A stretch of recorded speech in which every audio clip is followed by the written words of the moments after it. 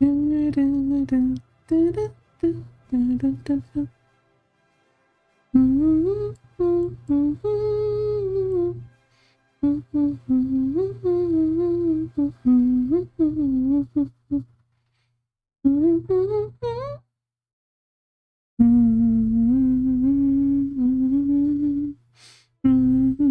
I can't do this anymore. Hello, welcome to some War Thunder. I'm sorry, I'm being a bit of a goober. Hi, everybody. Welcome to some War Thunder Wednesday. I'm gonna be such a goober. I'm gonna be playing the A10C. I'm gonna stock grind the A10C. It's gonna be so fun. Yay! No War Thunder, only humming. We can have a look at that later, maybe. There's gonna be...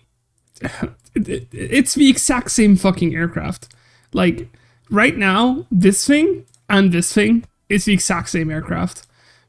Actually, this thing is worse. This thing flies like stock. This thing is like this thing. It's gonna be so great. It's gonna be so good. I'm looking so forward to this. As a matter of fact, I am not, but that's a discussion for future. I wonder. It's not worth getting belts. Okay. The only difference in War Thunder is the 10 Charlie has a better HUD. Yes, no, you get MAW. You also get AIM-9L. Like, you get AIM-9Ms later on.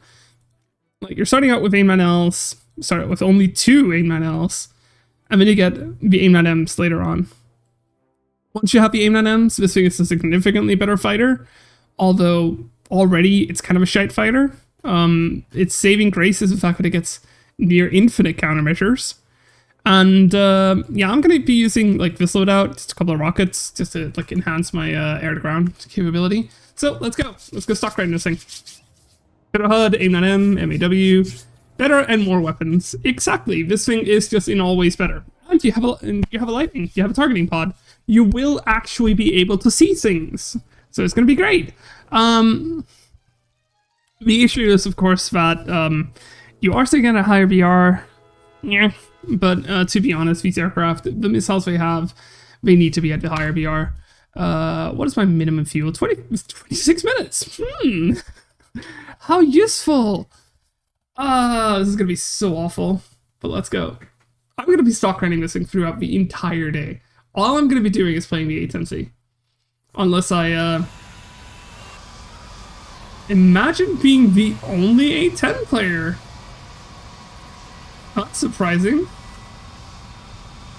Almost imagine I would be the only... I thought there would be more people. But I guess I've been... Oh, we are fighting US, but like, still.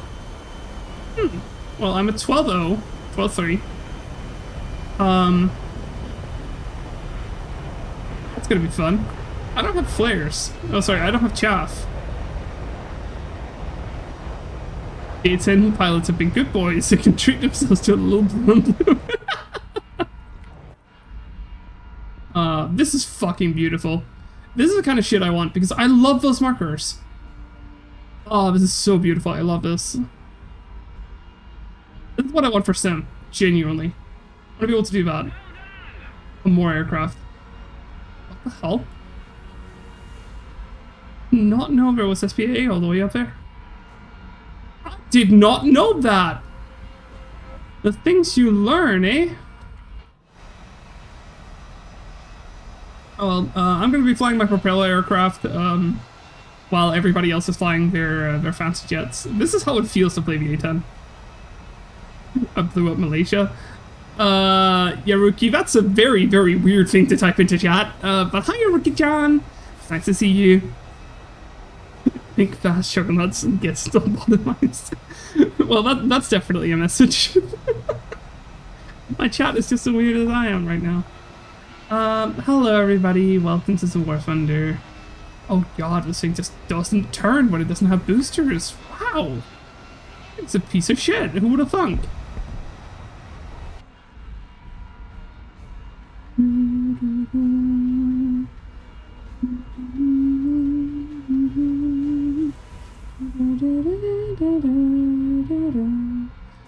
imagine that with all these circles that I would know who's blue and blue.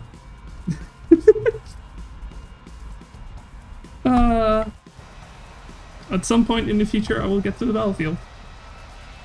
One day. I was supposed to open with hi here, as sucks your toe.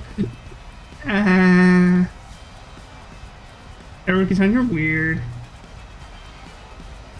Don't say this next to an airliner, I'm going to blow up this plane. In general, I don't really think mentioning the word bomb in an airport is a good idea. But flying the Griffin Spitfire is slow as heck in its VR, but outturns a decent amount. Yeah. Oh, not only does any prop plane outturn a jet, this thing outturns like the majority of jets you're flying against. Also, I think the gun is still misaligned. Yeah, I think the gun is still misaligned. Well done, Gaijin. Gun is still misaligned. Can't believe you fucked that one up again. I've been wanting to like make a bug report, but I'm pretty sure it's not a bug. Gaijin intended for it to be like that. In reality, the gun would like be where the rockets are pointing, honestly.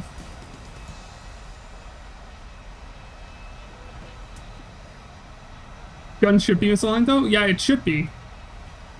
Gaijin for some reason doesn't. That surprises me. No mind, he turned around. It's so fun knowing that by the time I finally reach the enemies, my team has already died.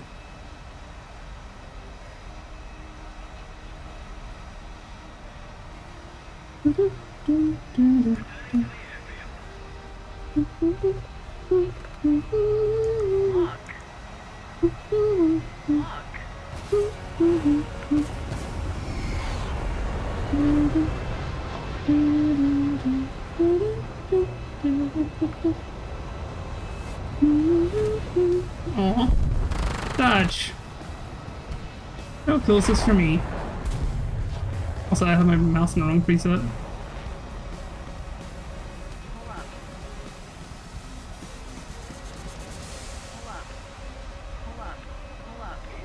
Let's get low. And radar contact off. Good.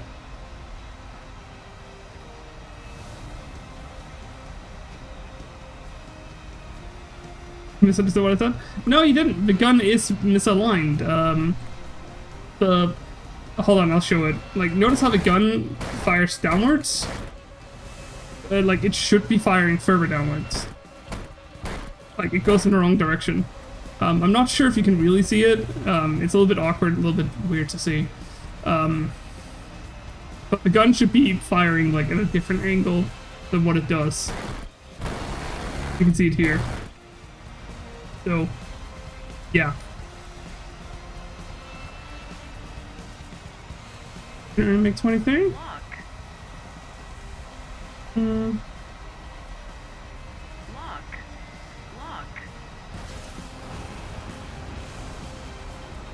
on.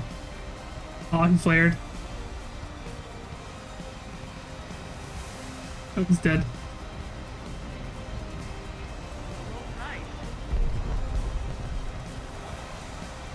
At least the game's not over yet.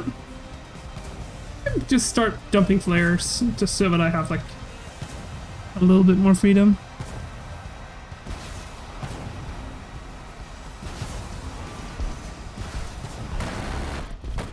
Oh yeah, that's right, I was looking at the wrong thing. Also, my rockets just phased through that. I'm so good at this game. Did I mention that? Angle, what I'm supposed to have. Can't see that, so I'm just gonna do that. Apparently the CCR IP for rockets is not aligned correctly here. It's kind of weird. Could be. Could you give me a second, and then I promise I will switch over to the Yukata outfit. I really like the Yukata. I'm very happy I have it.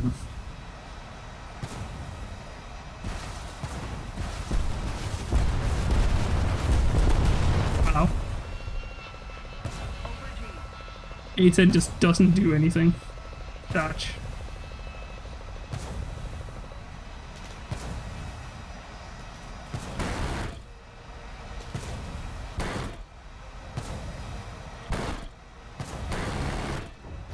This gun is just inaccurate as hell. I will switch over as soon as this match is over, okay? So the X-ray has the gun pointing in the right direction, but the bullets come out of the gun at an 8-degree angle. Yeah, the bullets come out of the gun at like the wrong angle. It's a little bit difficult to like really show it, but essentially the gun is not aligned to where the crosshair is.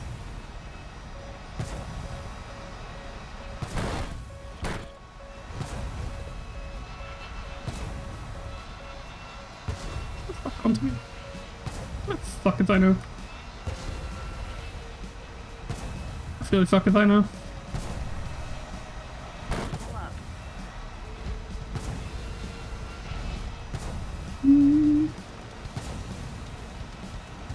Who could have predicted the 8? Predicted that the 810 would be inaccurate? Yeah, who could have?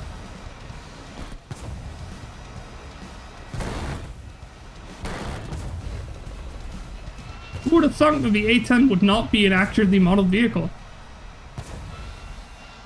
Actually, kind of surprised by that one. Kind of figured it wouldn't be.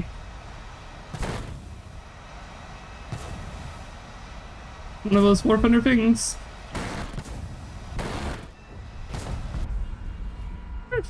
No, you can't see enemies. Okay, that's good to know. Okay, at least I'm killing the SPAs, which gives me a lot of like RP and stuff. So.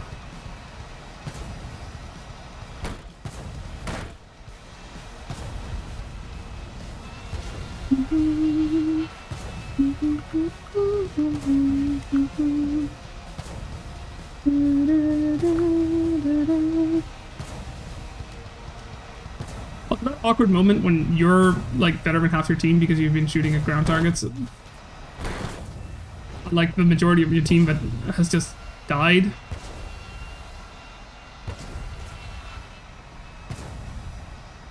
Gaijin making a vehicle inaccurate stares at the USS architecture. Yeah, exactly.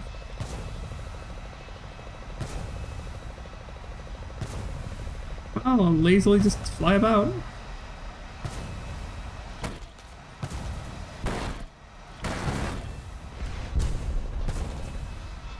Maybe I shouldn't have wasted so much ammo on like showing that the gun is still misaligned. Because, you know, on targets and stuff.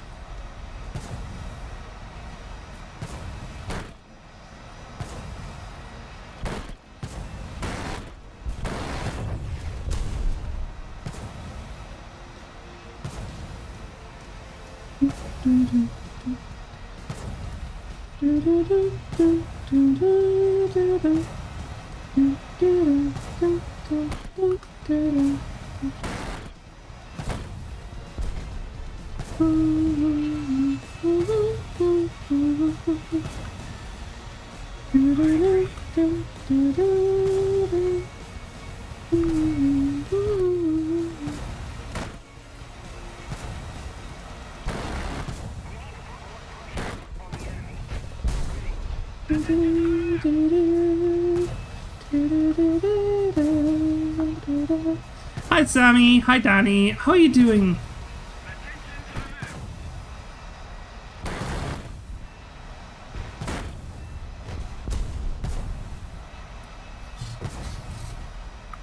You should take free gun pods on the F4C and use it as a ground attacker. Well, I should, maybe, but I am doing very specifically ground attack because, you know, I'm trying to stock grind the A10C, so.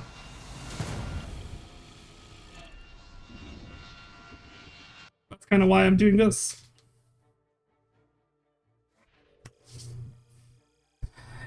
Danny, you're doing good because you just came back from shop. That's good to hear. I just unlocked MAW. Now, I want the Mavericks. I want specifically the Ds because the Maverick Ds will help me out quite a bit. I also want the Lightning Pod, even though I can't use the Maverick Ds with the Lightning Pod fully. I also want the like Expanded Hydras because Expanded Hydras would just make my life easier. So as much as I hate to say it, even getting the JDAMs would help me out quite a bit.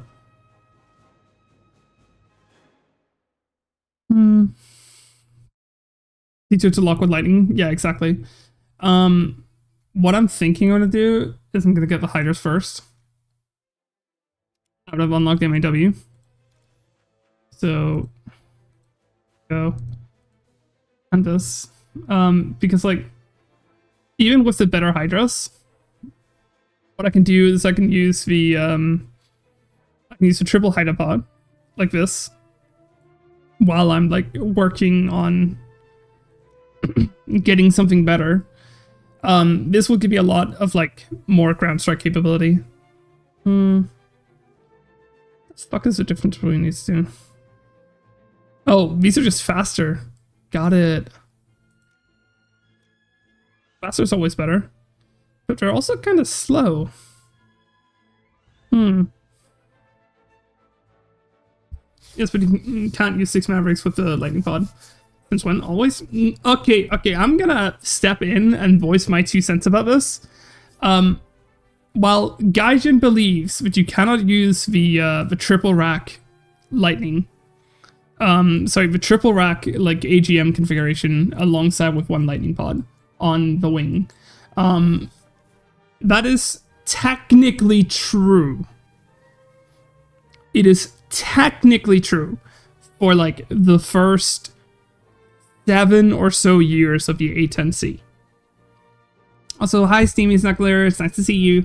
The issue is that later on, not Gaijin, the US Air Force upgraded the lightning pods so that they were resistant to the damage that like the Mavericks cause, because like when Mavericks burn, they create a huge plume of fire.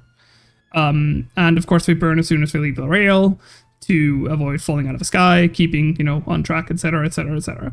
The thing is that at first that would damage lightning pods during sustained use, so therefore it became standard manual to not carry the lightning pod alongside with the triple rack for the Mavericks, which, didn't really matter because like slightly more Mavericks, like, Maverick Ls, or like Gs, for instance, they didn't really need it that much.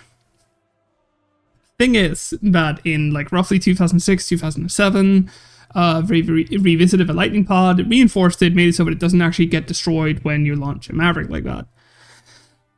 So then what? Because like, the Maverick would then not burn. Or, sorry, the Maverick would then not destroy the pod. Yes, Mira, but remember, Gaijin will always add the absolute worst version of American vehicles. Yes, but also no. Because the thing is, the A10C that they've chosen to model is a 2008 plus variant. Because it didn't receive head-mounted display until 2008. So this would be after the Maverick issue was fixed. Meaning that Gaijin is just wrong about how the Mavericks and the lightning bot works. Now, of course, you could just go for like triple Maverick on one side and then like some bombs on the other, maybe. I would imagine you could just go for like 3 Mavericks and then, 3 paveways or JDAMs. Actually, maybe not JDAMs because apparently you can't... you can't launch like a triple set of 500-pound JDAMs. So maybe just go for like 3 Mavericks and then like 3 sets of payways. That would work out really well. That would also work out, So I'm going to write a bug report later. That would be a good idea. Also, I have found plenty of pictures of the A10 with like a lightning pod and a triple set of Mavericks like this. So, lightning pod right here and then like twin sets of triples. People have argued that it doesn't matter because the Mavericks are inert. I do not agree with this because obviously you wouldn't train with a triple set of Mavericks next to a lightning pod if it's not possible in war. It's like saying that, because we're doing training, we would train for something we're not allowed to do in war. Why the fuck would you do that? Now, of course, Gaijin has done before, where they have chosen to implement a vehicle where it was set to its non-war configuration. We're talking very specifically about the HAS 37. in peacetime, it carried RB-24Js, these are AIM-9Ps, on the outer wing pylon. It can carry AIM-9Ls, which it's for some reason chosen not to be modeled like this. It's also like that in DCS. In DCS, they did actually explain that the reason why they chose to do that is because in peacetime, it carried it in this configurations where it had AIM-9Ls on the inner pylons and 2 AIM-9Ps on the outer pylons, because the vibration of the wing was so intense that the seeker head would shake itself to pieces after like 10 flights. Now, for peacetime, that makes sense. You save missiles, you don't ruin them by flying them because you know you're not in war. But during war, you would absolutely carry AIM-9Ls on the outer wing pylons, because why the fuck would you shoot yourself in the knee and not use your best missile? It's like, I had a discussion like a while ago where Patzer was like, hey, they had like this super round. Yeah, but soldiers don't use that. They don't ask themselves, hey, do I need the super round? You just use whatever round you have and then you go. So it's like ground crew will not care about the missile shaking itself to pieces during war, because you just need to send them up with the best thing to make sure that the pilots survive. So I can see why Gaijin has chosen to try to model this, but they've done it in such a way that it's modeled incorrectly. And that's of course a problem. Now, do I think it's fair? Maybe. I actually don't think it's that fair, considering the fact that if we look at 11.3, go to Russia, the main competitor, what do they have at roughly this BR? Well, they have an SU-22M. The SU-22M, sadly enough, does not come with that many smart weapons. As a matter of fact, it comes with very, very few of them. So maybe not that vehicle, but ooh, we have an SU-25. While this is a reward vehicle, and I usually exclude these from my discussion, they're using the shitty TV-guided missiles, so maybe not really that many. Then we can look at like the 11.7, which is roughly the same BR. Once again, kind of shitty, lackluster. These are really, really good missiles. They have like a lot of range. These are the laser guided ones. Where's the TV guided ones? There they are. These things are ridiculous. Also, this is just an R60M, but you know, gigantic. It's kind of hilarious. I really like these things.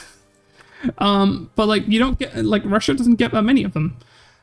Then we have like this problem, and once again, they get a lot of ground munition, but they don't really get a triple rack.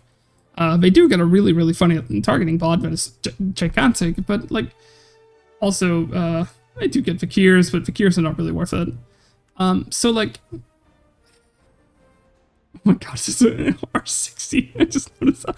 Yeah, it's ridiculous, I know. But like, we have to look at like something like the SM3, right? Where they finally, nope, never mind, they actually still only get the same, because Russia doesn't have triple racks, apparently. So like, in terms of like balancing the amount of munition, I can understand why Gaijin wants to like limit the amount of Mavericks you can bring. Which is of course annoying when, you know, we have real life evidence that points towards that like Gaijin's justification is just incorrect. Yes, once it was a problem, now it isn't. Cute Mira, cute Mira, no cute. Salt, no, bad. I will bap you. I will bap you. There we go. Bap this cutie with some follows. So like, to avoid making the agency too strong, I understand why they didn't do this. Now we have a problem here, and that is that like Gaijin added a Harrier that gets like a lightning targeting pod here in the center, and it, you know, gets like fucking 4 Maverick E's, which are fucking ridiculous missiles. Also get G's, but the E's are slightly better in my opinion. Even though they are laser guided, they do slightly better. But in terms of gameplay, you are kind of required to use the G's because, you know, Panzer exists. So, but like still, you get a Maverick and Lightning Pod together. kind of a shame. Also, you get this ridiculous load out of JDAMs, which I'm really fucking jealous of. Harrier Supremacy? Kinda, yeah. I would actually go out and argue that this Harrier 2 is significantly superior to the A10C. Which is kind of awkward to say, but it's kind of reality, and it's really weird to say. It's faster, it gets... While it does not get better missiles, it still gets greater, like, a greater set of ground munitions, which is what you really want, so... Of course, when we talk about, like, really engaging ground targets, we have our darling here, the F-16C, which gets, like, full sets of... somewhere. There we go. This is what you spawn with when you go into ground. You just fire off the Mavericks and you have a lightning bot. There we go. That's the king of ground, and there's no reason not to bring anything else. I would still argue this is the best when it comes to, you know, stuff. I'm gonna lose it. I want to look up shit about the A10C, and I only find DTS stuff. Yeah, it's really annoying, right? I recommend you use Google Scholar, because Google Scholar will give you reports. It will give you, like, articles to, like, look for things. This is how I dug up all the information about, like, the Viggen and, like, it being able to use AIM-9Ls. So one of those, like, weird things that Gaijin has also chosen to do is that the Viggen C, this thing should technically be, like, it should carry AIM-9Ls. The reason why it's not carrying AIM-9Ls is simply just for balance, and I can understand why. Because we already have the Viggen D, but the Viggen D should be using AMRAAMs, not Sky Flashes. But that's another discussion for later on. But, like, Viggen C is capable of carrying AIM-9Ls. And once again, the Viggen C. Same airframe, slightly, like, there's some internal differences between the ground attack Viggen and the Jagd Viggen. But, like, essentially, that thing can carry AIM-9Ls on the outer pylons. Why the fuck can't this thing? But it's Gaijin things. I swear, when Gaijin added the AJS-37 Viggen, what they did is they went on DCS, read the manual, and checked what loadout they had, and it just adapted that to be in-game. That is my current theory for what Gaijin did. Which I honestly don't blame him. It's perfectly fine. So don't give the Viggen AMRAAMs, because all Sweden players are gonna cry about how it's at a shit BR if they do. I still think it should be 13-3. Give it AMRAAMs. Give it the same treatment as the F4S Ice. Because, like, the F4 Ice is sitting at a shit BR. Kinda unlucky, but honestly, this thing has 4 AMRAAMs. It works perfectly fine. Like, this thing is basically like the Viggen. Super upgraded later on in its service life to carry AMRAAMs. You know, it did its thing. And then the Typhoon got introduced shortly after. I genuinely think this is perfectly fine. And I think the Viggen D should have the same treatment. And yes, and Germany players are still crying about the ice constantly. Yeah, of course they are, because, like, Germany players imagined that the ice would be introduced at, like, 12.7. Like, it should, like, Germany players wanted it to be at this BR. It would be too strong to be at that BR. AMRAAMs are too powerful of a tool. So, okay, let's fly the A10 some more. Because I've just been rambling. I'm sorry about that one. Oh yeah, sorry, I need to switch over to this.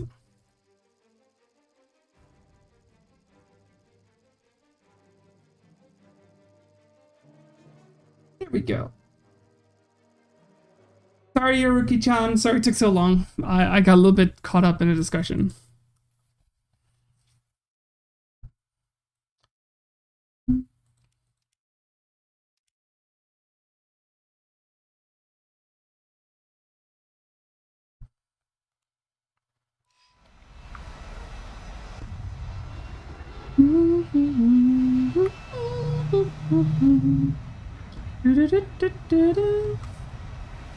Hey, did you know that you can use the T1E190 to put in a M82 shot through the whole roof of a Ferdinand?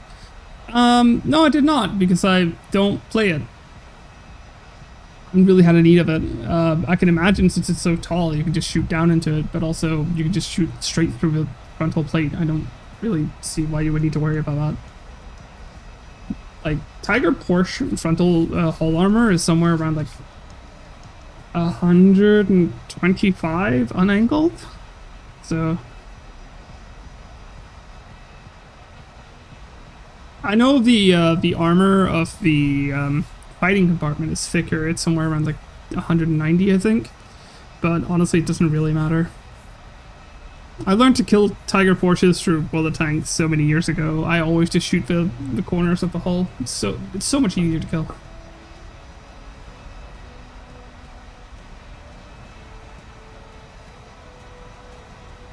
I'm gonna cry. British Phantoms can barely use sky flashes because our radar never locks, and 9G is useless, so I just use 9Ds, which are 50-50. It is just kind of reality with the Phantoms. Sorry, Screamer. There isn't much other I can say about him.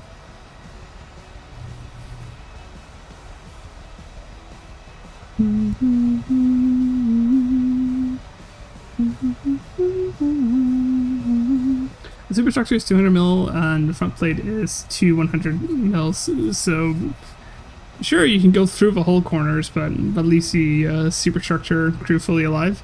Yeah, but it doesn't really need to, like, you don't need to worry about that.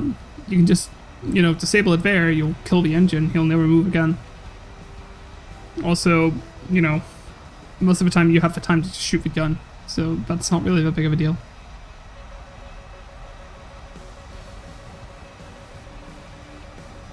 Who the fuck is firing at me?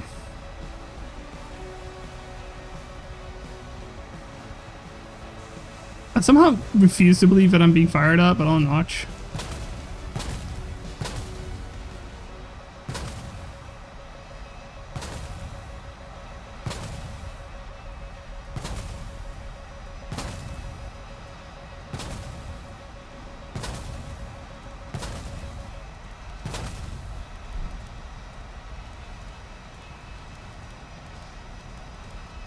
You done? Good. Apparently not. There's an F-14 that's not looking at me. What's well, Baka? Hello there, Navi. Using AIM-9Ds over G is insane. Yeah, it kind of is, but, you know, some people have, like, some magical belief about certain, like, Sidewinders.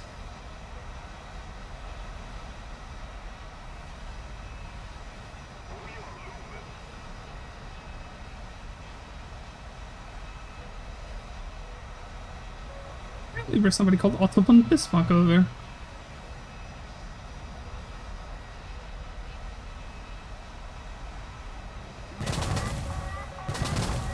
Oh, apparently I need to turn off the maw. That's under cockpit. But no, it's not. I don't even remember what that's on. And I've recently had to rebind it, so that's fun.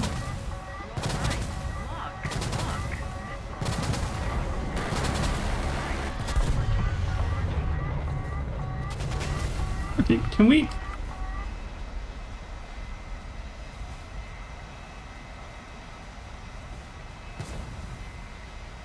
Nope, I need to, like, reset my maw control.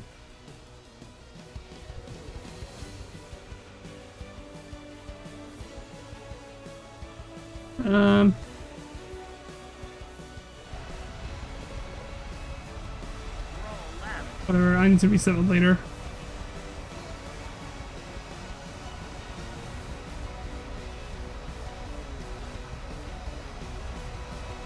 I've had great success with AIM-9Ds. Yeah, but like, okay, hold on. AIM-9Ds at 10.0, it's not the same as AIM-9Ds like at 12.0. Point. Ow, okay.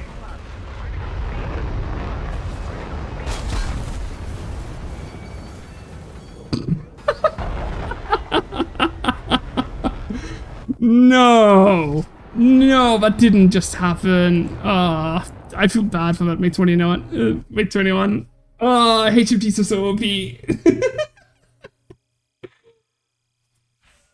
Oh, he's gonna be so angry. Oh, let's try that again. And we already have a DM in game. I know, it's from you. You sent me that DM. And it says I'm cute. And I'm not. So I don't need to look at it.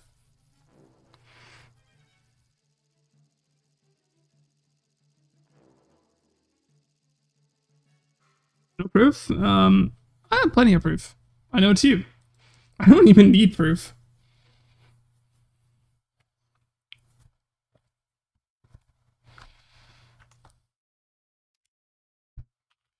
Okay, hold on. I need to, like... There we go. Not happy.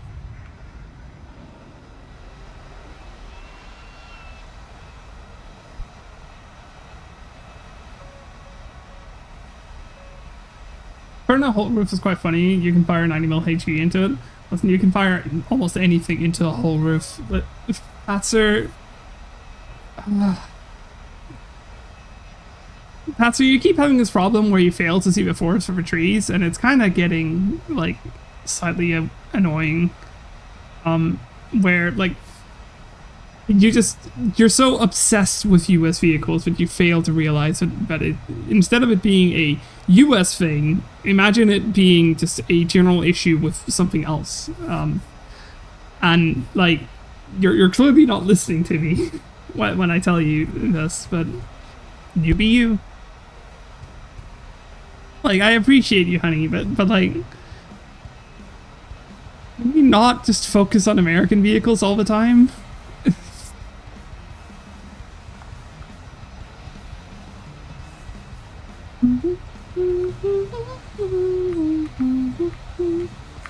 Swim! Swim! Keep swimming! This A10 needs to swim so it can go faster. American vehicles are cool, awesome. Well, Patzer, there are more things than just US vehicles. And you, for some reason, keep, like, focusing on that. You can overpressure all of the O2s with heat FS by shooting the commander optic. Yeah, that for instance, like, that's not a US heat FS can do that. It's just all heat FS can do that, basically. Or just in general, all high explosive.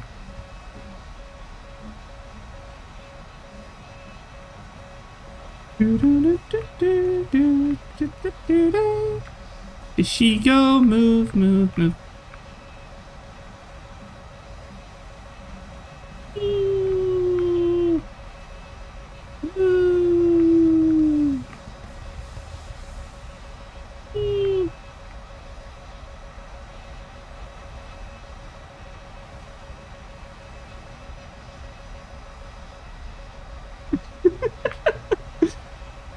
Takes forever to get anywhere.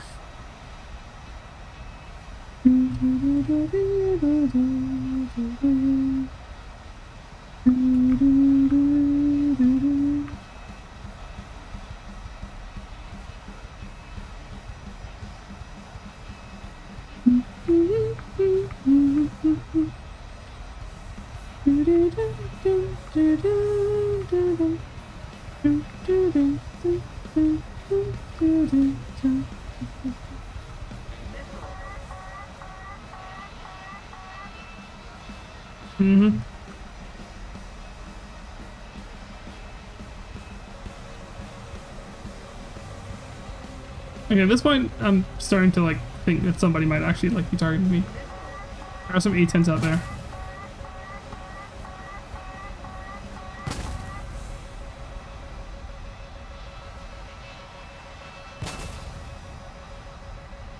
Nachos.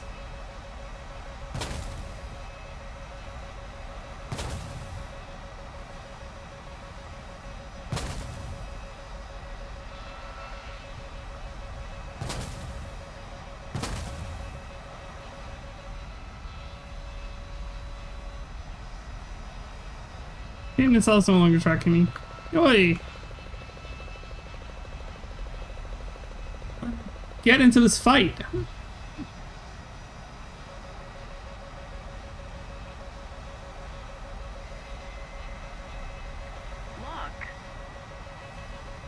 Furnace Hull Roof has a bunch of vents on it that can sneak rounds through, like, 89.5 degree angle, and you can just make Ferdinand sad. Yeah, you can. It's kind of sad. Although generally, like the Ferdinand Tank Destroyer is just a sad piece of kit. Because let's say it all together, Nazi kit is shit, and that's just kind of reality. So, okay, I won't be able to shoot down any aircraft this game. Also makes it super easy to set it on fire with plain Matza 20s. Oh, it makes it super easy to set it on fire in general. Just let it dry for more than 10 minutes.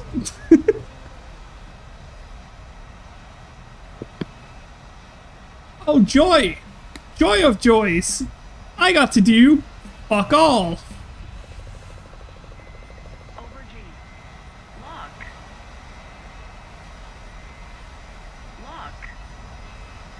Come on. Nope! I accomplished so much this game. I'm so happy.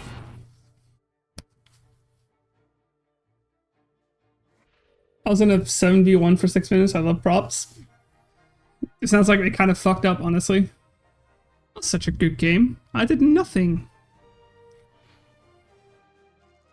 But if it sets itself on fire for 10 minutes when no one gets a kill, that's kind of just how it was, Atzer. It's kind of a joke.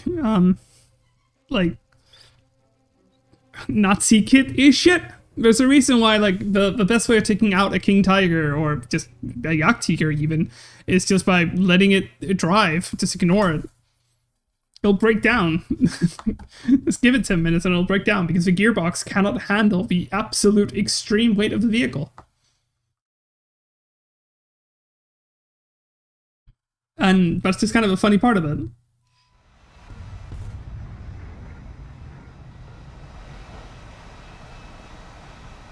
There's a reason we won the war?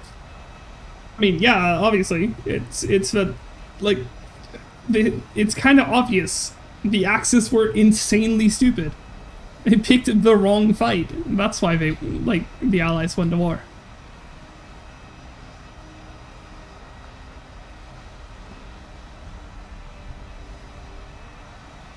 So, yeah.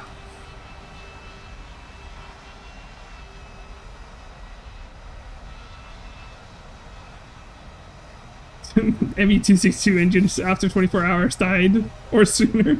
Yeah, like, 262 engines could barely fly for, like, 16 hours.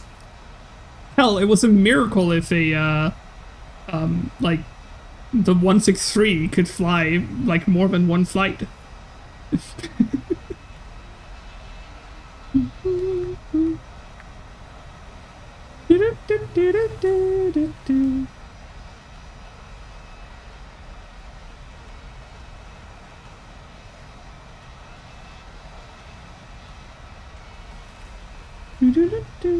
Oh, look, a kitty. Oh, yes, indeed. Hi, noob. You are indeed a cutie. So nice of you to be here. I can shout you out now. The King Tiger was so fucking stupid. 70 tons, are you kidding me? No, I'm not. That's exactly the problem about it. Like, Patzer... Nazi kit is shit. The only good thing was, like, maybe the Panzer 3 and the Panzer 4 and, like, its derivatives with, like, you know, the Stuck and the Jagdpanzer. Like, the Tiger was not a good idea. The Panther was not a good idea. The King Tiger was not a good idea. The entire E-series of tanks was not a good idea, but, you know, bigger equal better according to, like, you know, Hitler, so... And that's, like, something that people keep forgetting, that the Nazis are just... They had absolutely no idea what they were doing. But they were so obsessed with their own hype that they just couldn't figure out why they were losing. So... But the mouse was just the best thing ever. No, it wasn't. The mouse was probably one of, like, the grand examples of why, like, you know, the Nazis were losing, because they kept investing into new projects that was going to fix their, like, their issues, even though the solution would have just been to produce more of what they already had.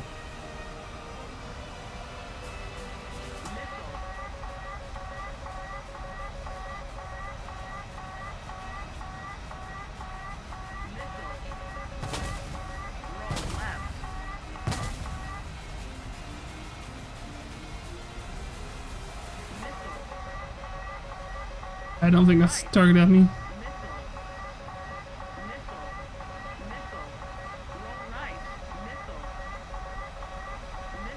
And I will start using that now.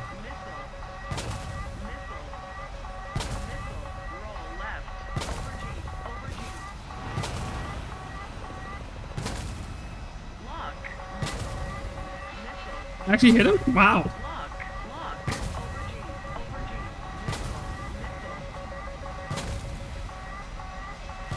Color me surprised. Maybe F4 EJ, I might have a chance.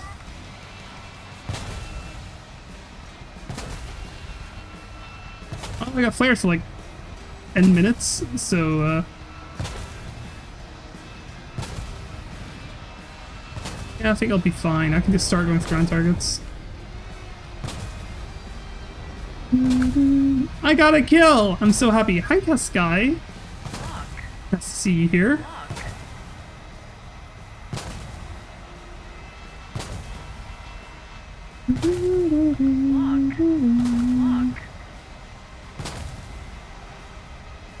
Okay, game over. Yoy! So happy to know this, that like all of my work was for nothing.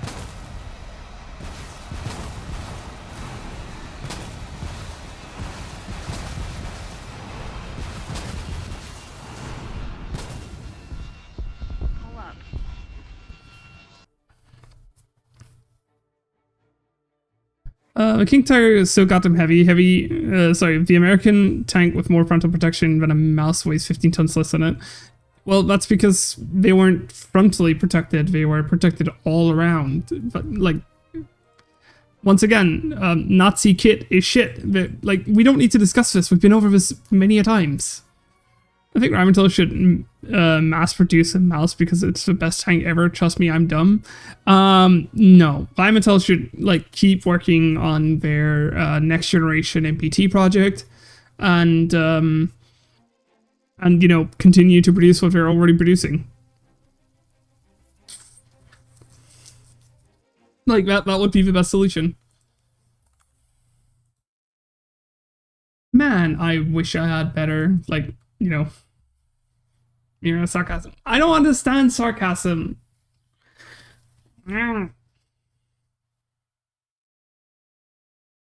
What is sarcasm? Where can I buy it?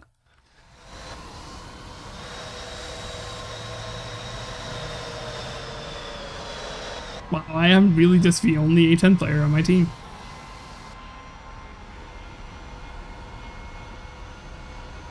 Also, 12-0 matchmaking, eh?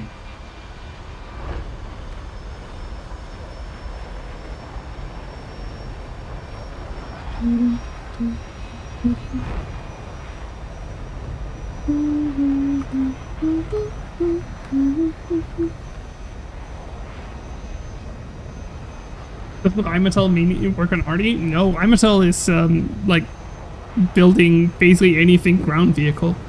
Rheinmetall builds SPAs, you know, SPH, MBTs, IFEs. So, not Artie, but kind of just everything except MBT. Well, Rheinmetall is working on an MBT. They just haven't been building their own for quite a while because Claude Maffei is responsible for the Leopards. Holy shit, my phone is slow. Oh, 2% battery makes sense now. Yeah, you should remember to charge your phone. Your phone does not like being that decharged. Phone batteries prefer to be between 40 and 60% power.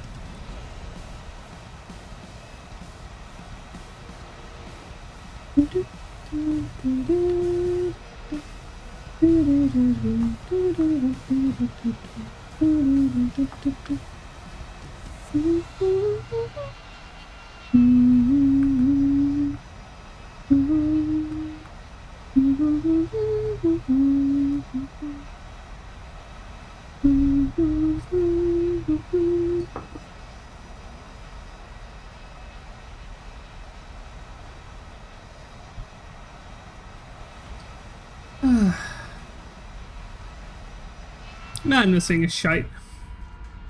really liked it though. I just want some basic kit so that I can go into like sim. Guess which weighs the most? The T29, the T32, or the M6? I'm gonna guess the M6. Just because funny. Hi, Ellie! What do you do? Oh, perfect. Thank you, boss.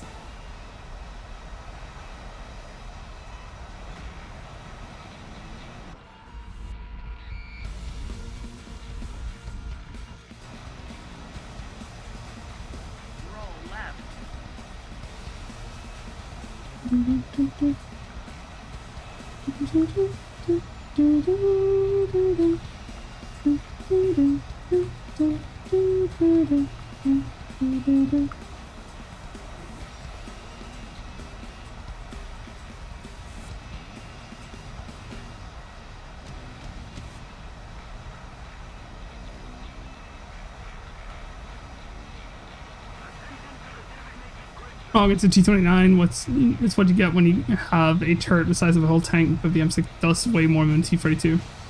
I don't know, like, genuinely, I don't really care about the weight of tanks. Surprisingly enough, it's not really the most relevant thing ever. I'm sorry, Patzer, I do not share your absolute obsession with like, US vehicles.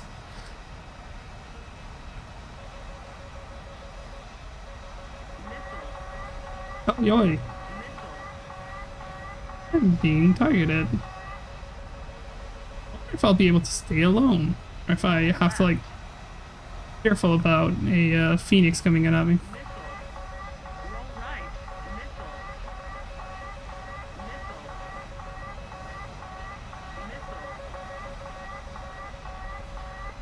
Fuck it.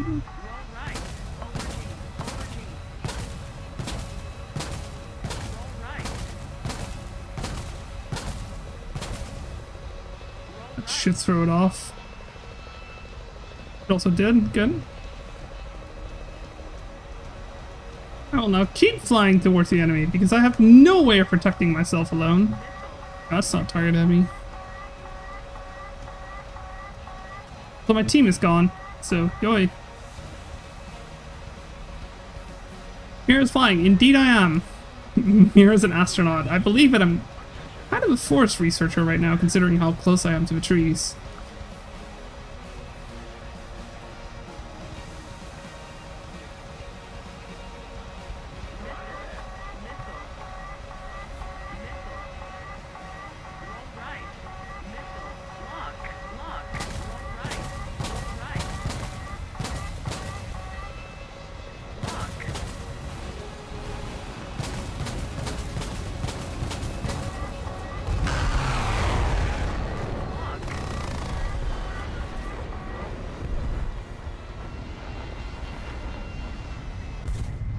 Teammate, take him out.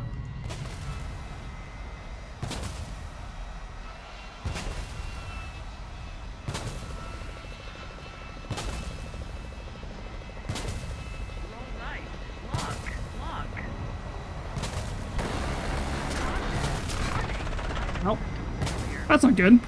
I needed that.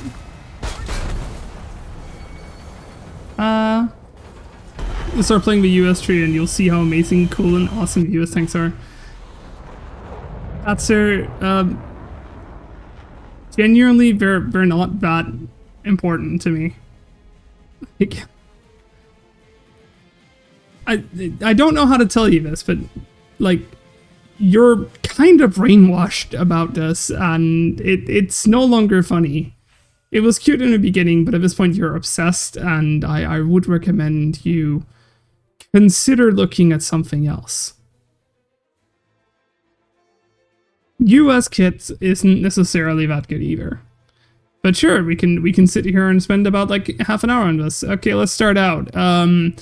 All of these tanks, apart from the M3A1, it's kind of shite. The M2 is a miracle that it even exists in a functional fashion.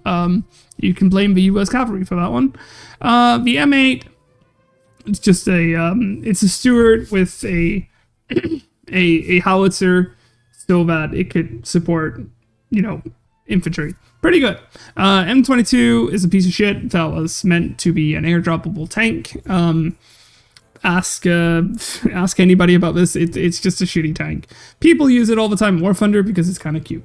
M3 Lee, and a very novel idea to basically assist infantry with this gun. It is essentially an infantry support vehicle. Kind of novel idea, kind of shite. I do kind of agree with the Russians when they dubbed it a coffin for 7 brothers, because it has a crew of 7 inside of a vehicle the size of a Sherman. The 75mm was a perfectly good idea. There's a reason why it got moved up into the turret on the Sherman, because, they didn't really need this, like, dinky little 37, but, like, the obsession with the 37mm was, like, everywhere, so that doesn't really matter. Issue is, of course, that the vehicle is extremely cramped. There's a lot of people inside of it, and it's a very, very big open space, and the armor is questionable at best. So, therefore, it's still a piece of shit. It was a better tank than most others at the time, but it's still a really bad tank. M5 Steward, fucking beautiful scout tank. Even better than the Chaffee, in my opinion, but the Chaffee does carry a slightly better and more up-gunned capability, so therefore it's worth it. Hi, Pyra! But yeah, then we have the Shermans, basically the best tank of World War II. Pretty good. Basically, in-game, it's not really that special, though. Stabilizer is amazing. Yes, I do agree. Having a stabilizer makes you able to ignore a lot of, like, really, really fun situations. US players don't really realize how much they benefit from having a 50 cal and having a stabilizer early. But it is really, really overpowered. Then we have the M6, the Lunchbox, a piece of shit heavy tank that was kind of made in the hope that using heavy tanks was a good idea. It never was. There's also a reason why I never saw service, mainly because, heavy tanks are a stupid and obsolete idea. It was perfectly fine that the US never invested in them. For some reason, there's also a second one and a third one. Then we have a Sherman with a upgun. Being upgun to carry the 76 was a excellent idea. It made it capable of killing basically any German tank on the battlefield. Perfectly fine. I see no issue with this. Still fine. Losing the stabilizer does mean it is a little bit worse in game, but still having the capability of killing things. We have the Hellcat. It's fast. That's all there is about it. Weirdly enough, it's classified as a light tank. It is a tank destroyer. Fuck off. Jumbo is fun infantry support boy. Yeah, but the Jumbo's not real. Basically. Also, it was never actually called a Jumbo. It was just called the up armored Sherman. Like, Jumbo was something that, like, a modeling kit firm added to it later on. It's sorta okay, but, like, honestly, it's not that good. Also, it's sitting at a really high BR nowadays that kind of finally balances it a little bit more, but, like, genuinely, I would much rather have a different gun. I would rather have a bigger gun and have better mobility than have the armor of the Jumbo. Tank lessons with Mira. Yeah, because at this point I've had it. We have really good SPAA. These things can kill all tanks around it, so I don't understand why people bitch so much about them. Actually, that's incorrect. I do understand. People struggle with low rate of fire when it comes to anti-air. So therefore people think that the US has really shit anti-air all the way up to 7.7. I agree, but that's only really from 6.0 onwards. It's the velocity of these guns that makes it really hard to use them. Then we have the M36, and it's shite, honestly. The only good thing is the fact that you have a really high bend gun. Turret rotation is nothing to speak about, and that's kind of all there is about it. Yes, the Paladin, the HE Slinger of the West. Kind of shite, honestly. We have the M36, also a piece of shit, just machine gun it. Then we have the M50. Recoilless rifles were an awful idea, never really being good vehicles. We have the M41 Walker Bulldog. Perfect light tank, no comments. T92, an attempt at basically making a Walker Bulldog that could be airdropped. Once again, a piece of shite. Then we have a 90mm upgun M4 Sherman and the T25. T25 was the attempt of replacing the Sherman. Kind of didn't go anywhere. Look up the Pershing. Then we have a Pershing. Honestly, I think the Pershing is a piece of shit. The Pershing is a piece of shit because it was the attempt at making basically a heavy tank, because that's all that, the Germans were focusing on. So the US was trying to make like a heavy tank. Honestly, the Sherman was perfectly fine. I will say I'm very happy that the Pershing led on to the Patton. They're basically the same tank. That's about it. M46, M26s, they're basically the same tank. There's almost no difference. Then we, of course, have the Super Pershing, the attempt at making a gun that was all too big, fit inside of a Pershing turret. A lot of people, especially the tanks players, perpetuate the lie that this was spaced armor intentionally made to make it so that the tank was better armored. In reality, that's a counterweight. These are giant springs hydraulic springs to make it so that you could aim the gun because it was so fucking heavy. Once again, leaving the extremely underpowered engine of the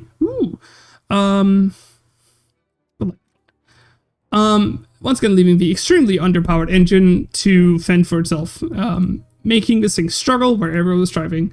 Shermans actually performed better than the Pershings when it came to mobility in Korea, because the Pershings were just that underpowered. It's why the Pattons had a better engine. Way better engine. This engine was basically the reason why the Patton was worth it. Then we have the T-34. I wish there was actually a good tank. Although, once again, it's a heavy tank. Heavy tanks had no point whatsoever ever in life. They're cool in video games. Very useless in real life. Look up why the T-29, the T-34, and the T-30, and also, I believe, the T-32 never really went anywhere. Then we have the XM800. Adorable little light tank. Really fun, although I would also say that if you want something like that, play Japan. You get this cute little goober. Look at it. It's so cheapy. So adorable. I love this thing. But, enough about that. Then we have the 47 and 48s. They're Pattons. Armor-wise, they're nothing to speak of. Gun-wise, they're nothing to speak of. They don't even have stabilizers. We have the M60, still doesn't have a stabilizer. And we have the M60 with a stabilizer. I think all the Pattons are... Pats are crying right now. Well, Pats are asked for it. XM800 is basically prototype Bradleys. Yeah, basically, and I do agree with it. They're good. It's adorable and really cute. But, all the Pattons struggle from essentially just being interim tanks, because the US was expecting to get a new tank. They were expecting the MBT-70 project to actually make something. But the MBT-70 is... it kind of struggled. The project ballooned in costs. Germany wasn't really playing ball, neither was France. Which then ended up with, all the Pattons having to hold out for another 20 years. The M60s kept being used in service. They kept desperately trying to figure out how to do it, and then they added ERA to them because their armor was just failing. So therefore the M60s wasn't really worth anything. And 103, the only time the US actually produced a heavy tank was sort of okay, but immediately just also became obsolete. Too heavy, too big. Look up the Conqueror, same issue. Then we have a M163. This is an M113 with a 20mm gun on it. Fucking beautiful, fucking amazing. Kind of struggled at distance, but honestly, what it was used for, absolutely perfect. Mwah. This thing, honestly, Ukraine needs more of them to shoot down drones. Give it to them. T-95. The idea that you, if you put enough armor on a tank, you could go through a enemy defensive line. By the time it was finally somewhat ready to be tested, the US had already bypassed the problem by going around it. Turns out defensive lines are stupid because if they don't cover anything, you can just go around them. Leaving whoever was working on this to just go, well, we're done for today. Left it in a field. About 50 years later, some farmer discovered it and called the local military base asking them if they're ever going to come pick up their tank. They found out what it was, and then we rediscovered it. It was kind of funny.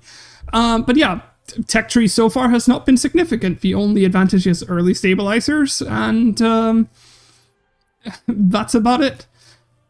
Then we get to the funny part, the MBT-70. MBT-70 is a dream tank. It was a prototype. It was a project that was meant to replace the M60. This is during the craze with the 152 HEGMs. If you believe that HEGMs will make the tank cannon obsolete, and therefore using good armor piercing shells was just stupid. Ballooned in cost. Also, the deployment of the M551 Sheridan to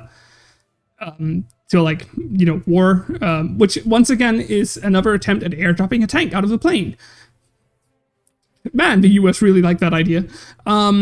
The Shillelagh launcher proved to be kind of impractical. It proved to be useless. It didn't really do that much, and it turns out that if it just used a normal cannon, firing high explosive, and a launcher at the side of it, it would have worked fine. Who would have thunk? M247, the Sergeant York, the love of everybody, built one prototype. Targeting system failed. Famously, it pointed its guns at the observers instead of the target it was supposed to point at, and therefore they canceled it right after. Using M60 hulls, kind of pointless. M Chaparral, probably the worst version of it, because it doesn't have the IRCCM. No notes. Just worthless. The M60, the Starship. I love this thing. I think it's fucking amazing. It's pointless and stupid. I really like this thing simply just because of how the turret looks. The use of this cast turret in this way, where there is the loader down here and the gunner right here, and then the commander sitting in an elevated position, being able to look over everything. I love the idea. Turns out it was pointless. Don't do it. That's about it. Then we have the M3, the Bradley. For its time, probably the best IFE in the world. Not really anymore. Needs a replacement. US Army, get on it. But honestly, the Bradley at a time, perfectly fine, served a perfectly fine role in War Thunder, but at this point we're talking about modern vehicles, and I have other modern vehicles I would rather want to play. Sweden. And probably also Germany. I think the IFEs are perfectly fine. I'm just not a big fan of ATGMs. I don't think they have a place on armored vehicles. I think they have a place for infantry, but I don't think they're worth it for armored vehicles. That's why I want the spikes. 120S, baby Abrams. The idea of taking an M60 and slapping an Abrams turret on it to upgun them, up armor them, give them a better engine. It's an upgrade package. Never really was used. It's a piece of shit. Yep, it is. In game, it is definitely a piece of shit. In real life, a tank is better than no tank. M1 Abrams. It's an Abrams. Has perfect armor, has a shitty gun. The 105 is perfectly fine for the 60s. It was not perfectly fine for the 80s. There's also a reason why we switch over to the 120 right after, but I'm until 120, perfectly fine. LAVAD. It's a Stinger launcher with a 25mm gun. Kinda Abrams is a shitbox? Not really. Gatling gun's perfectly fine. Stingers are perfectly fine. The fact that you can use Hydras as an additional rocket pod is both silly and stupid. It depends on how you want to go about it. If you want to be a AT hunter, go for it. But honestly, not really worth it. Then we have a Roland. It's a Roland. Kind of nice. It doesn't fire missiles that are fast enough. Then we have the Striker. What's it called? Mobile gun system. It's nice. Kind of annoying to kill sometimes, but it's just nice. This is one of the few vehicles I actually want to play for US for, but I don't want to go through all of this just for that. HSTVL, the Spooksmobile. Spooksmobile is perfectly fine, although it is still a prime example of preferential treatment to the Russians. This thing is at 11.3 with worse capabilities than this 10.0 premium. So that's about it. Then we have all the other Abrams. I'm not going to go through every single Abrams. They're good MBTs. They are just as good as any other MBT. They have some inaccuracies just like any other MBT, except for Russians, which are also inaccurate, but very inaccurate in the exact opposite fashion. And we have the ADATs, a Bradley with really funny HEGMs. That's it. US vehicles are perfectly US. If you want to see the funny side of the US vehicles, fly the planes. But honestly, US tanks are not that special. If you really want to enjoy heavy tanks, I'm going to recommend the Tiger IIs. If you really want to enjoy medium tanks, I will recommend the T-34s because they're so easy to play. And if you really want to enjoy like really mobile tanks, I'm gonna recommend either Sweden, France, or like some of the Italian tanks. I don't really think that the US is that special of a country.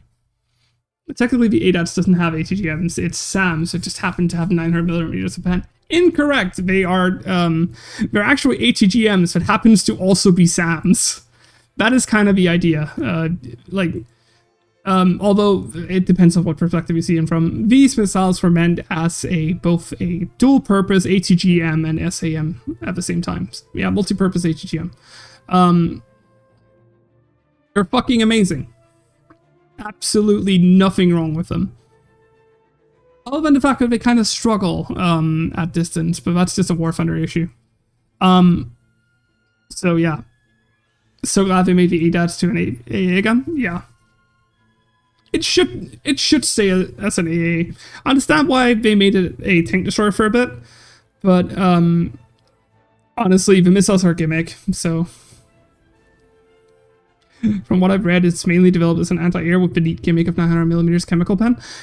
Yeah, like, it depends on what perspective, because, like, there's both the, there's the people who see it as SHORAD, and then there's the people who see it as a Bradley. And, I see it mostly as a SHORAD, so therefore it's a surface-to-air missile with a funny pen, but I also understand the perspective of the other side. Either way, it's a wonderful SHORAD system, and, I'm very glad that Gaijin added it, because or else, you know, this is what the US would have had for so fucking long. And fact of the matter is, US SHORAD is just lackluster. So, not a SHORAD, it's a show brand. Nice. So yeah, like, genuinely, I don't think the US tanks are that special. I have played with some of the US vehicles and the tanks. I am not, like, in love with them whatsoever. Gotta go. Bye, boss. Thank you so much for being here. I will hide the Canadian ADATs. What do you mean? It's right here. Like, there it is. But, like, yeah, US tanks are not that special. I don't think there's that much uniqueness to them. They just kind of exist. Now, let's get back to stock grinding with A10. Canadian ADATs, woo, yeah. Hi, Fluffy. I didn't even realize. Hi, Fluffy. How you doing? I want the ADATs for Germany. Well, Germany kind of have the Flarakrad, so... I'm not joking, look it up. I'm pretty sure they probably have it. M113 ADATS doesn't look as good as the Bradley ADATS, in my opinion. It probably doesn't. I haven't really looked at either of them, so...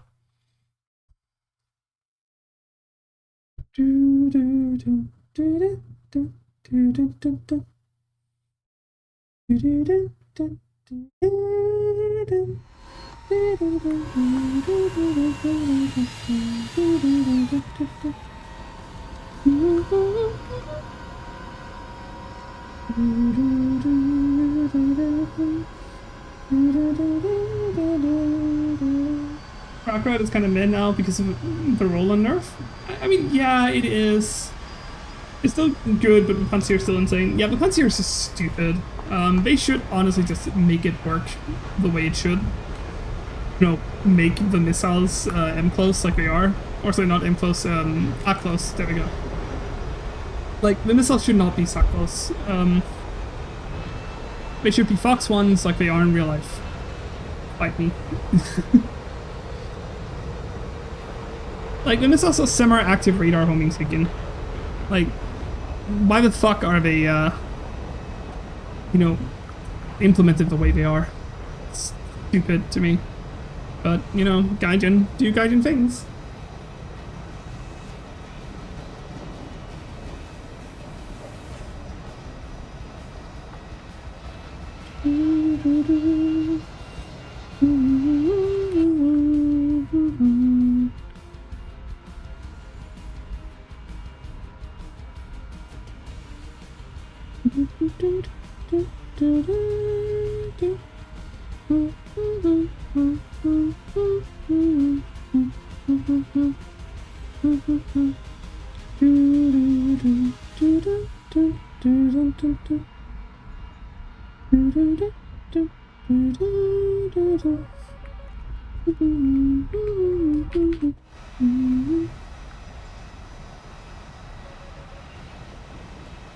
I'm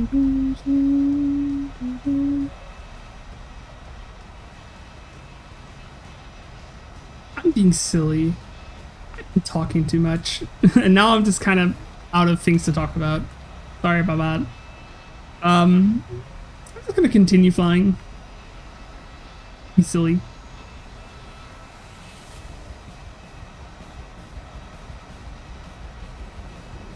And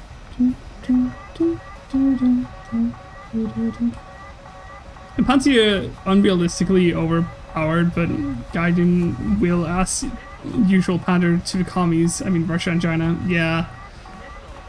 Like, the thing about the Panzer that is so weird to me is that, like, in reality, the Panzer does perfectly fine. The issue is that, like, all of the NATO shortcut systems just don't. I don't really know why. Come on. Eat. I'll probably never hit. I won't. Ow. I'm surprised I survived. Never hit. Yeah. Never hit.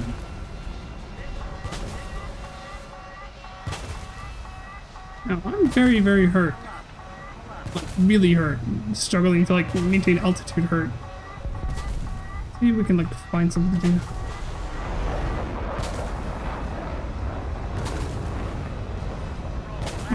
Come on. Come on. Nope.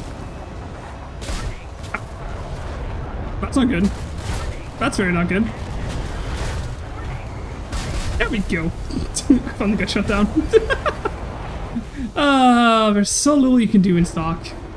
You hear beep boop, beep boop, beep boop, and I'm satisfied. Well, Ellie, be happy. You will hear nothing but beep boops coming out of this aircraft for the rest of the day.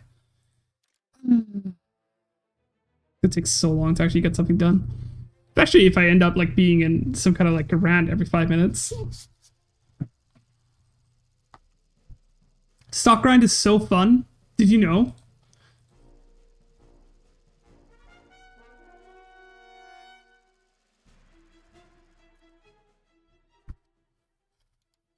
Oh look, once again an EC map. That's so fun. I almost want to go off and play Sim. I genuinely almost want to go off and play Sim.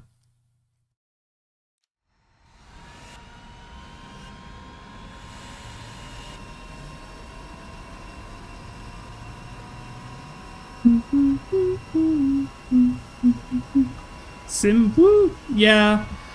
But I know that I need like slightly better anti ground armaments first before I play Sim. And the easiest way of getting that is just by playing, you know, air.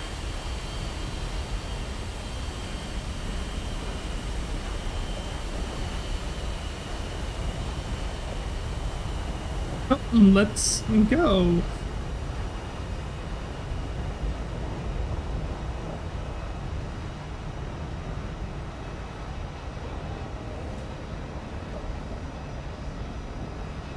It's just so chill to play this thing because of how shit it is.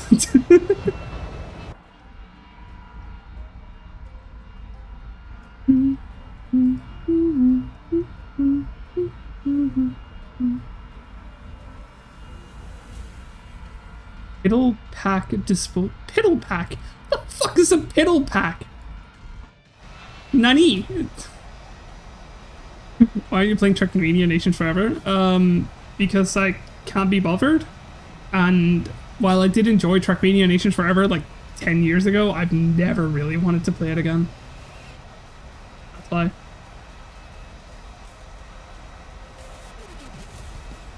Now, when will they add alien invasions and you have to fight awesome UFOs and shit?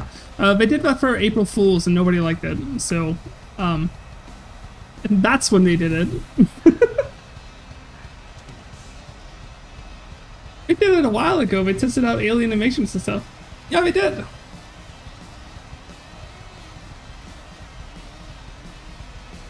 I'm not kidding you, Ellie. They did. I liked it though. I mean, Puppy, you don't count. You already know. I want to Google it. Oh, what year was it? Like 2018?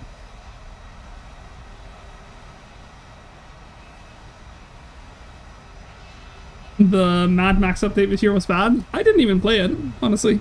I didn't think it was worth my time.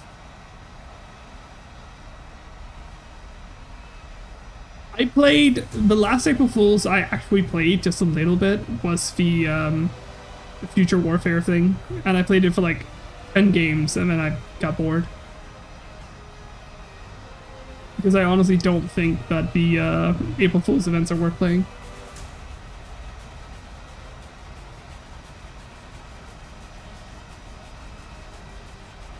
The April Fools events have just turned into marketing. Mad Max was meh. It wasn't good or bad. It was just a marketing event. That's all there was to it. It was just marketing Mad Max. The movie was pretty fucking good though. Just saying. Because Mad Max is good. But like, that's something else. That has nothing to do with it.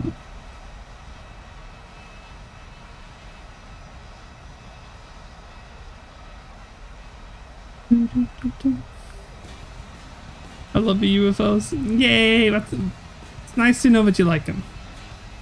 You wish you could play it? Well, I'm sorry, but that's a little bit more of a problem, Ellie.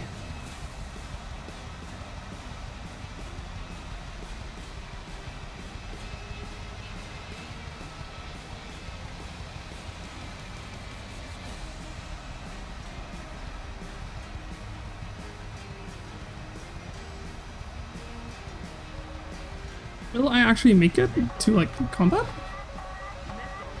No, that's not directed at me whatsoever.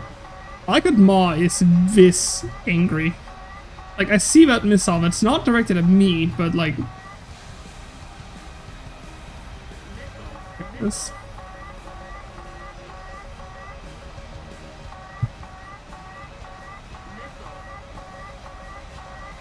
I'll get close enough to lock onto him and fire at him.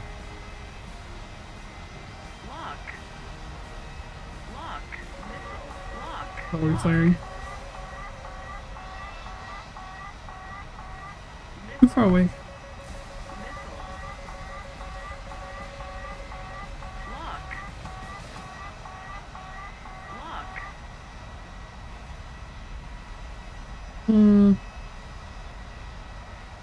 It's never gonna hit at this distance.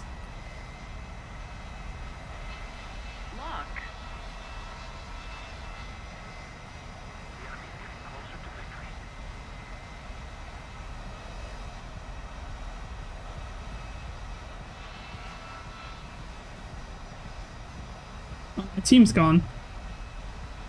Fun.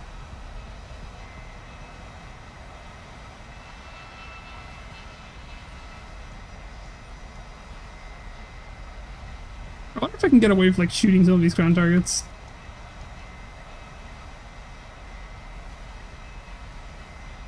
Stealth belts are evil in Rank 1A arcade. Stealth belts in general are just the way to go in arcade because people seemingly think that that's like they're not being shot at unless they see tracers coming at them. So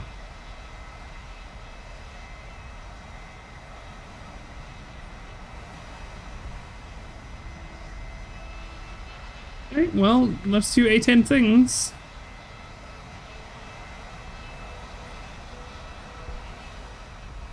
I've been marked for blind hunt. We'll do this now.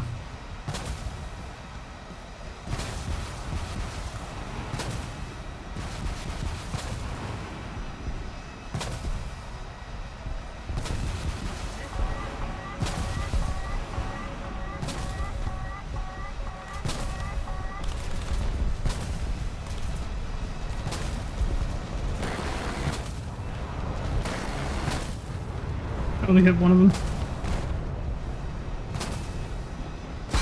Oh, I got shut down. Thank you, Saddam. And that is why A10s will always struggle in like a ground attack role when they don't have functional weapons. So fun. Am I crew locked? No, I'm not. Good. One day I will have a match where I will get a kill again. Only halfway to Chinese rank free planes. Well, good luck. Best of luck. You'll probably need it.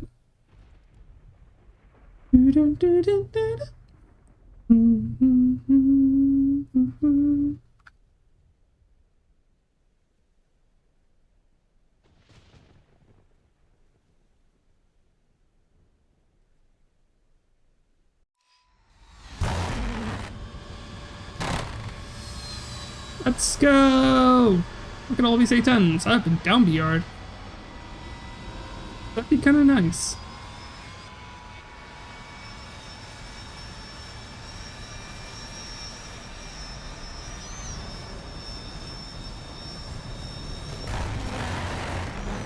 Oh god, why do I keep shooting?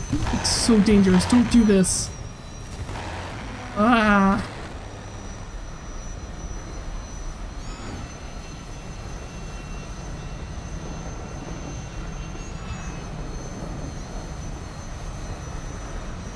Oh, let's go. Now that I'm stuck amongst all the other A10s, I might actually be able to do something though.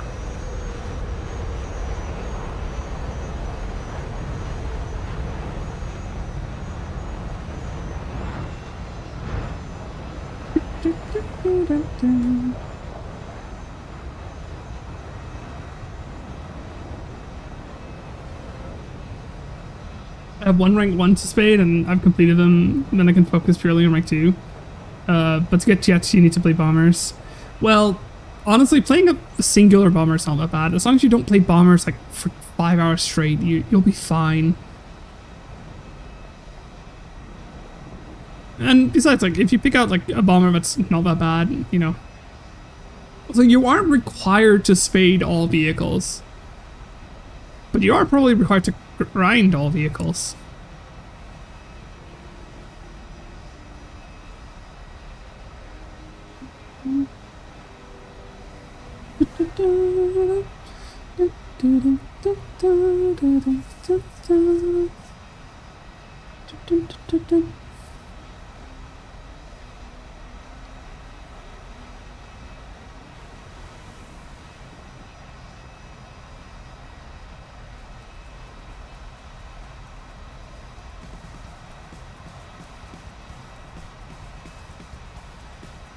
I know, but as I said earlier, I'm dumb. Yeah, but Screamer, you're not that dumb. You're just a good boy. You're doing good. You're doing fine. We're not angry at you ever. Because we love you.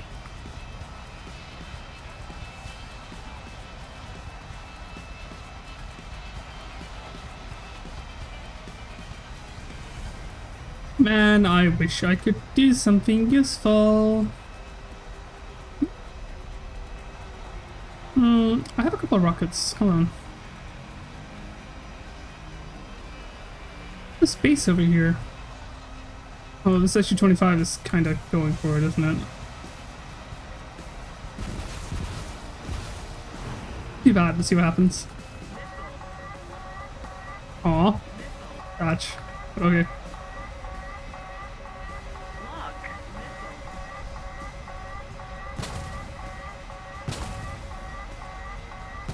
Beep, beep, beep, beep, beep, beep, beep, beep, beep, beep, beep, beep, beep, beep. Oh, this plane. It's not why some people are like being driven absolutely insane by VMAW.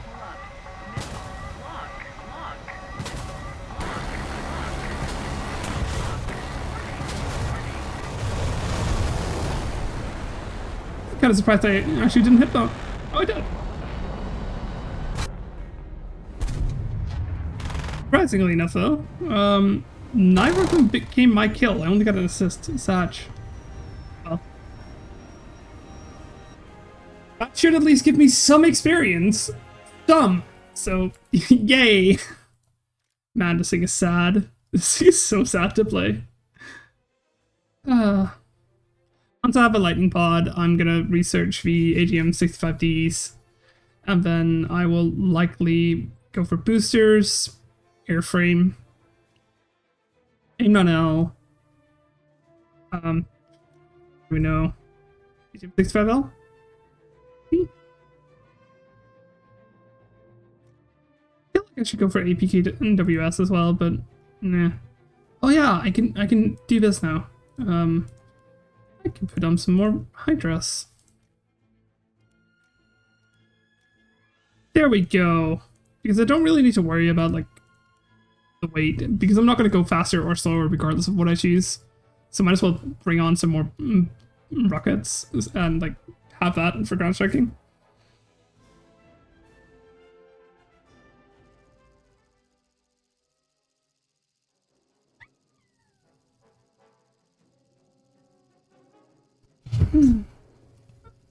Oh, Afghanistan again. Afghanistan is actually a good map for me because I have a chance of doing something. But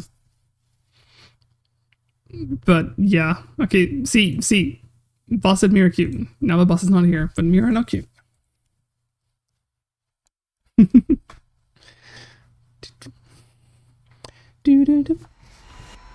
Oh, it's a up here again. So any over A10? Nope. Afghanistan and War Thunder is good for bombing? I wouldn't say so, honestly. Afghanistan is kind of shite for bombing. Because, like, for one side, you have to, if you want to get to the bomb bases, you have to basically fly into the enemy team, and for the other side, you can only get to these without flying into the enemy team. In general, there are very few maps that are good for bombing.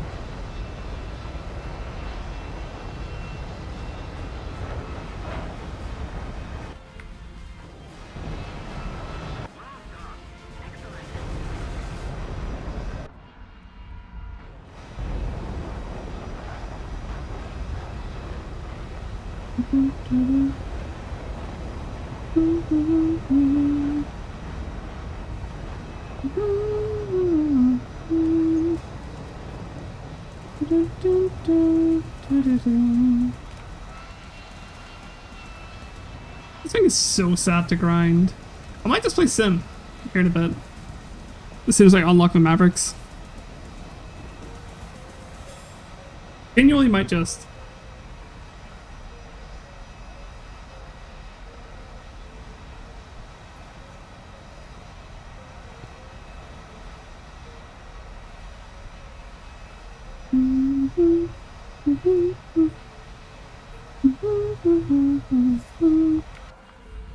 Oh, that looks in my HUD. Look the way I thought it would. That's kind of interesting because like there's all those vehicles in between the center here, but I guess it's only the tanks that show up. Really interesting. One would imagine that the IFF would identify the trucks as well, but I guess not. That's very, very good to know. Good things to learn. Also, I feel like I kind of feel justified in my whole argument that like adding the extra rockets will not slow me down. Because I'm flying just as fast as I did before. I might be slightly heavier, but you know, it's not like this thing doesn't already struggle to turn.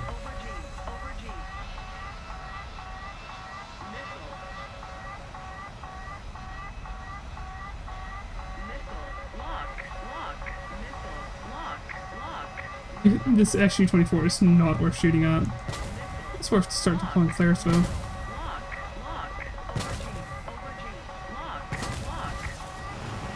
Even misses.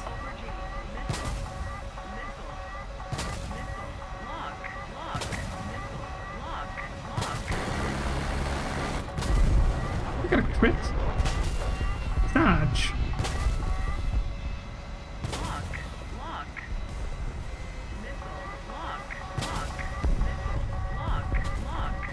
You know when he died. F111 gonna run out? No idea, let's try. The Me-21 got killed by the F111. He finds us, still hits him. Some Satch. Apparently did get a kill, so that makes me happy. And the game's over! Woo!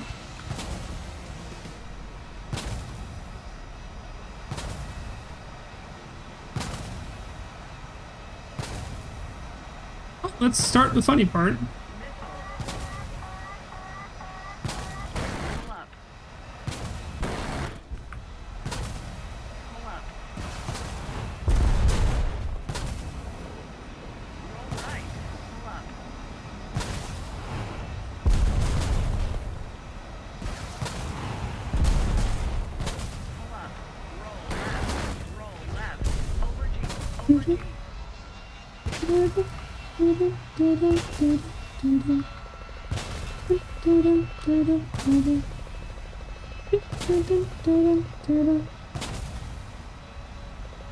Silly. Yeah, Me-21. Hi, Me-21.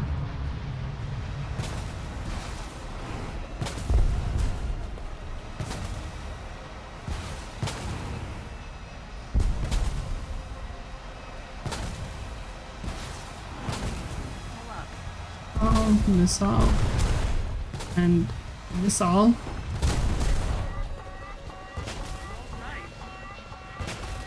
Incredible that this Me-21 is still going after me. Missile warning reminds me too much of base combat. Can't wait till it gets to this point. I don't really, how can I put it? I want to warn you and say that like it's not every plane that has maw, and the few that does, they often don't really have the countermeasures to really protect yourself like this.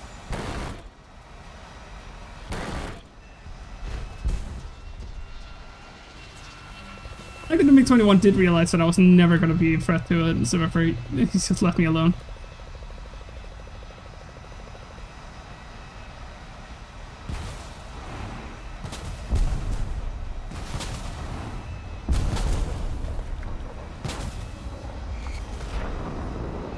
Ignore me, I'm not going to hurt you ever.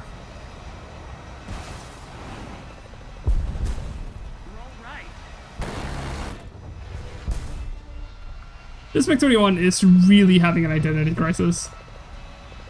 What to do with me? Well, I'm at least making it easy for him. I don't care. Also, Nightingale, hi! Welcome to my stream, and of course also welcome to my chat.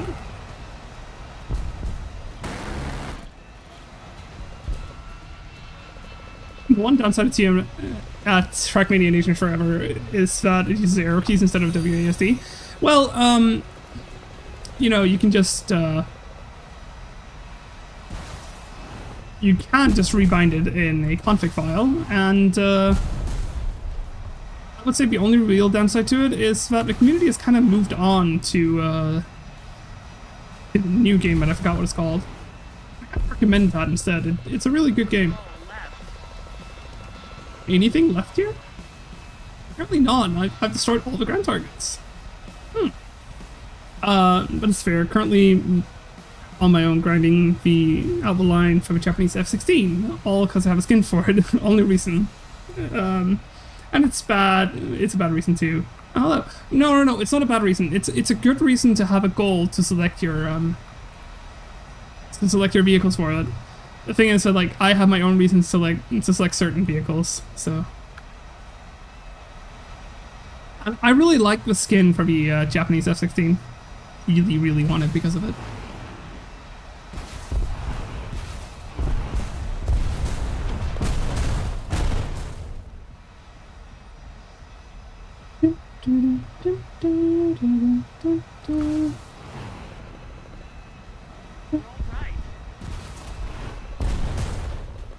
This was a good game.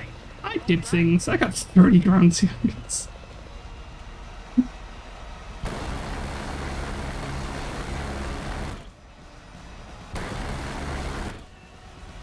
There we go, GG.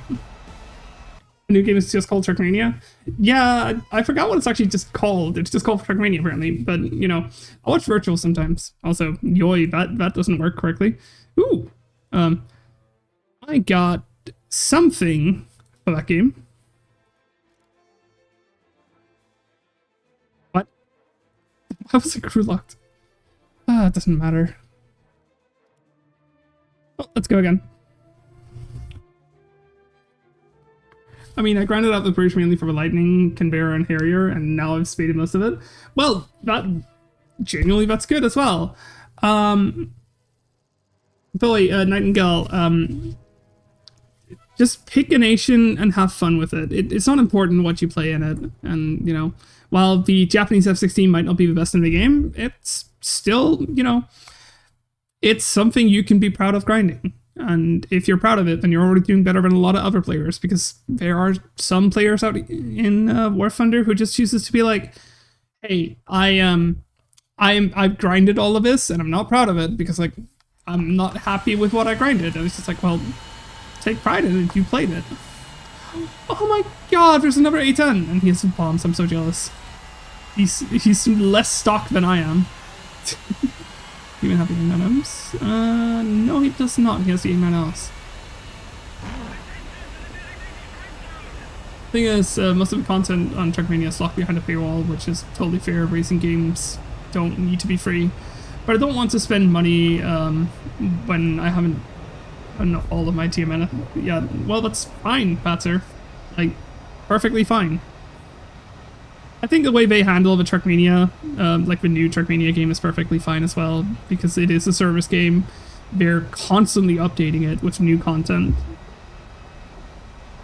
So, like, if you play it daily, then it's perfectly fine. It's like the people who argue it's not cool to have to pay for premium for War Thunder, yet, you know, if you play War Thunder every single day, then it's perfectly fine or acceptable.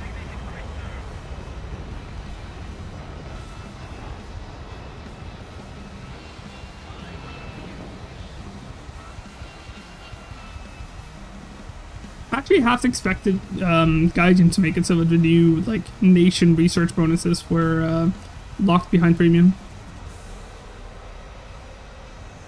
I don't mind the paywall, I'm just not ready to actually buy into it. Well, that's perfectly fine. You know, you just said that. It's silly.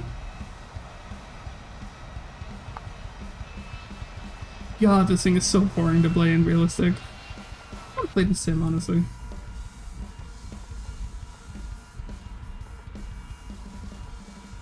What's that behind me? I do not know. Why is that moving? Could it be because that's a friendly? No, it's not a friendly. Why is that there?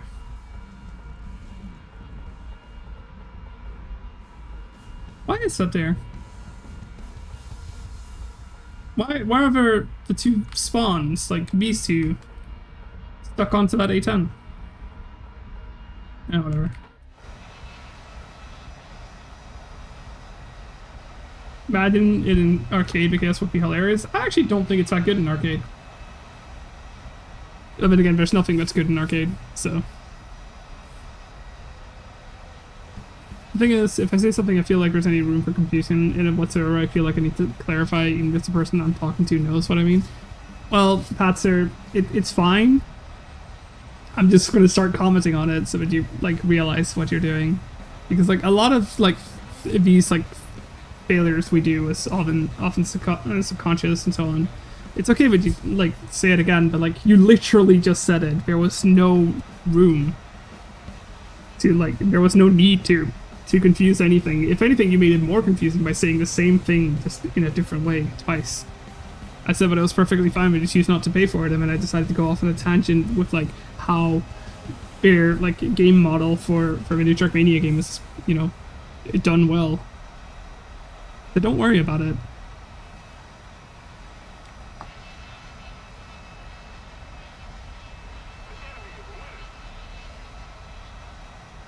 Ooh, it is so fun to play.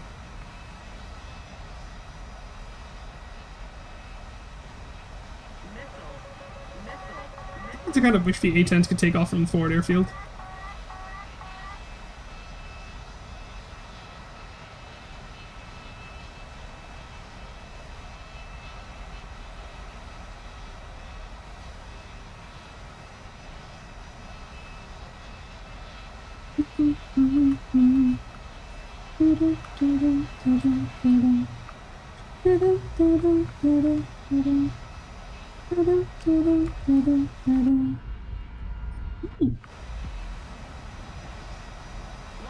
Are they again?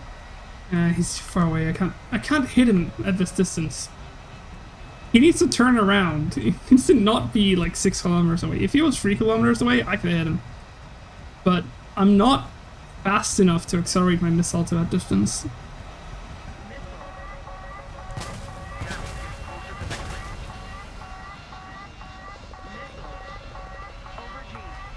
The tornado. And he's dead.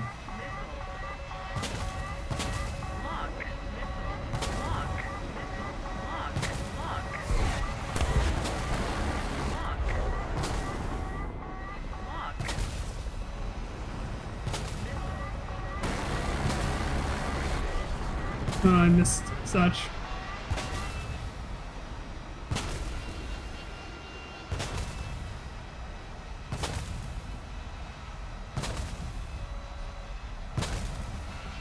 That's an AI.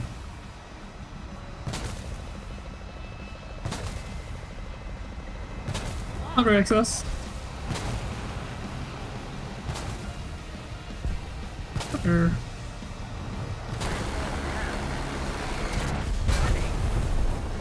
he hit me in the wing. I couldn't actually like dodge him, even if I wanted to. He should not have done that.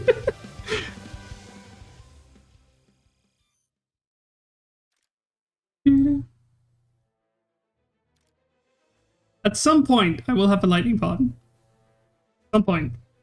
In the future. Oh, it would be so nice.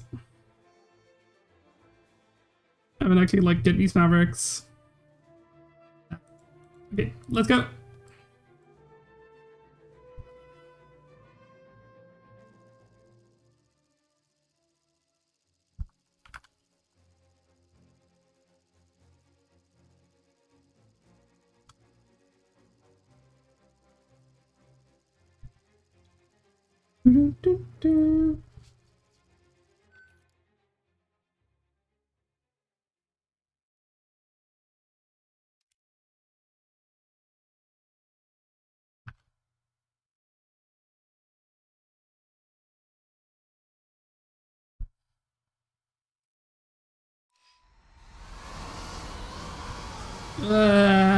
This is a down VR?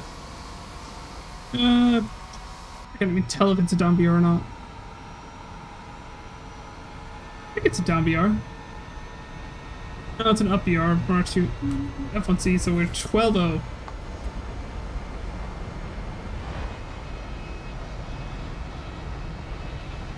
Hello, everybody.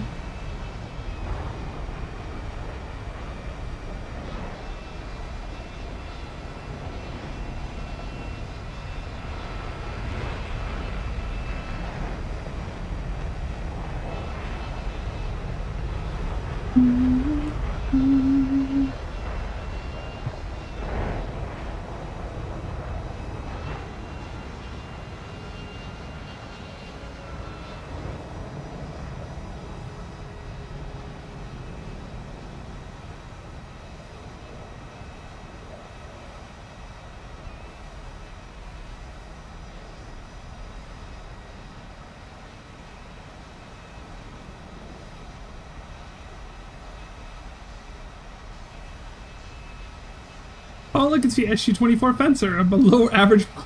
That is so fucking true. Not only is it below average, it's Russian. I kinda like the SG-24, but I also kinda think it's a piece of shit. Actually, I don't even think, I know it's a piece of shit. I find it hilarious when like Gaijin was marketing the SG-24. It's like, this thing will have nothing that blocks its wing rotation. Yeah, because it can't carry anything.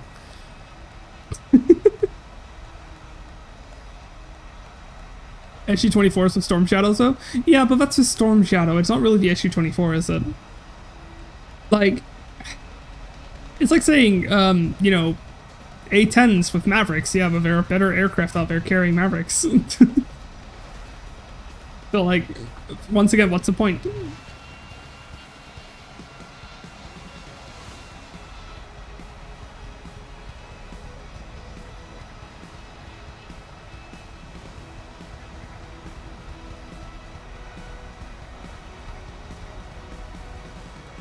Wiggle, wiggle. Wiggle, wiggle, wiggle. There's nothing better to do. I swear, this thing is gonna drive me insane.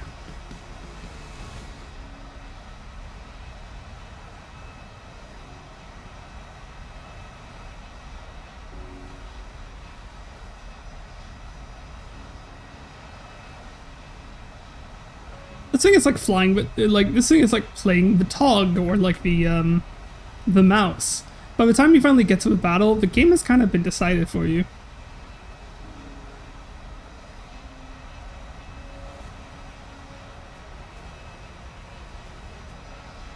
And there's no real point in like trying to do any of the other special things. Have I get the Doom Turtle? I actually did, because I don't think about it whatsoever. The T-95 is such a piece of shit, I don't really care about it, just like with Tortoise. So that's my point, it's only okay with Western weapons? That is an excellent point, yeah. I didn't think about that one. Shooting at him, he's gonna be dead by the time my missile get there. What is that for? Out of this distance. See? He would have been dead. The yeet! Did you notice? Oh my god! That was beautiful, thank you, missile. That was very beautiful. I was mainly meaning that it's extremely slow to the point that it can really do anything. And when you do arrive, you get wrecked entirely. Yeah, you kind of do.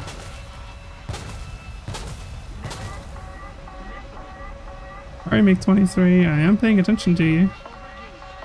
Angry Doggo, that's such a cute name. You know what? I'm gonna go for ground targets. Nothing better to do. I'm gonna keep my missile for later on. Actually, no, I am not.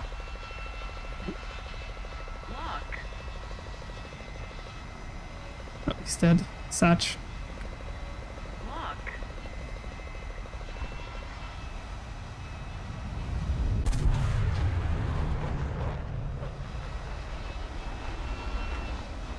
Stream! Yes, Danny, it is indeed the stream.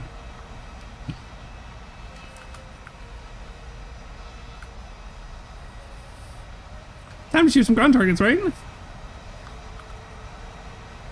I'll never head at this distance.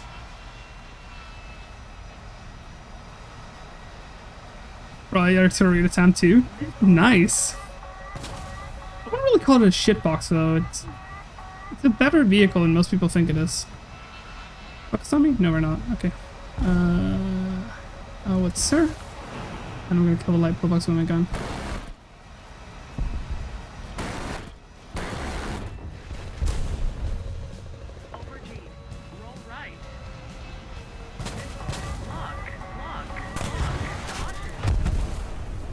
Okay, he collided with me. I wasn't even trying to like turn into him.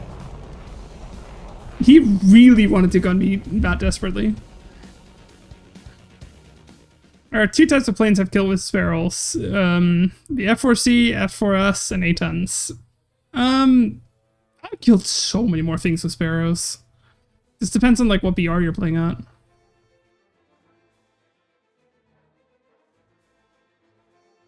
Why for Charlie? Those are IR munchers.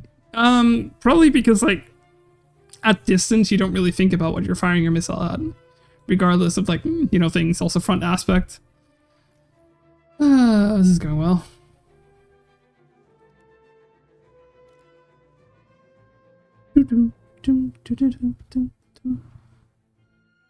Eventually, I will get the lightning pod. Eventually. Let's go to battle again, right? Something I need or something I'm waiting for. Yeah, let's go to battle.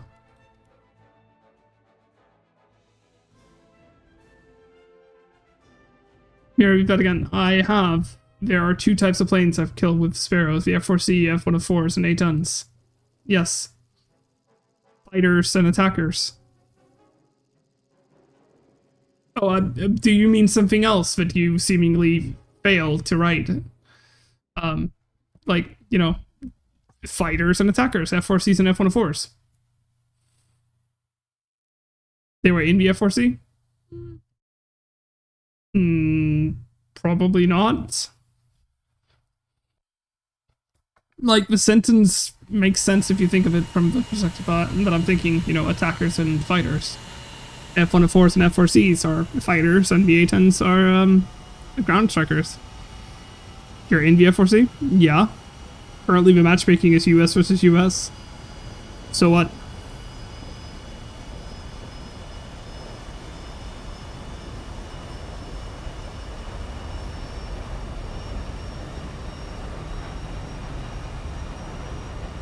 Using the F4C, I killed A-10s and F104s. Well, congratulations. You did your thing.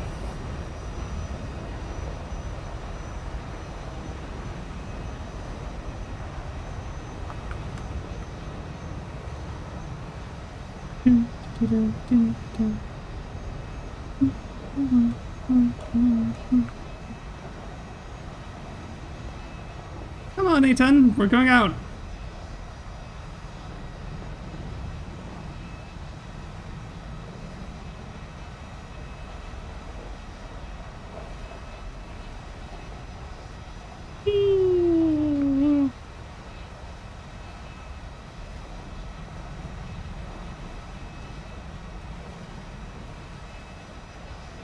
Well done, you fired a missile out of the 3-kilometer range. Do you want to go, Mel? Wow, that's a bit harsh.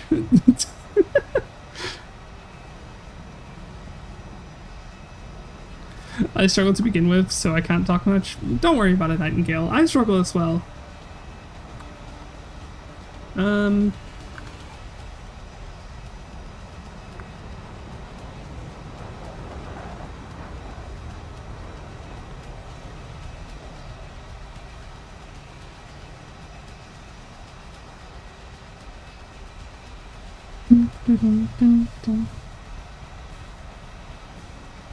Aim 17 Charlie, radar sucks.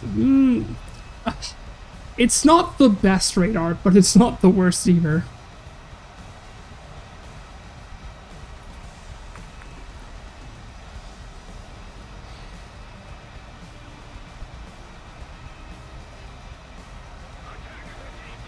Because if you want a gold medal, you're gonna have to go buy it yourself. I mean, if it's not a competition, then yeah, but, you know.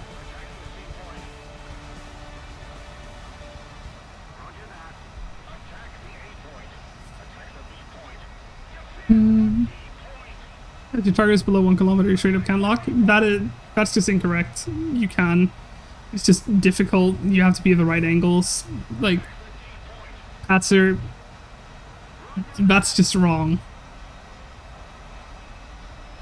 Well, yes, the radar is not that fun to use. You can.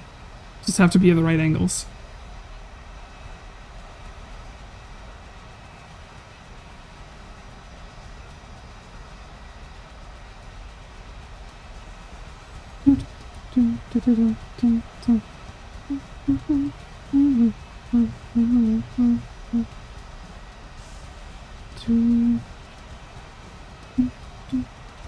I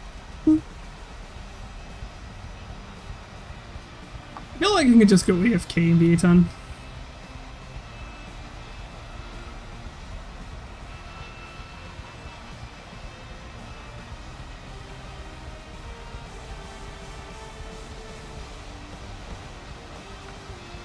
I have an F4 on my side.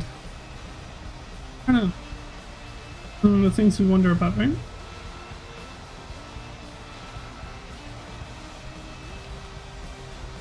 Also, Delta's barriers are pretty good. And, yeah, actually really good. Oh, tornado. Catch. Another thing for you. He's dead. Yep.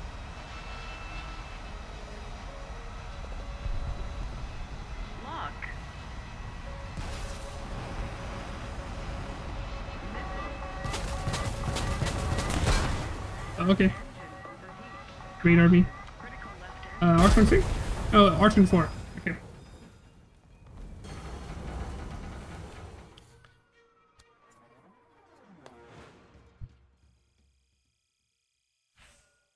Target is 1.5 kilometers up, can't lock from above, below, front, side, rear, no issues whatsoever. Gaijin meter up, can't lock from the front, can't lock from behind, can't lock from the side, can't lock from above, can't lock from below.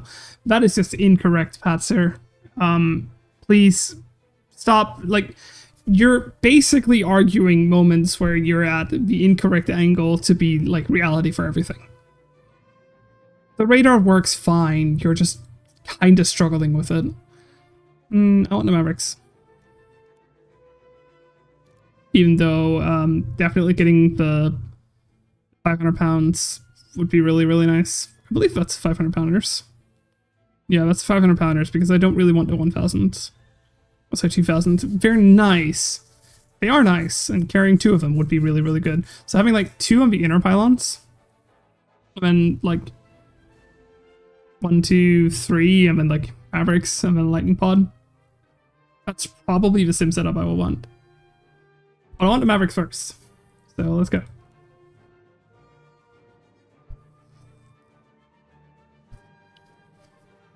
Like, genuinely Sparrows are fine, and like the radar on the F4C is also fine. I will agree, the radar is definitely outshined by other radars later on, and there are also other aircraft with like significantly better radars at its VR. But it has, like, the F4C just has an unparalleled level of armament. And because of that, even though the radar is not really the best in the world, and it still works, fight me, you know, it's just all about like how well you use it.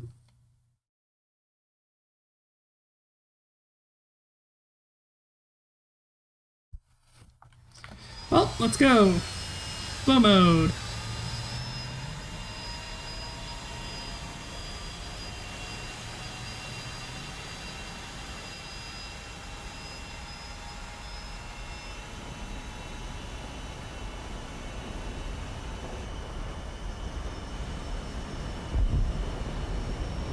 Struggling to use Fox 1, switch to IR, and usually that leads to down enemy aircraft. Yeah, it usually does.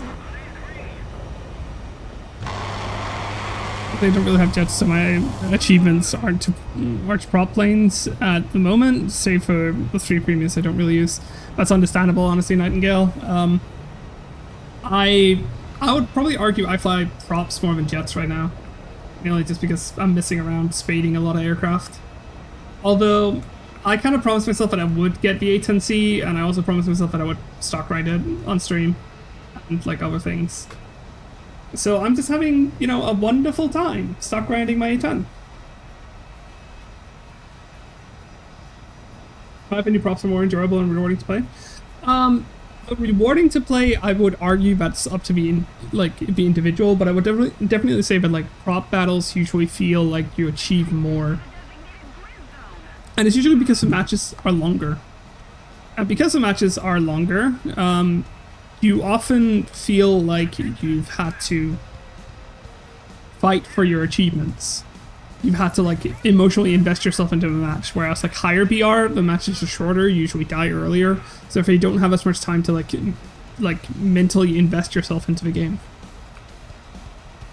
That's kind of like my play on it. It's the same as like Age of Empires, where they could have made a RTS game that is just quick and you don't really feel like you're invested in the base that you built, but they wanted you to feel like you've built a town, a city, an empire And when you're defending it, you feel like, hey, I'm invested in this, which is why they wanted matches to take like at least an hour instead of like the 5 minutes the StarCraft matches take.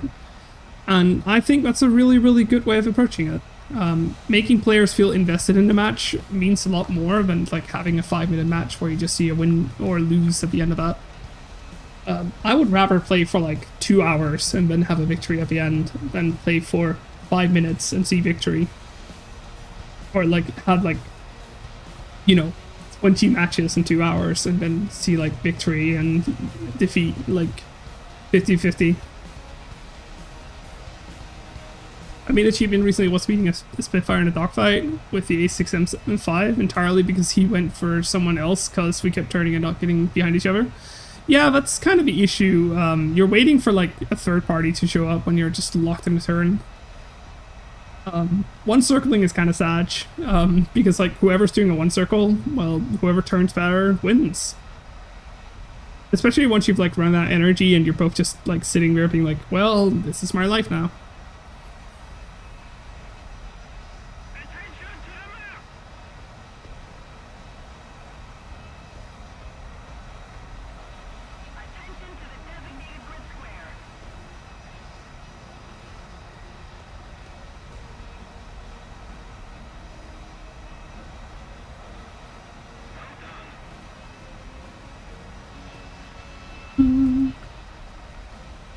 I feel like I've already spent like, I've spent like 3 minutes of this match just flying. And I'm not going to see any enemies anytime soon.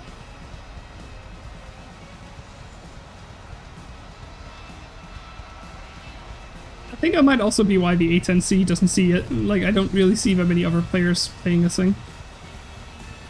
It's just not that popular at this BR.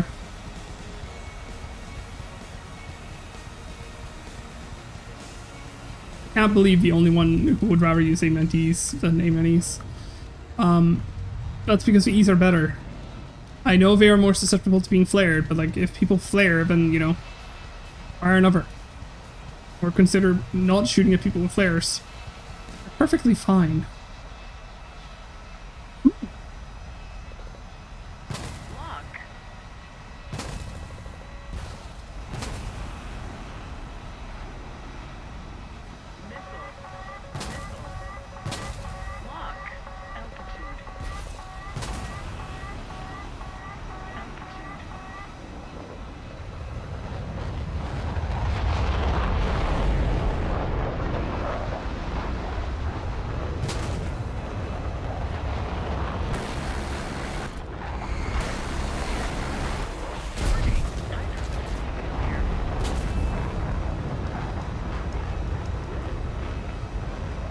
See if we can get this thing out of here.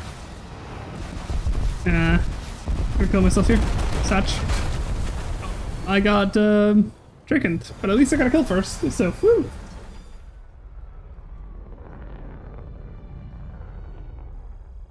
They really should let some aircraft spawn in the forward one where it takes so long to get into the action. Yeah, they kind of should, but honestly, I also feel like it's perfectly fine. It's just one of those things with the slower vehicles, especially like the A10C. I think it's fine, and I think Gaijin's choice to remove the attacker spawn from what is it, rank 5 onwards is perfectly justified. Especially because like we once had a time where SG7s were like the most popular fighter for the Russians because spawned with R60s and an air spawn, so you were like Mach 1 by the time everybody was just leaving the airfield. I don't think the Uncaged Seeker on the E is worth it as much as the energy the D has. It's up to you, Patzer. Like, it's your opinion. We don't need to discuss it.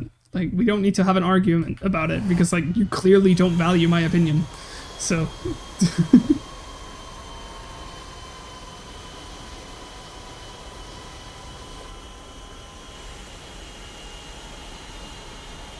I want to finish trading British planes, but I'm not the biggest fan of Missile Thunder. Missile Thunder is such a jaded term. Missile Thunder is like a word people were using back when you know, all the dogfight assholes who were like, oh yeah, I'm the superior War Thunder player because I got gun kills instead of missile kills. All these no-skilled missile players have never learned how to play. The only reason why I can't get gun kills anymore is because there's missiles everywhere. Like, genuinely. And then I heard the same when like, they introduced Fox 1s. It's just like, oh, I can't get kills with my IR missiles anymore because all of these people keep killing me with their Fox 1s. It's just no fun anymore. And then Fox 3s were introduced. So it's like, oh, I can't get kills with my Fox 1s or my Fox 2 anymore because Fox 3s are killing me everywhere. Top BR is ruined forever because of all these unskilled players. Like, people do not like change. People will look at a new change and be like, oh, this has ruined the game forever for me because I don't like change. This new thing that is dominating the new meta, I don't like it. Game over. Like, it's just... People want realism until they understand what realism is, and then they think it's the worst thing ever. Yeah, of course Fox 3 should have been introduced. I like Fox 3s. I might not play top BR that much, but it's mainly just because I don't have any vehicles to spade right now. I really like Fox 3s. I think it's great to see them. Yeah, I can see both sides of the coin, just annoyed at not being able to keep up with my friends who likes to yeet away from me. Yeah, like, that's honestly understandable. Like, if you don't play as much as others, then of course they're going to go up to higher BR than you. I wish you luck getting up to higher BR.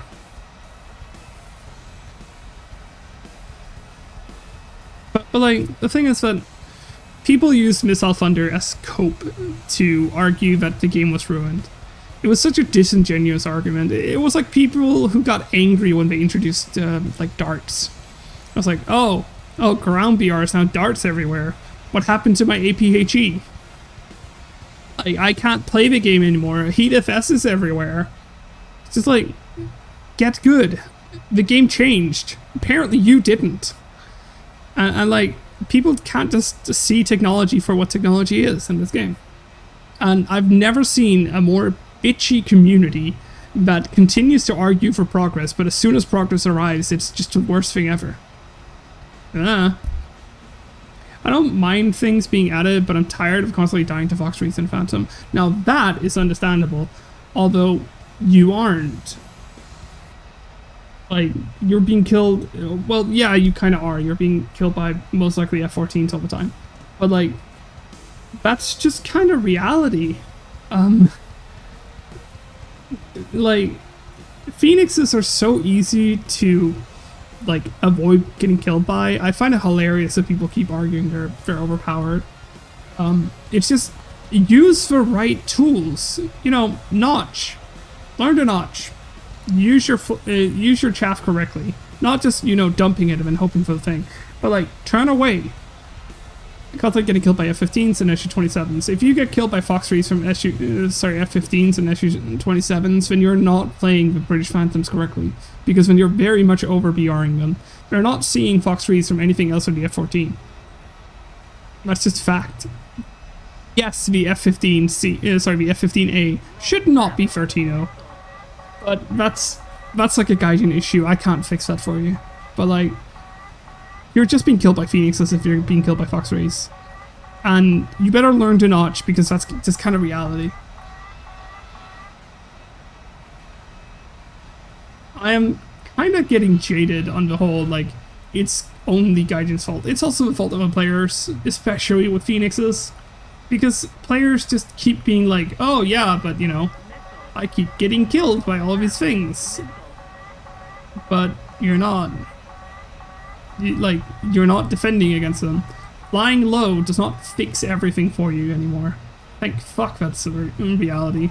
Now people actually have to learn how to notch. Or, you know, chaff it. Go cold. Like, turn around, dump some chaff. So, you know. Not good at games, so this is actually a thing I need to know. Yeah, hold on, let's just waste a missile. Eat.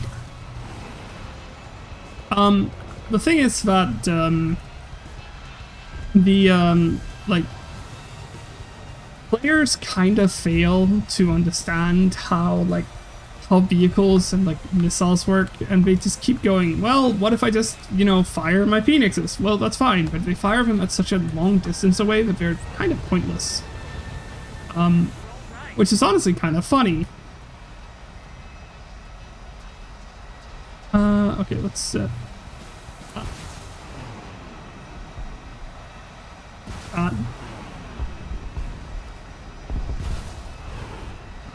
and I can't bend that. Let's pass away because there's fighters everywhere. Coming for me? Yeah, they are. Okay. Turn around, switch over to A9L. Garage, you don't have flares. Oh, I actually did. Alright, so enough. My missile didn't care. In behind me. Hold on, I need to focus a little bit. Alright, hatch. Where did the Draken go? The Draken is elsewhere. Draken got shot down. Cool.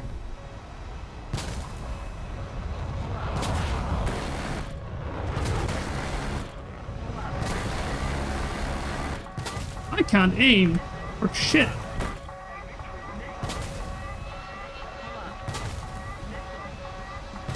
But my maw is thinking that the missile in front of me is the danger. Turn off countermeasures for a little bit.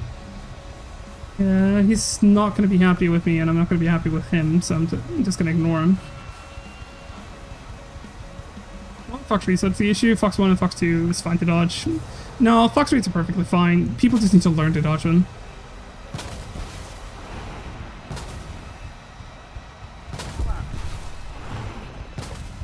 I'm genuinely going to argue that it is quite literally just a player issue. People have not learned how to dodge, like how to notch Fox 3s and defeat them. So therefore, now that like Fox 3s are in the game, people are like relearning how to fight that all over again.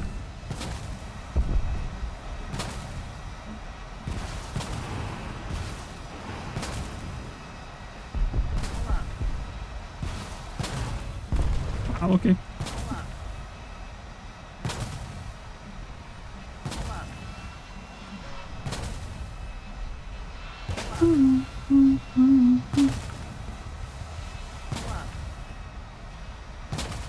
Honestly, people say the Phantom is a bus. It is perfectly fine for notching.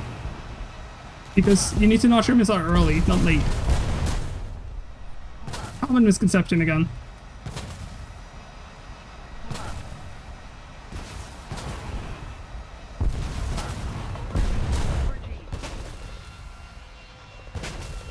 So you're arguing Phantom should be fighting Fox 3s? No, I'm arguing that the Phantom can, like, notch Fox 3s.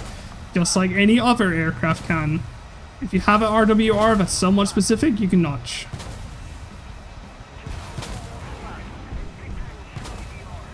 So that's what I'm saying. I'm not saying the Phantom should be fighting Fox 3s. I think, like, other than specifically the ice, I think you shouldn't be fighting Fox 3s unless you have them. Most of the time, mainly because like there is a massive difference in range, and that like range difference is not that fun to fight against. That is not the problem here.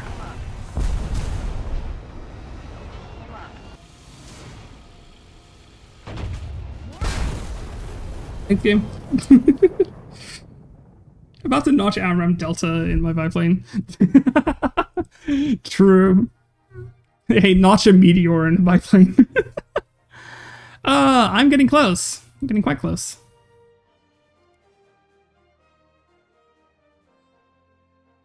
But like, the thing is that like, people are arguing that Fox 3s have ruined the game because they can't figure out how to defeat them. Just like people argued that, you know, Fox 1s are ruining the game because people couldn't figure out how to defeat them. Or just like people argued that, you know, IR missiles ruined the game because they can't figure out how to defeat them. And it's just the same story again and again and again.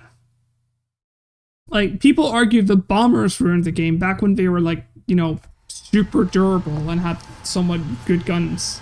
people argued that they ruined the game, but in reality, it was just people struggled to fight them. So, did they ruin the game, or were people just bad at playing it? People argued that, like, you know, stabilizers ruined the game. People argued that thermals ruined the game. So, like, like, everything ruins the game. All the time. Afterburners ruined the game. Like, Supersonics ruined the game. A10s ruined the game. Okay, I believe the A10s were really poorly placed, and they still are really poorly placed, but, like, you know, the IS-3 ruins the game. Yeah, exactly. Insert thing ruins War Thunder. Like, it's not that. It's just people struggle to understand things, and unless you have, like, real-life military knowledge, then yeah, I can see how you struggle to comprehend everything. But, like, this game, sadly enough, does follow reality. It's not only fantasy, and therefore the things are the way they are. Hell, like, Ace Combat, like, every single missile in Ace Combat is essentially just, you know, if you just turn at the right moment, congratulations, they'll never hit you. Like, it's kind of it.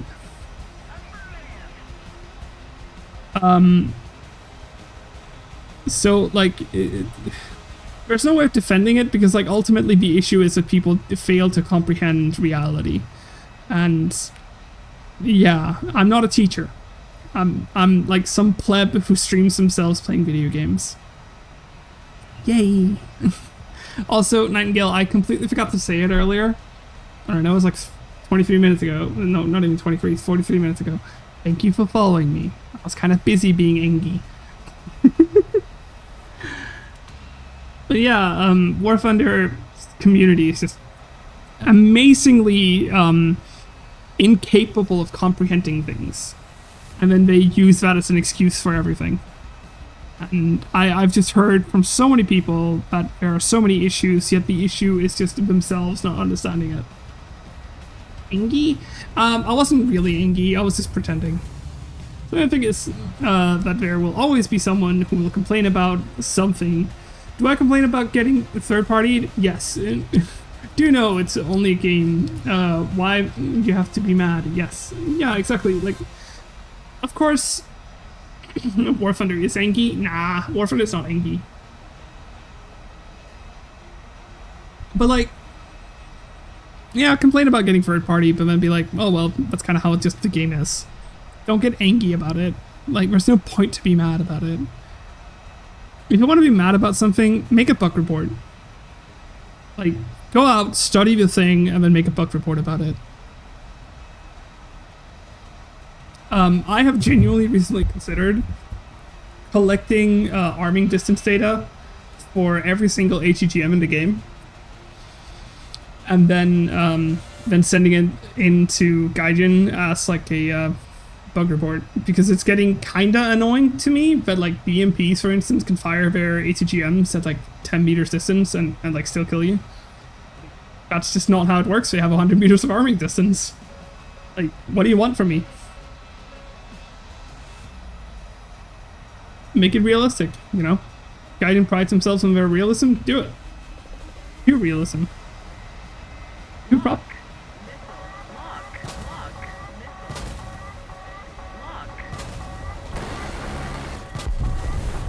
Whoops.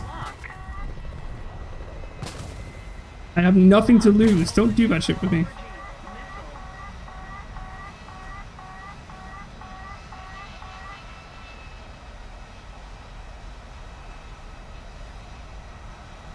As I said earlier, Fox 3s is a good addition. In my opinion, non-Fox 3 carrying aircraft shouldn't fight Fox 3s. Now, yeah, I do agree as well. I don't think aircraft without Fox 3s should fight them.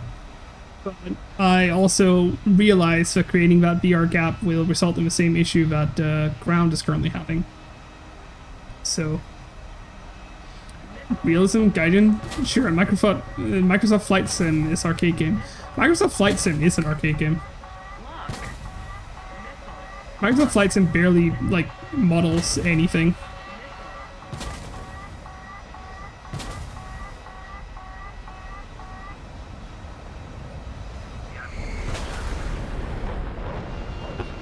spooked me, not gonna lie.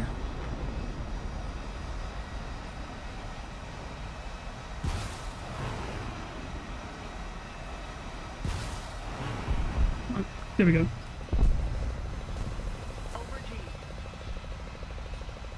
Like, genuinely, Microsoft Flight Sim is an arcade game.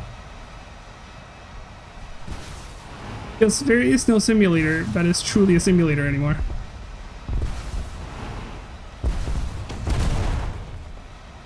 I can actually wake up. Hold on. Lock, roll right. Lock, roll left. Pull up. Oh, I missed such. I need to get some more altitudes, but I actually can like hit these targets properly.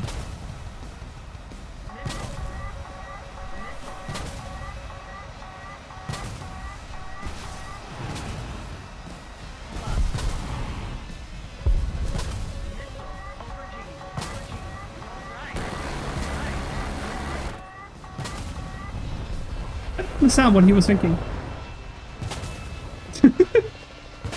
Remember, V8 is an air superiority fighter. That can be discussed, but sure.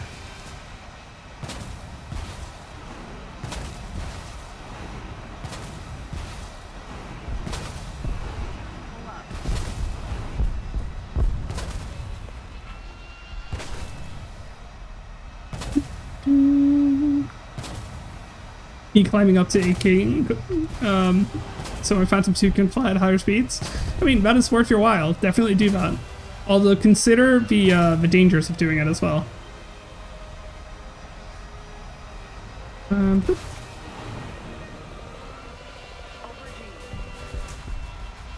tempted to give up on the RAF Phantoms and just play Harriers again for a while. I mean, the Harriers are definitely an interesting experience.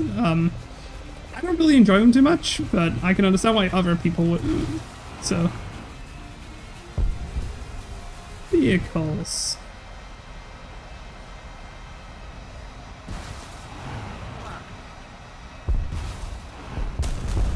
There's no point in doing that. I'm wasting my ammo.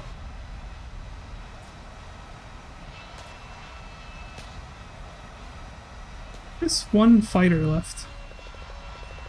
I'll prove this in a different way. What's going on? When you're left alone, this thing is fucking hilarious.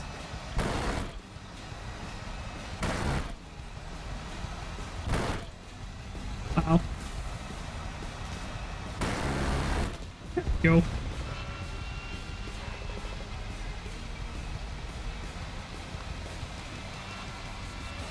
Like, this is fun. This is what I enjoy doing. It's like a shame that you have to, like, hope that your team sort of wins and you're left alone to do it. I mean, you're only allowed to do it for, like, a short amount of time. Or fun when you're alone versus 3 to 5 enemies. Kakan, I don't fully agree, but, you know.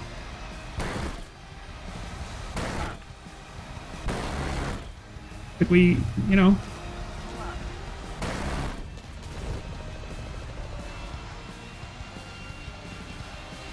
It'd be nice to get, you know, kills here. But apparently these trucks are, like, really struggling to get hit.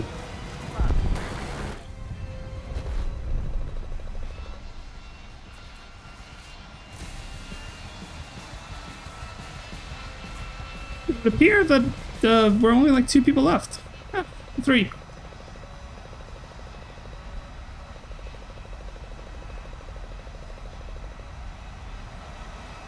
And whoop.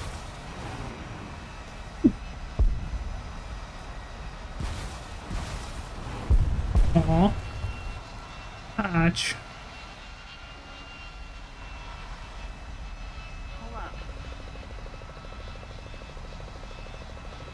Let's see if we can get some guns on. Come on.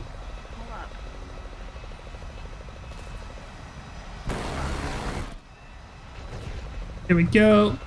It was more fun to see how people can't work together and then fail versus a slowed A10 that had a straight climb to get up one of them. Yeah. This is not good. This is not a good angle. Come on, come on, come on. Yeah, yeah, yeah. Good.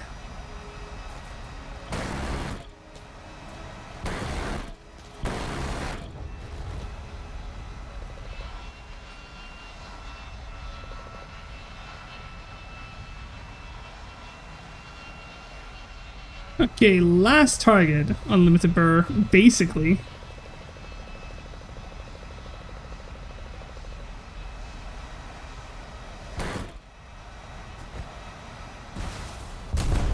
That was too close. Way, way too close. I shouldn't have done that.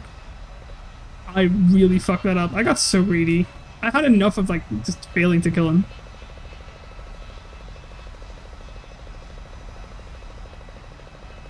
Come on. Got on target. There we go, finally. Final blow, GG.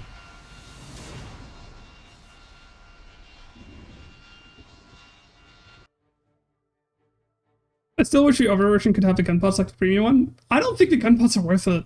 They're too heavy for what you get out of it.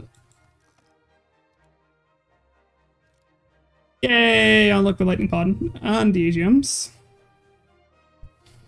Getting the JDAMs would be nice, but no, I need to like go down this to get the GPU 12s, to get the 9Ls.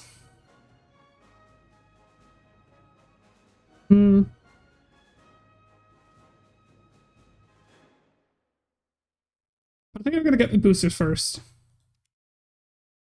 Then we're gonna go in here, edit this.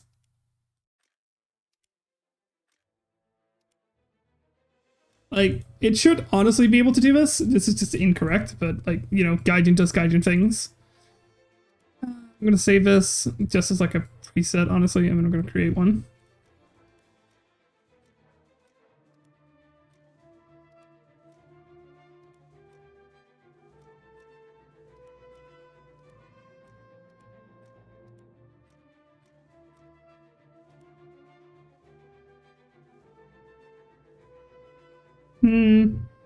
It's not sitting and talking, but I'm gonna go and do activities. Listen, Nightingale, that's perfectly fine. Have a good day, and thank you so much for being here.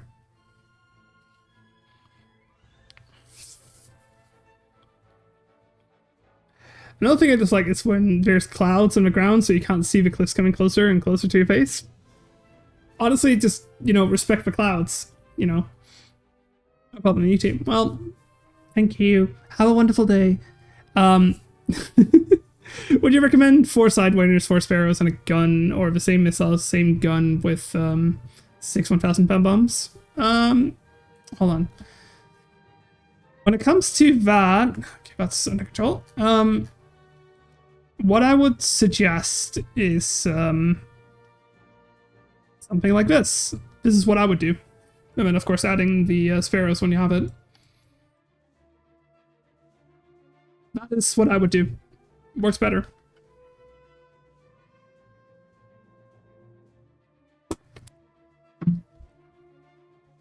It's perfectly fine. These 500s works just as well. Gives you more opportunities to hit normal ground targets if you don't get a base, and you can dump all of them at once if you need to. Now, of course, you could also bring, like, you know, bees on this pylon underneath the sidewinder, which also works perfectly fine. Yeah. My F4E standard loadout is 4 guns, 4 sparrows, and 4 sidewinders. You can do that. Oh yeah, that's right. You can have the really funny loadout. I haven't unlocked those yet because I just haven't bothered. But usually when I'm flying this thing, especially in simulator, I either go for this or I go for this. I used to have these for like back when like rocket bombing was like a thing, but that's just not really that much of a thing anymore. So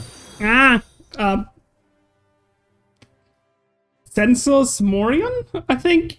Thank you so much for following me. You may or may not have scared me, but like, you know. Hi, Snuggler. You're being silly. Hold on. Let me do a funny. Because you are a streamer as well, and I should do that to you. There we go. My F4E, oh, sorry, you've already mentioned that. I'm good at looking at chat. I'm totally not being distracted by the fact that I just got, like, you know, like a follow. Since I didn't have my protective pillow when I went Mach fuck into a cliff, and now I have a crew lock on my Phantom. Aww. Well, Screamer, respect the ground when you're flying in clouds.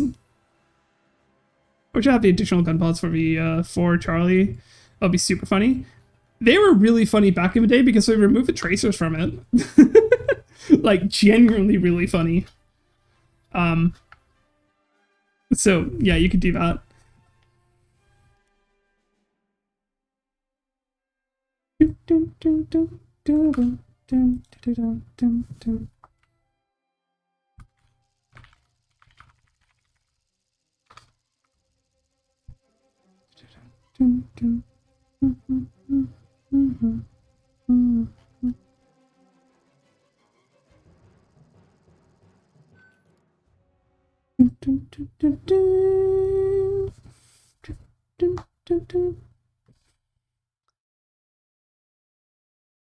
I was following a base and dodging an F4s, sorry, F4S and MiG-23 on rocket pillars. Nah, still, respect the ground. That's, you know, kind of have to. I'm kind of silly by bringing all this extra clout stuff, but I'm just having fun with it. Yeah, I have this now. I have this, which is for Maverick. I have this, which is for Lightning Pod. I don't even know if it actually has worse thermals than the EV guided thing.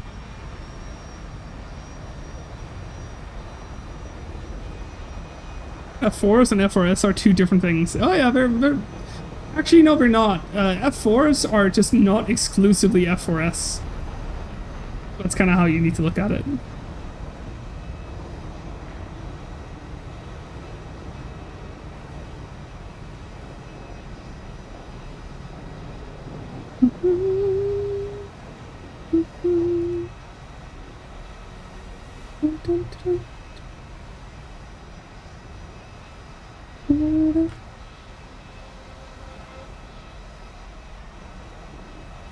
Okay, let's go.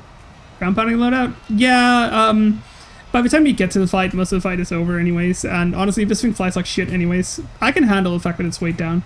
So I'm just having a little bit of fun. It makes sense, through just, like, most of the games where I've actually done sorta okay, I've gotten, like, one kill, and then gone off and, like, killed ground targets, and worked really well, so... Yoy!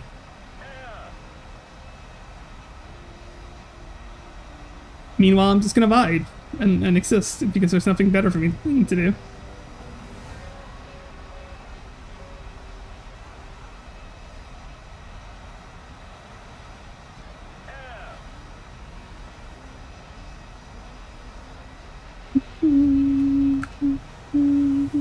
Hi there, I'm not good at English, so I'm just gonna talk here for a while. Listen, that's so... It's perfectly fine. Thank you so much for telling me, though. Now I'll understand if you, like, misspell things, because I'm hyper dyslexic, so therefore I struggle to read anyways. Have yourself a good time, hun. Meanwhile, we just continue.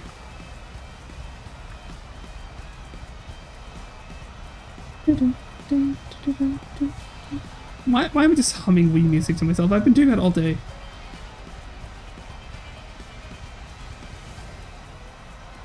Misspell things? That's my speciality. That's everybody's speciality. What do you mean?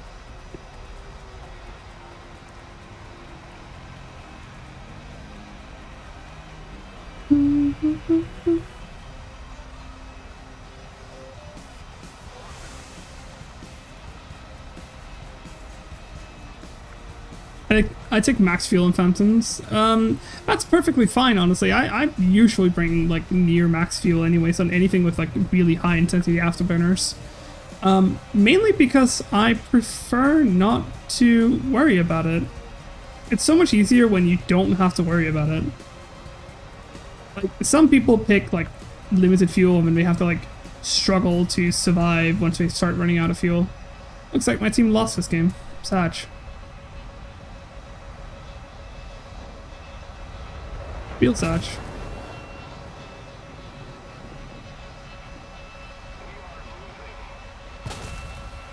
Oh, beer? Not supposed to be here.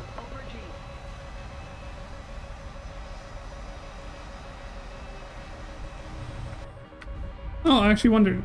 Aw. Shame.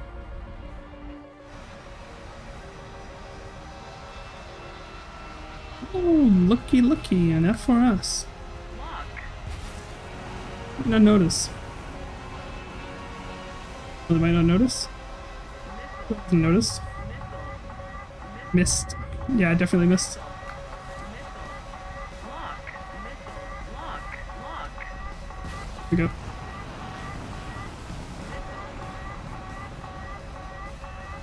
Hey, we got him.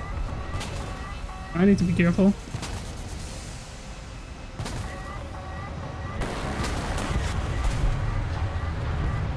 I need to be real careful here.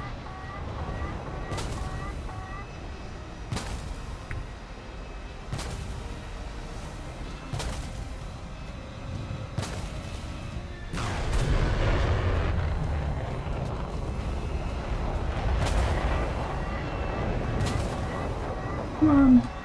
Is there anybody else who wants to fight me?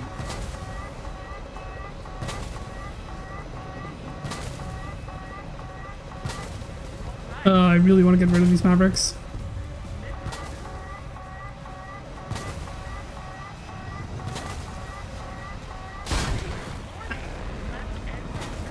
Oh, I'm dead.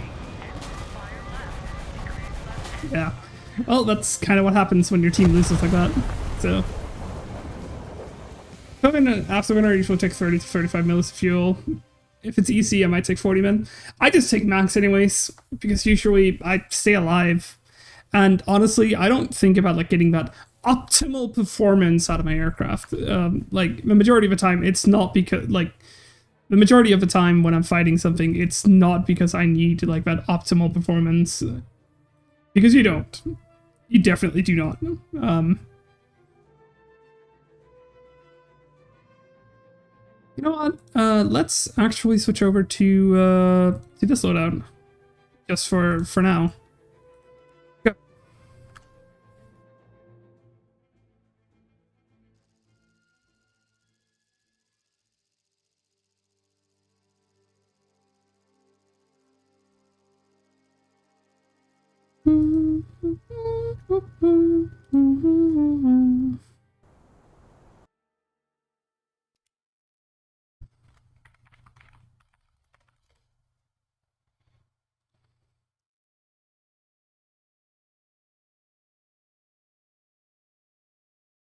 I'm just chilling today because, you know, I'm flying the most chill, boring aircraft ever.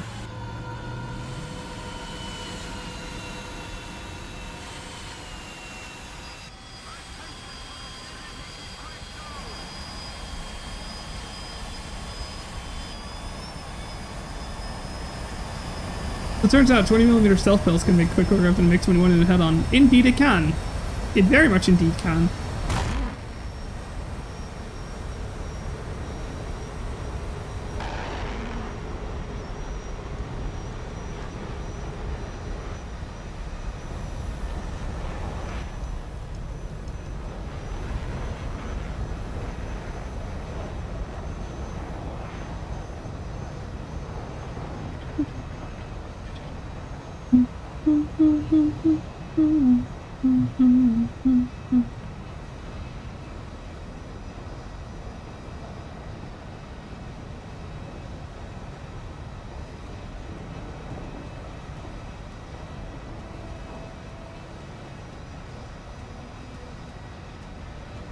We're just chilling because there's nothing really special to do.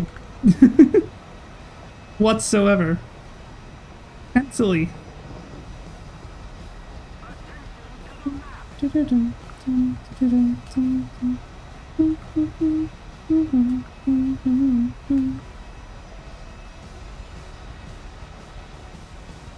Prefer 25 mils of fuel on the SU-27 and SU-27SM because it's already heavy without fuel, and with fuel I feel like I can be late for a battle or won't be able to dodge a missile.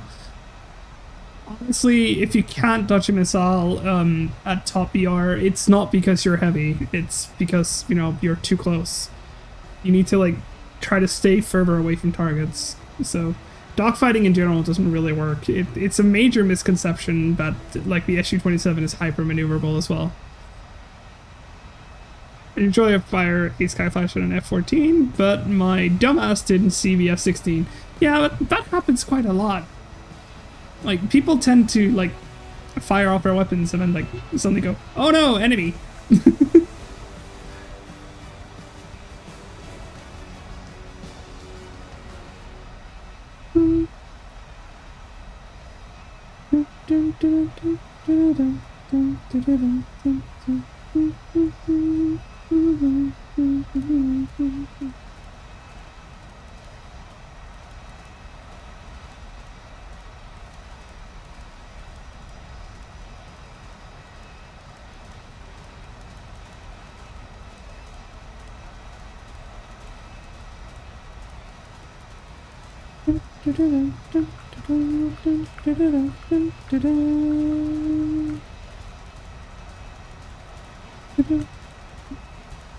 Oh no, my queen!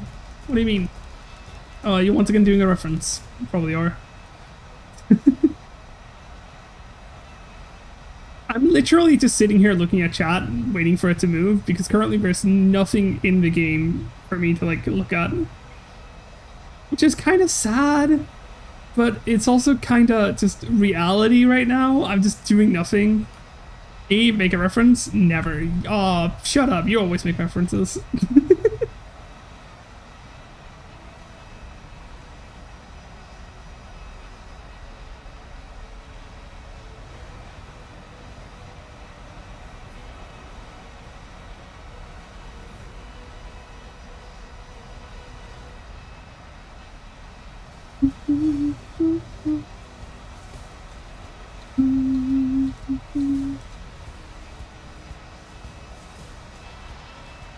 Nothing so far.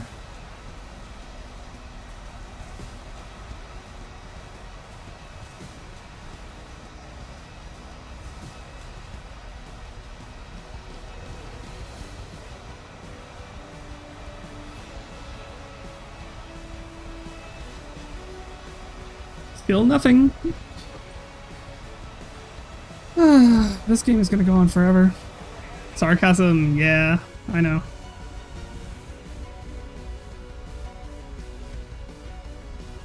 Come on, come on, come on.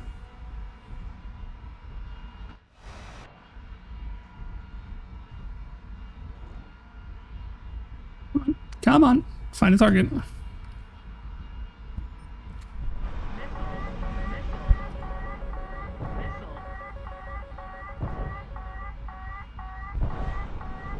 Oops.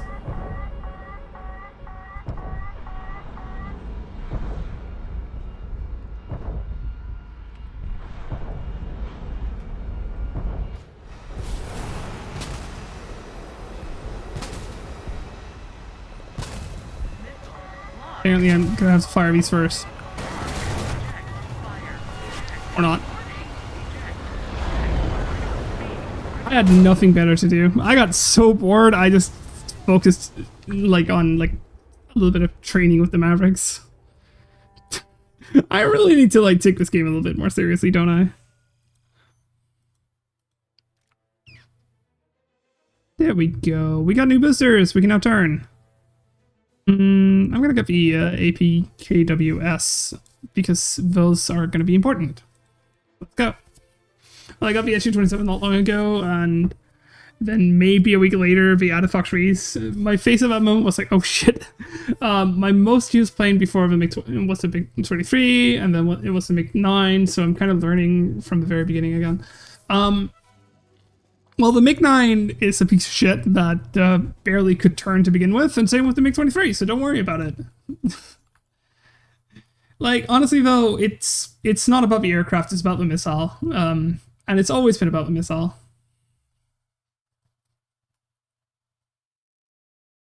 Also, a lot of people I see get mad in War Thunder chat when dying to IR missiles, even though one flare could save them.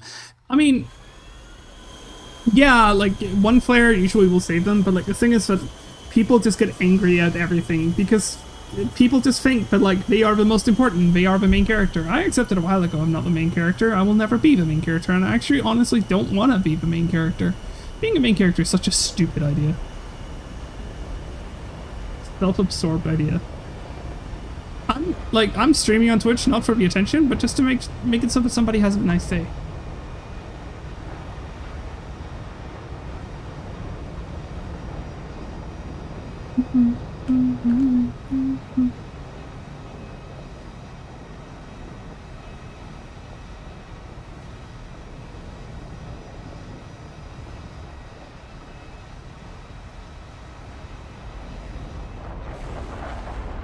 Hey, does anybody remember, can the A10 carry skippers?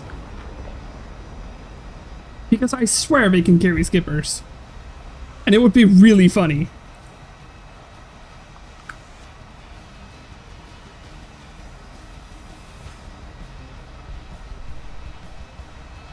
In game or RL, don't know. Me neither. All I know is that I'm just playing my game. I'm doing like Shima, I'm just sailing the stream. Like, I'm literally just looking at the chat. Yeah, welcome back, boss. It's nice to see you here again. So hi, I'm back. Welcome back, boss. Main characters are stupid all the time, like Harry Potter. Don't worry about it. I mean, Harry wasn't really meant to be stupid. He was just kind of meant to be like, you know, the outsider. But honestly, that doesn't really matter. I'm just kind of just doing fuck all. Because, you know, there's nothing for me to really do.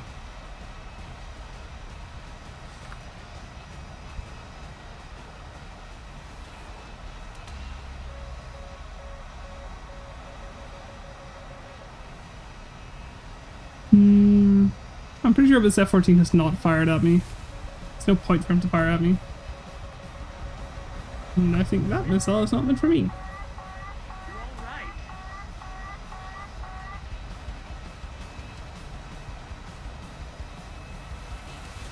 City's not exactly the best map for this loadout. But we're gonna do our best. Start using flares.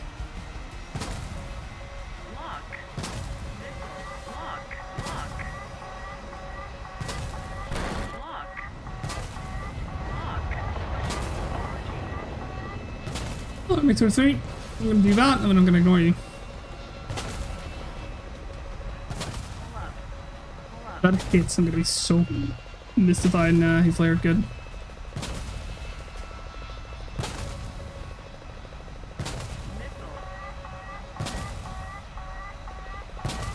I put 4 to my left somewhere. There he is.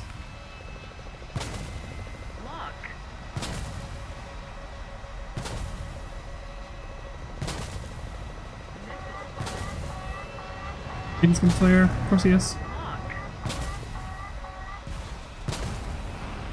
First, he might be a little bit confused. He wasn't. My missile just kind of just did ground things, surprisingly enough.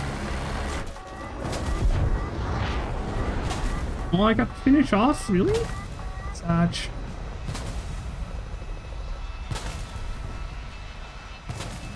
Don't care enough to look up proper sources. I mean, I've seen it. Like, I've just seen a picture of, like, paveways on it, so, you know. What hasn't the F418, sorry, what hasn't the FA18 carried? I was about to say it hasn't carried SM6s, but it has, so. 22, are you gonna go for me? Yeah, he is. Like that. Could you not? Uh-oh. I was being targeted by a missile and I just wasn't paying attention. That is completely my own fault. The FA-18 hasn't carried an Abrams? Well, did I? We're talking about missiles here, or just ordnance. It would be nice if we got the skipper on the A10C. Like, it would also be nice to get it because, like, they could have just added the skipper, like, after the JDAM. Oh well.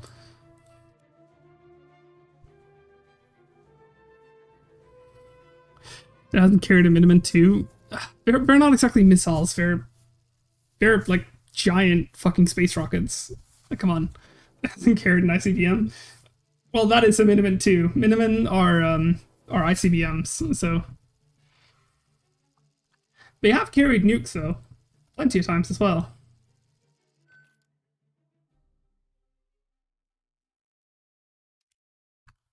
To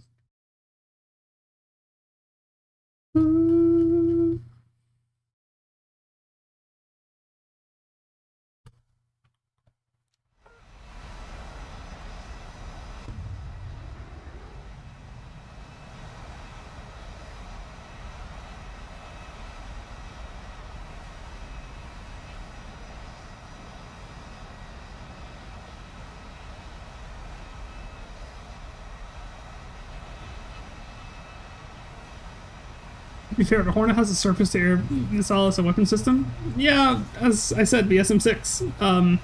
You know.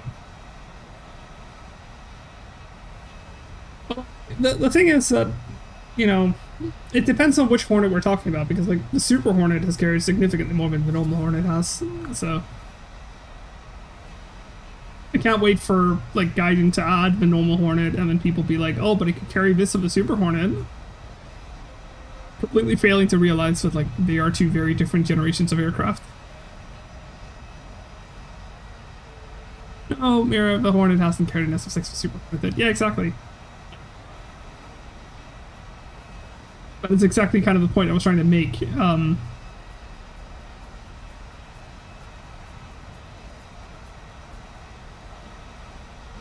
some point, we will get to the fight. In my opinion, Classic Hornet is sexier than the Super Hornet. Oh yeah, for sure. Like, genuinely though, the Classic Hornet looks better because the Super Hornet wings are just really, really annoying. They're always annoyingly specific. It's my turn to be annoying. Well, you're not being annoying, honey. You're right. Indeed, I wasn't being specific, and that is my own fault.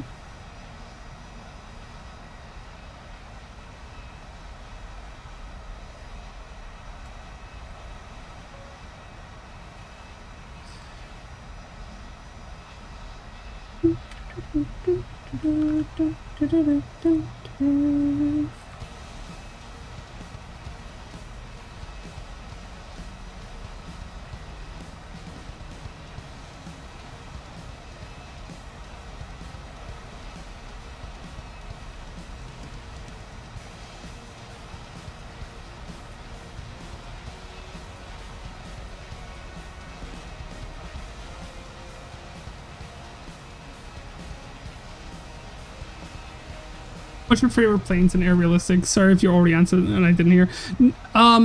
Like, many people have asked me this before, so don't worry about it. And it's common to ask me that. A lot of people ask me about what my favorite vehicles are. My favorite aircraft is the Draken. I really like the Draken because of its very unique playstyle and generally also because of its very unique real-life characteristics. Now, I would say probably my favorite aircraft to play is likely one of the props, probably the A21, A3. Although I would also say that, like, I have a very, very particular love for playing the Vegan. Now, when it comes to tanks, my favorite tank is definitely the CV-90. There is no context to this whatsoever. Find these targets? Not yet. Maybe because there's so many clouds in the way. Why are there so many fucking clouds?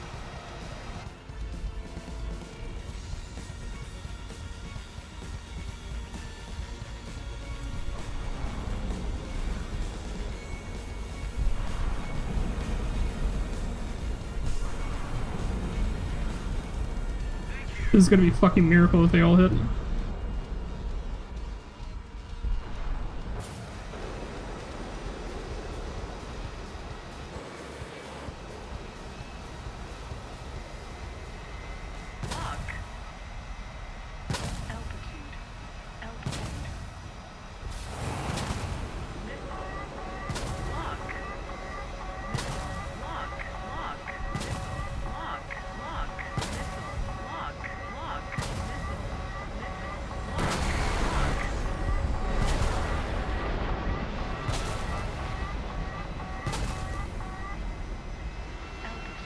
A10 is going down. Altitude. Altitude. Hold on. There we go. Switch up. There we go. And fire. Fire. Fire. Fire. Oh, game over. GG. I'm sorry, I went so silent there because I was actually kind of concentrating. The Draken is great, but I'm War Thunder here. Sorry, War Thunder, the maneuverability nerf fucked it. Streamer in War Thunder maneuverability nerf fucked it. Yeah, I kind of did, but like overall, I would also argue that like the maneuverability nerf brought it more realistically, and also combat in this game isn't really as realistic as it is. So I'm also playing the Charlie because it seems unfair to research the Echo and anything else. No, you can play whatever the fuck you want to, Patzer. It doesn't really matter. I want to fly the Vigan in DCS again? Understandable, it's very fun. I hate to admit it, but it was actually somewhat fun. Yeah, it's really fun to have like a clickable cockpit. It makes it so much more unique to play.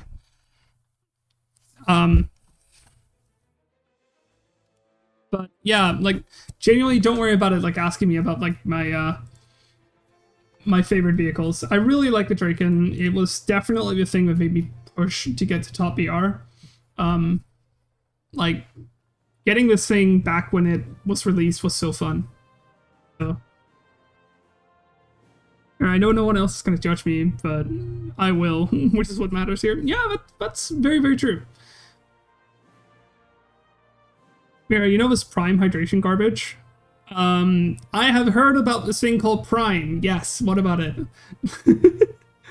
I like the Yak 15. Well, the Yak 15 is a thing, but honestly, both the Yak 15 and the MiG-9 just is kind of sad because like the MiG-9, when it fired its guns, it would immediately flame out and then it would just fall into the ground.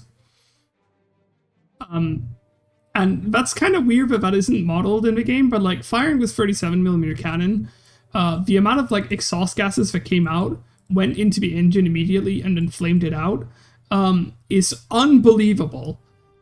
And it's such a shame that Gaijin hasn't decided to model it. And it's kind of the same problem with the Yak 15 and the Yak 17. They would, like, the exhaust gases of the gun would, like, often just like, kill the engine.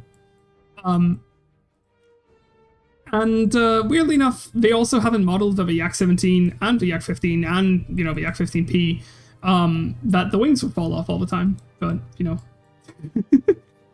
I tried it today because it was on sale for 50 cents. It's genuinely the most disgusting liquid thing I have ever put in my mouth. It unironically tastes worse than engine oil and cooling fluid. Considering that you're a mechanic, you have likely tasted that, so,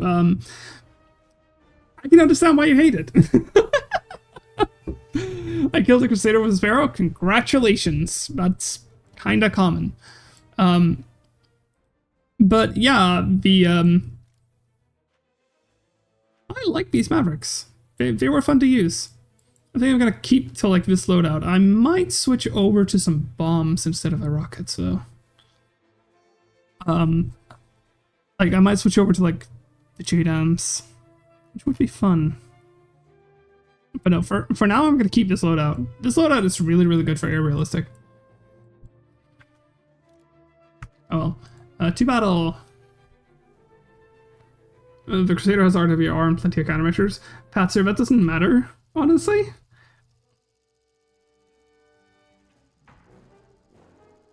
There's not a single hint of actual fruit in it, but it has fruit flavor. Sure it does.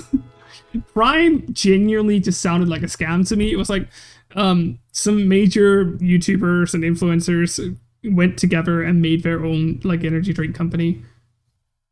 You know, the people who actively market to children went out and made an energy drink company. Because, you know, children should totally be drinking energy drinks. This is totally not questionable whatsoever.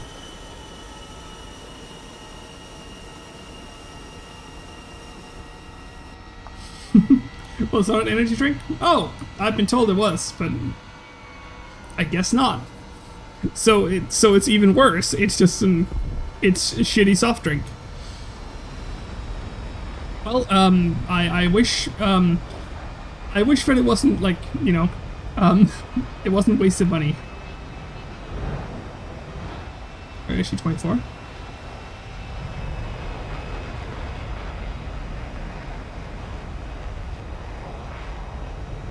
It shouldn't even be allowed to be sold as food. What, should it just be a cleaning chemical?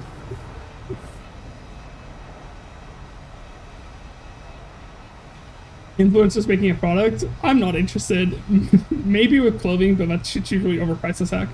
Yeah. I mean, some merch is not overpriced usually because, you know, it costs money to actually make it. But like, unless we're asking for like $20, or sorry, unless we're asking for more than $20, you know, it's perfectly reasonably priced. Yeah, so our cleaning chemicals that have less chemicals in this garbage.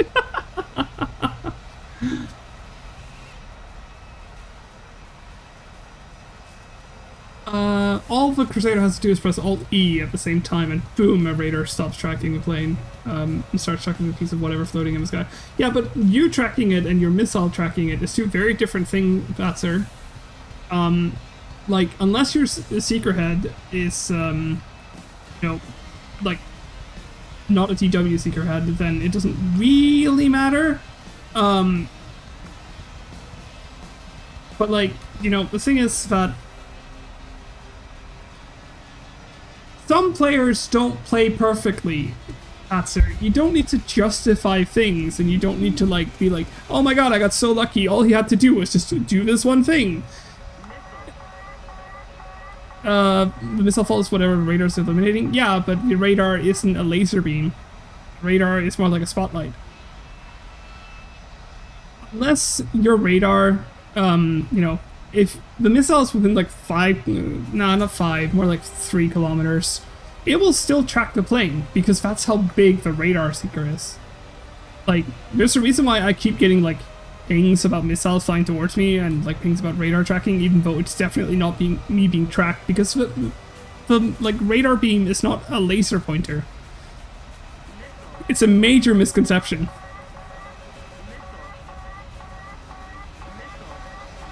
No idea. I don't trust this, so I'm gonna do this because there's an F-14 that's launching missiles.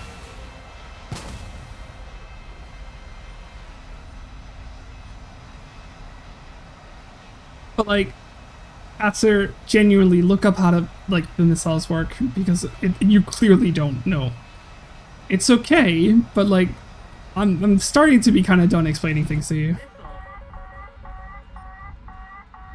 Come on.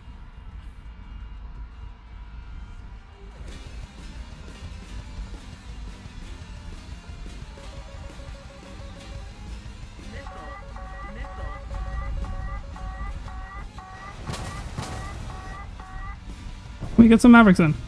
Thank you.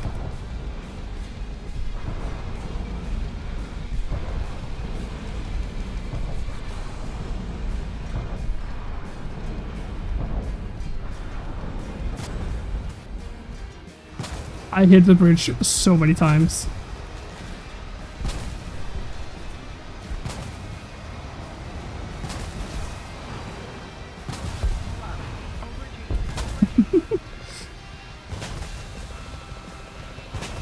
Average Warfighter player, something doesn't work like I think it does. Impossible, I must be right. Yeah.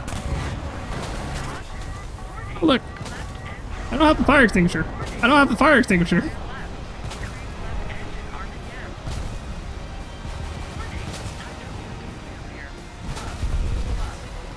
I'm so dead.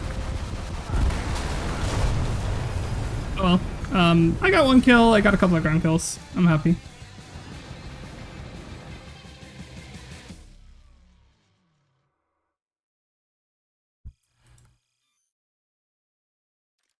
And we're getting closer.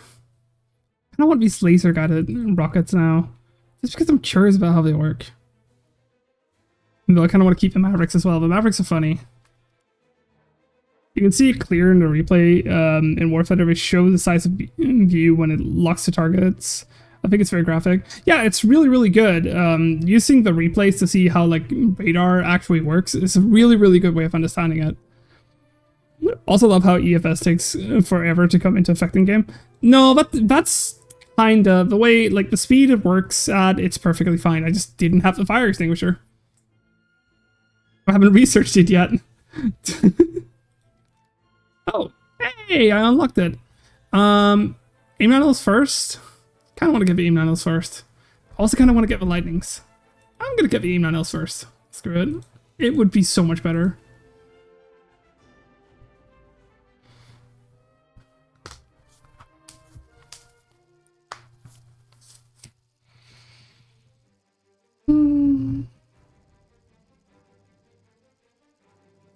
Golden Heights! Oh joy, oh joy! I'm so ready for this. I actually don't think Golden Heights is that good. I like the new ground setup for the vehicles. I think that's actually a really, really nice way of doing it. Showing like the layered defenses and stuff. I really like that. Very well done. Thanks, Gaijin. Mira approves.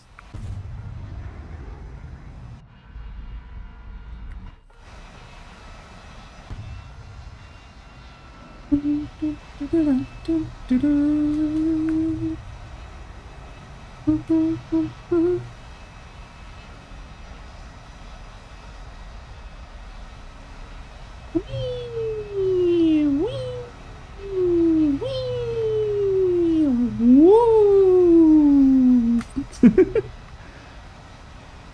just being silly, don't worry about it.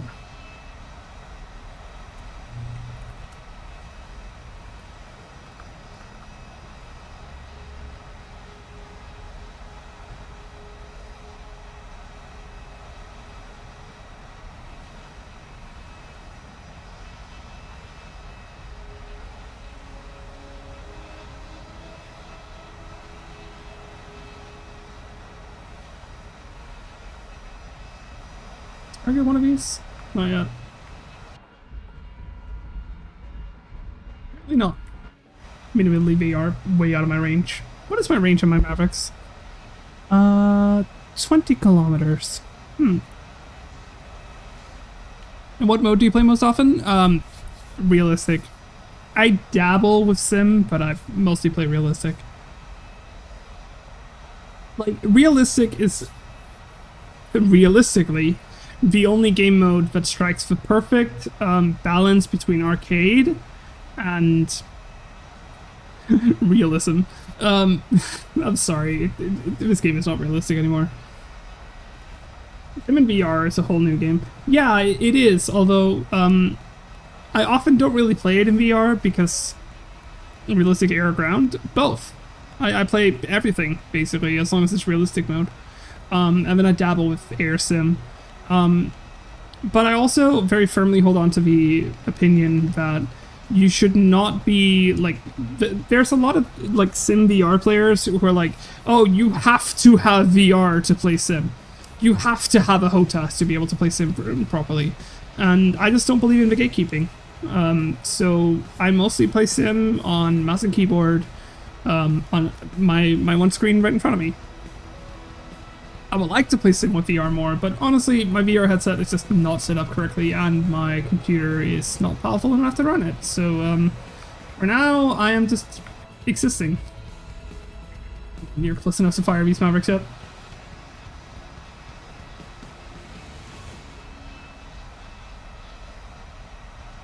Also, Blade! Hi, Blade! Welcome to my stream, and of course, also, welcome to my chat. I hope you're having a good time. You're not wrong, the gatekeeping is awful. I just love ECK mode. Oh yeah, me too. I wish we could get something like EC for air. Like air realistic. It really needs to be added. I think my potato laptop would explode if I played sim. Honestly, sim does not require more. Sim in no way requires more performance on your computer. That's a bit of a misunderstanding. Closer. Blade, thank you so much for following me. I really appreciate it. Close enough? Yeah.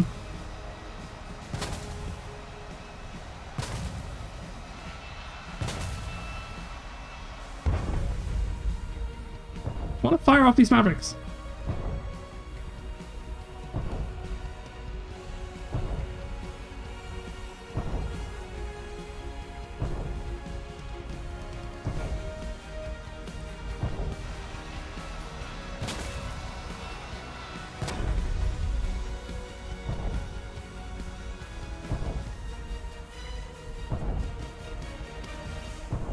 Come on, point.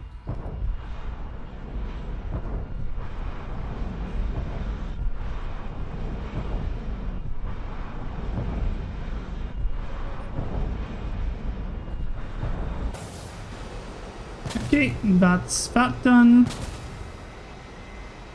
Lock.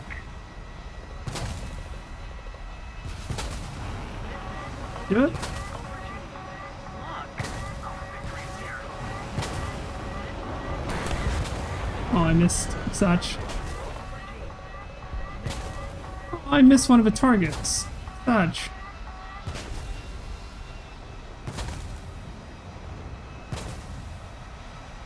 Oh well. Let's gun this MBT.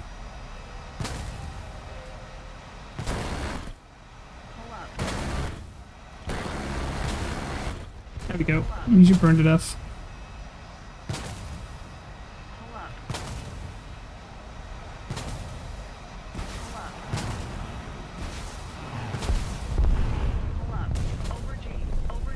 The rest of the little point to do that, so let's go for this. I have badly the 30. I'm gonna try Sim. I wish you the best of luck. Sim is really, really fun, and I've had many, many good times with it.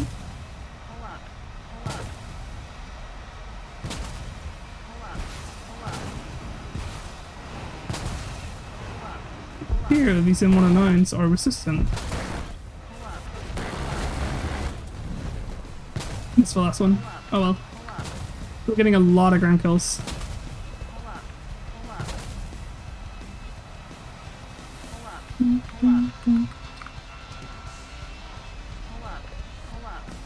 No enemy players left in the team. Satch. Hit this one. Yep. Final kill. GG. I did nothing this game. Woo! I never thought to bring AGMs for air realistic battle. I feel silly for not doing that. Now I just ran into air to air of the gun. Okay, so the thing is that very specifically I do this on the A10. It's mainly because I don't have the AIM-9Ms. Like right now I have two AIM-9Ls. And the majority of the time they won't really work with this PR, but you know, they're still nice to have. So what I've done is I've kind of accepted that I will fly slow and I will fly I'll struggle to turn anyways. So I might as well bring a loadout that offers me the greatest capability of saving ammo for my gun. Because the rockets are really, really good for ground striking and the Mavericks are really good for taking out the tanks. So I can give myself a little bit of extra score just by going out and bringing the Mavericks when I'm playing in ground. And I think I'll keep doing that for air realistic. Now, it's not all vehicles I do this for. I would say that it's not worth it on the F-16 because you have to bring the AMRAAMs. So what you could bring is, let's change this actually, hold on. Let's make those paveways instead. There we go. But it's not worth bringing it's not worth bringing the Mavericks and the F-16, for instance, because you're cutting away two of your Fox 3s. But it's worth bringing bombs on it because you keep these a little bit extra just in case. Of course, the majority of the time what you want to bring is just this to just go completely nuts and have your fun. But it just depends what you want to bring. So consider these things. So the elevator trim is fucked and keeps nosetiving me.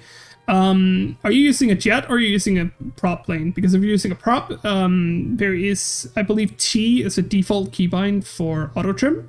When you're flying, just point, your plane straight forward and then you know, when you're flying straight, you just press T and it will automatically trim relative to that. If you're flying a jet, you want to turn on the SAS mode, which will increase your stability and make it easier for you to fly. Okay, well, let's go into another match. You know, so far it's not been too bad of a grind. So, Jet Phantom. Okay, then you're definitely getting like a lot of instability. You're gonna have to bind the SAS keybind. It's under your mouse settings, or not mouse setting, under like air settings and then like full wheel control. Type in SAS in the search bar, bind that, switch that over to dampened or auto level, so that you can like somewhat fly your aircraft without falling out of the sky all the time.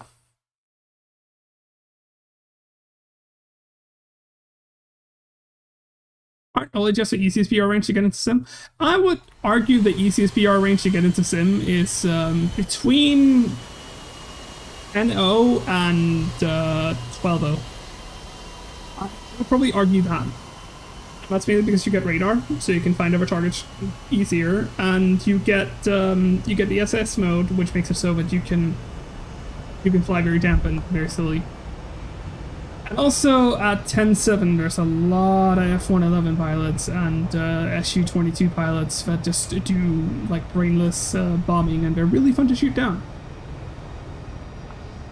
I'm actually planning on going into Sim like soon with this thing.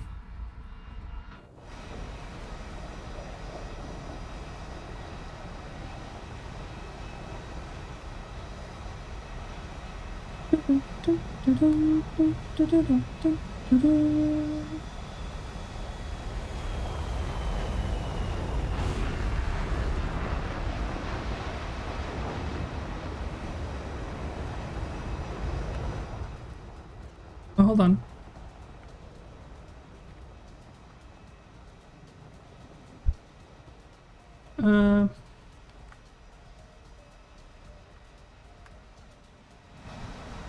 There we go. I believe I never found that keybind.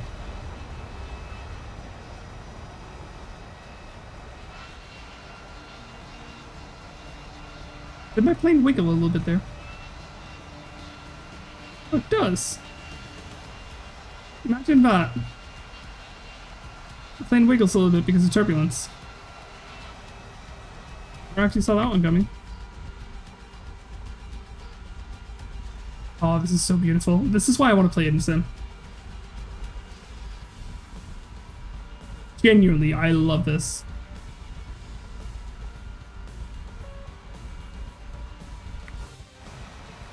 I have a lineup that's all of the P-38s and a XA-38 Grizzly. It's 3.0 to 4.7 in BR, but I love running in Sim. I can understand why, but actually seems like a really fun lineup. Because the P-38 is really, really good. Go, thank you for your chat. You sound very experienced, and it was interesting to be here. See you next time. Morian, it's perfectly fine. And I wouldn't say I'm experienced, I would just say that I've taken a lot of time to like get the homework done. I'm not that good at the game, I'm not that experienced at the game, I have a casual interest in history and technology. So yeah. It was really nice of you to be here. Have a wonderful day. And thank you for the follow. I appreciate it.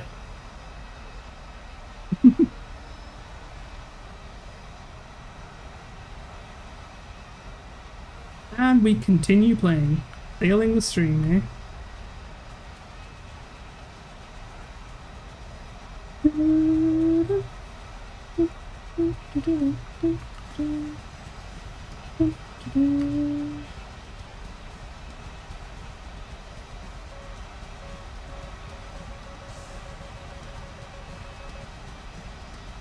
I kind of doubt that I'm being launched on at this distance.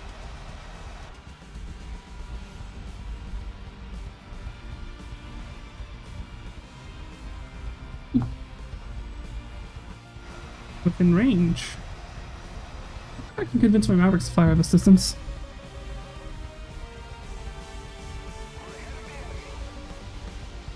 Oh, that would be so difficult.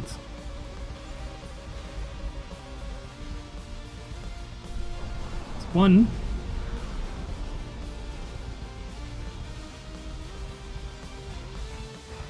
Let's follow this Maverick for a little bit. He's tracking something. Oh, he's definitely going somewhere.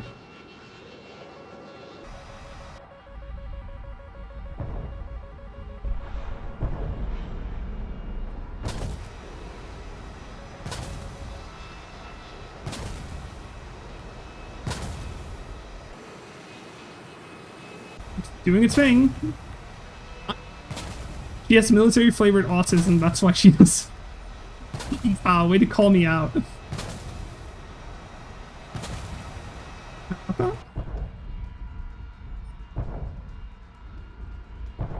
Apparently not.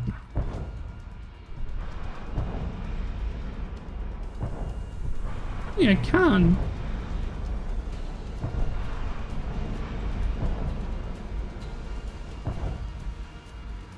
Oh, I just realized I haven't been doing like good locks. I'm such an idiot. Oh well.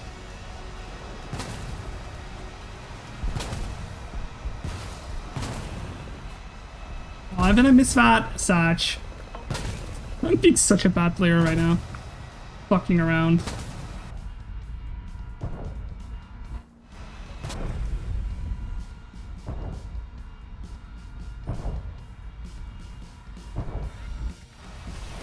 There we go. I'll hit.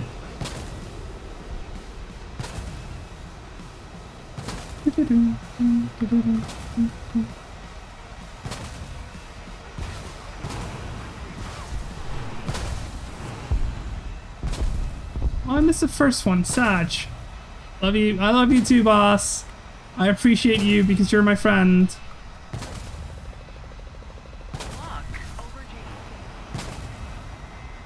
Hold on. Let's see if we can grind some AI targets because I'm definitely never getting a flare kill here.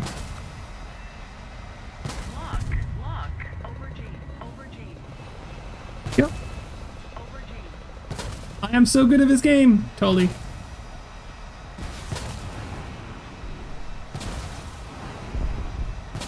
There we go. There we go. Woo! Love history and tech. You should catch the Australian Armor Museum on YouTube. They all play their workshop videos. Oh yeah, I've been watching them. Although, to be honest, I haven't looked at them like in the last half a year. I've been very, very busy just being a nerd and not looking at anything.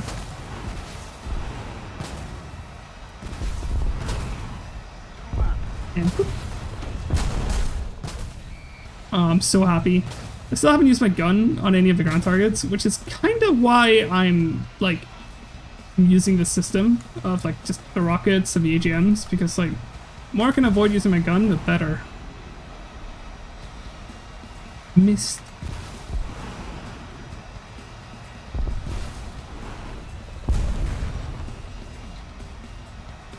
In time.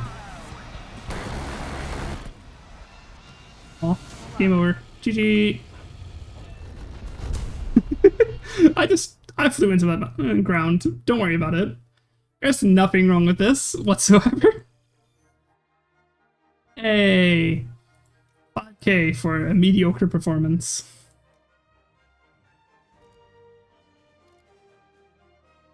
Man, this thing... How many kills have I gotten at this point?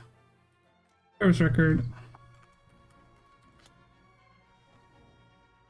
I have destroyed 106 ground targets. Woo!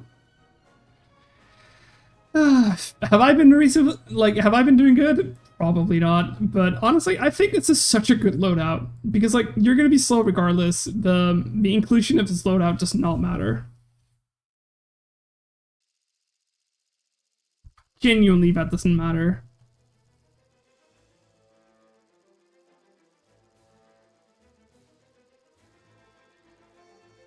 Else, Mira's not cute.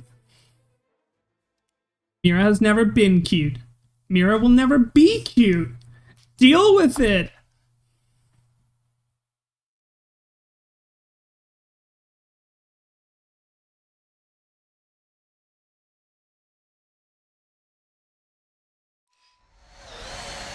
Mira's very cute. Mira's not cute, no.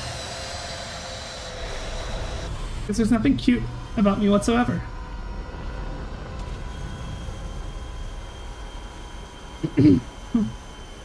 We're just playing game, having a good time.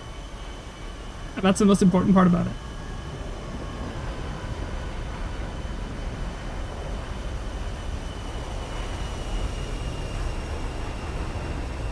I managed to bomb a base even with the constant trim forcing negative Gs.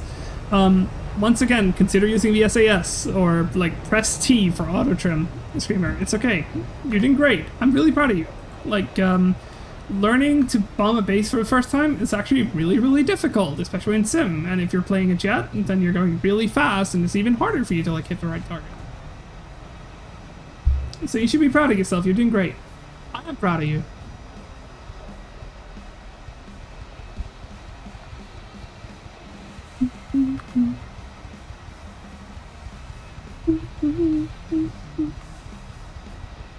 He has radio messages for me? Yeah, but hold on, if we go into controls, full wheel, auto trim. You can also turn auto trim on. Oh, that's realistic controls. So there is one of these somewhere. Like there is just a trim button, and I kind of forgot what it is. Yeah, trim aircraft. For some reason, that is apparently T for me. Don't know why. Probably Gaijin being weird. But trim aircraft, if you put that, then it will automatically trim to whatever like altitude you're at and whatever like direction you're flying. Now I need to pay attention. Continue anyway. Also, apparently I'm on mouse control. Give me a second. Controls. Same. Go. But like, yeah, auto trim is really important to have set up. It's just called, you know, trim aircraft. Also, go back to controls, full wheel, SAS, toggle SAS mode. This is a really important thing to have. Genuinely. If you don't have it, find it. It is like the most important keybind for aircraft and like jet aircraft and Sim. Air flew over basically like 10 times? Yeah, that's normal. That's what happens like the first couple of times people are trying to do it.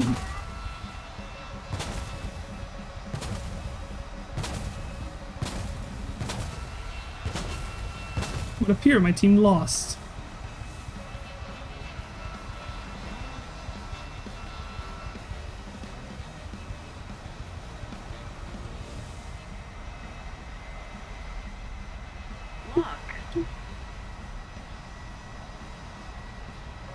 Such a dumb distance to fire at, but let's do it. This will never work. This will never work.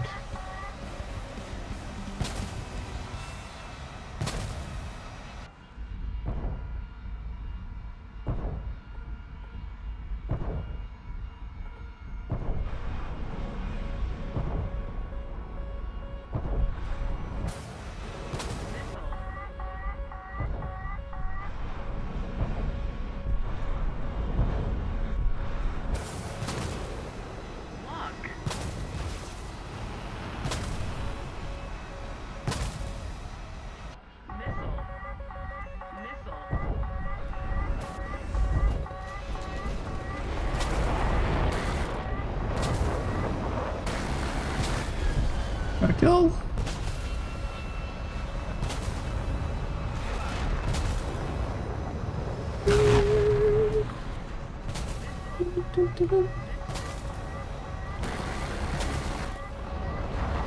Oh, I got radar missile. Doesn't really matter. Still got a kill. Got a couple of ground targets. I'm happy. Like, it's not easy. This game was so over anyways. My team just collapsed without me. Ooh, I got a thing! I got a thing! Oh, that's such a... Oh my god, that's such a silly name. Hello there, RAR XD Uwu. Hello! How are you? It's nice to see you. Welcome to my stream, and of course, welcome to my chat. I hope you're having a good time. Let's just edit these to update them to the more important and potent weapons. Honestly, that can just be deleted. I don't need it. I want it. And you can be updated for the glory of whatever I want. I forgot which one of these are actually the better one. Hold on. What if you are the better one?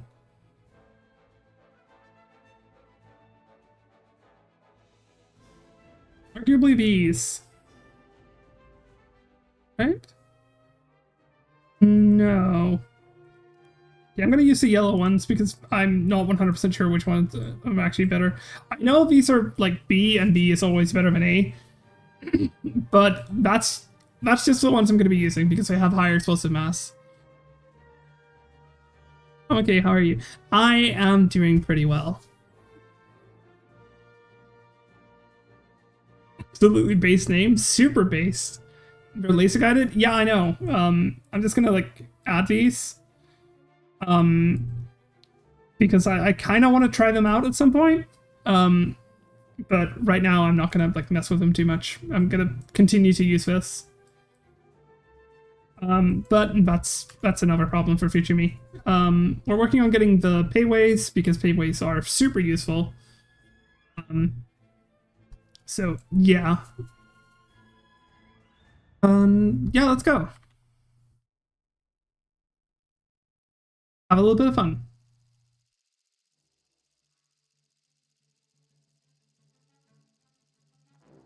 And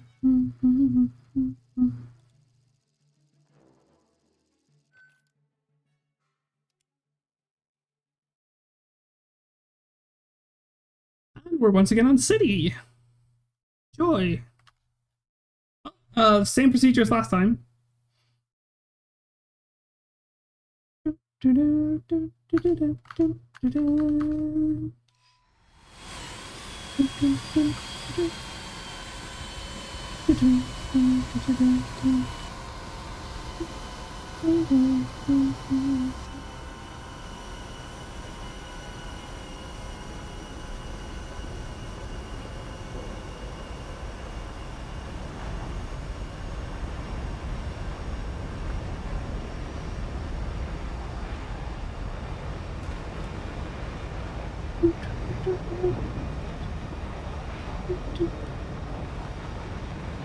What is MySpace? MySpace is a website back in like the early Web 2 that, or technically Web 1, I guess, where people would use a bug in the code to personalize their Facebook profile essentially. And it was really cool, and like people used it, and it totally wasn't just like, you know, weird. It totally wasn't just a competitor to something called like even forgot what it was called.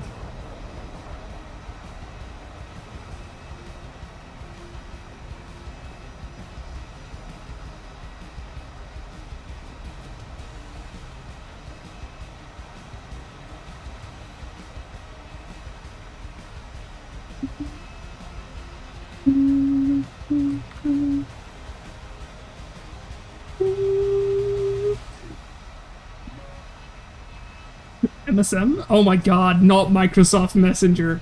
No, you just reminded me of that. Oh dear. So the A10C uses the Scorpion HMD, which was added in 2012, but the A10A to C upgrade program went on from 2005 to 2011. And from the very, very few things I could find, the lightning pod issue was fixed in somewhere between 2013 and 2014, I think. So it technically is accurate in game. Okay, thank you, boss.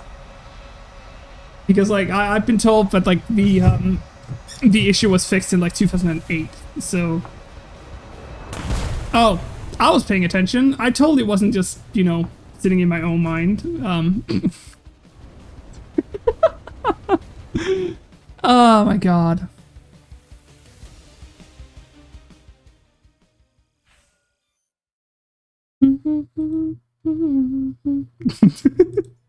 Oh my god. XD's being adorable.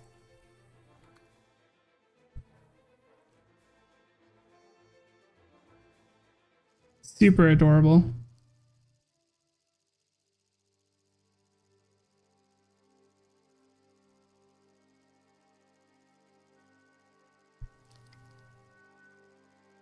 Did Gaijin intentionally pick that exact A10C model to nerf it? Oh yes, 100%. Oh yeah, for sure.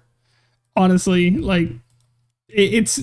I'm pretty sure Gaijin picked that specific moment. Like, they genuinely picked that specific moment just so that they could avoid giving the A10 six Mavericks in ground. That's why.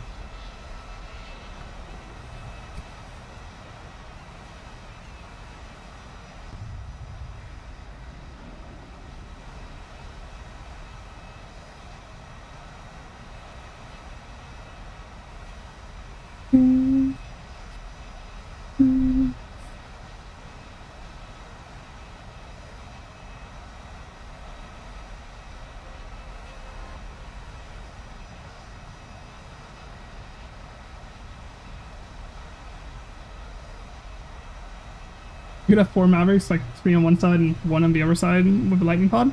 Yeah, like, no. Technically, you can have 5 Mavericks.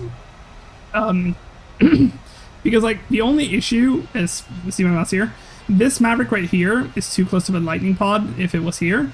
So what you could do is you could just not have this Maverick here, and then just these two, and then have a lightning pod. That would work. But the way that Gaijin implements these triple racks is that it's either you choose the triple rack or you choose 1 Maverick. And the Maverick D's, which is what we're currently using, they only come in a triple rack. So it's basically just Gaijin being stupid. A solution, give us Sniper XR pod. What the fuck is the Sniper XR pod? I'm sorry, that's a little bit outside of what I know about.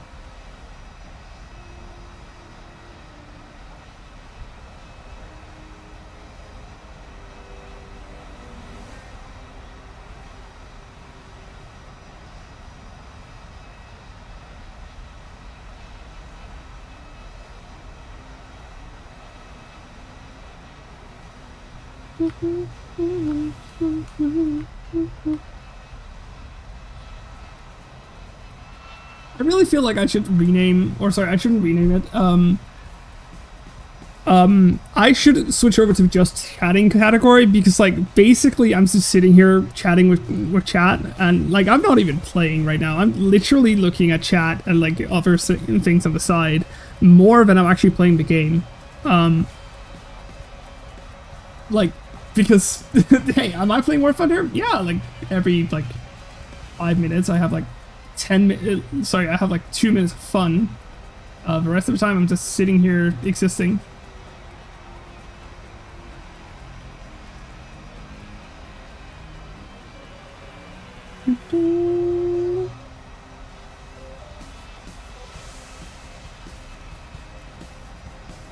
Okay, so hold on.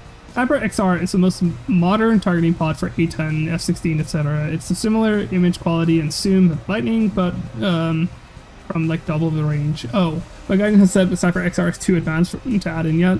I mean, it's not like the lightning pod currently is like this, like the lightning pod is currently not exactly modeled in the most correct way either. I'm an F4E that's looking at me.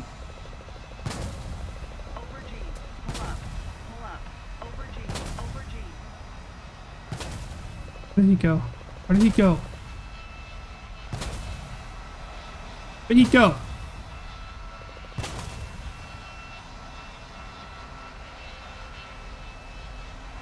Where did he go? Okay, apparently he just disappeared. No, but it's just pure A10 gameplay. I watched TikTok while playing into the map. Kinda, but like I didn't feel like it was that bad on the A10A. The A10C is getting affected a little bit more, but it's because of the range you have to fly.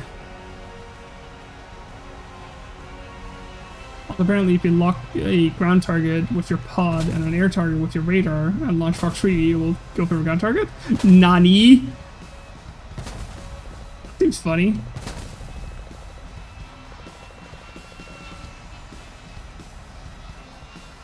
Just run away here? Into my team. Oh, my team is gone. Got it. Oh, I'm so dead.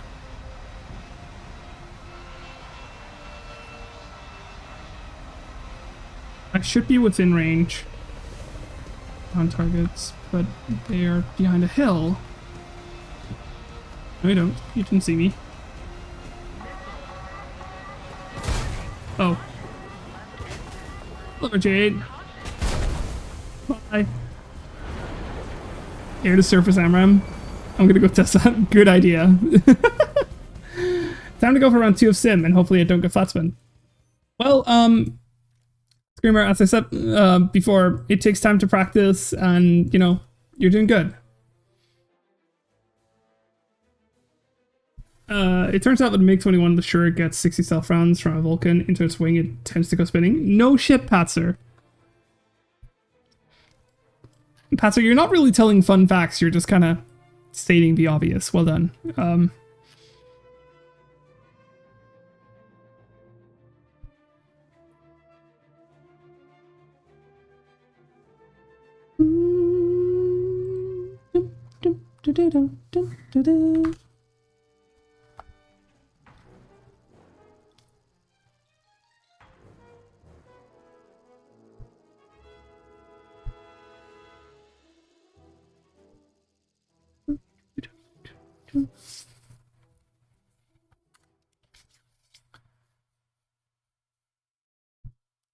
We are now back on Golan Heights.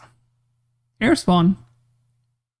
It's fun to watch. Well, I hope that you are really enjoying my stream, because honestly, I'm just being weird. It's playing game. Don't know why, but I am.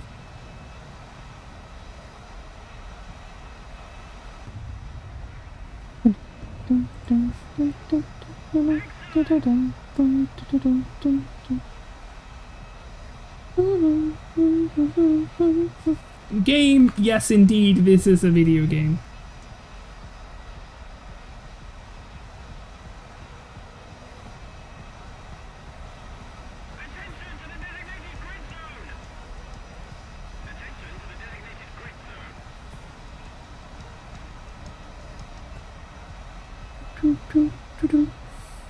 Also, Mirror, the AMRAMs on my F-16 are now pink. Well, that's interesting. Well, I'm very happy for you. Have they recently made it so that you can... Oh yeah, they recently made it so that you can change the color on weapons to fit your custom skins. That's true. Boss, tell me how to get blue sparrows. Custom skins. Just like you can change the color of afterburners, you can now change the color and like look of missiles. It was recently added like 1 or 2 patches ago. I forgot which one.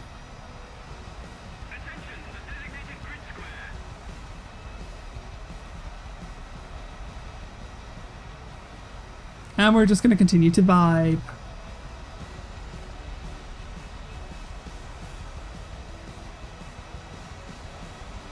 I have a cool skin for my Phantom 2C, and I want my missiles and gun to match it. Well,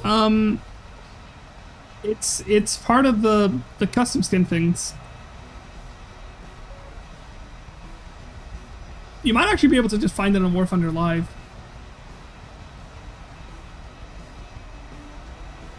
And I'm sure you can find a YouTube video to explain it to you as well. Oh my god, the air-to-surface AMRAM thing still works? Oh dear. Oh no. God, no. Oh no, I'm so worried about that.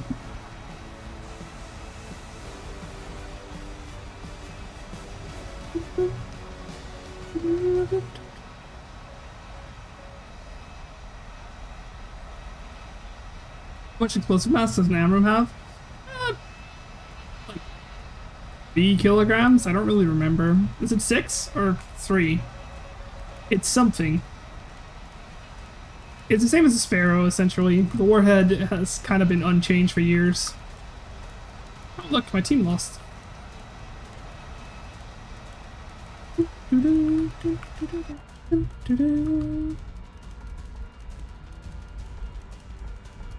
Can I see these? No, I cannot. They're in like a valley.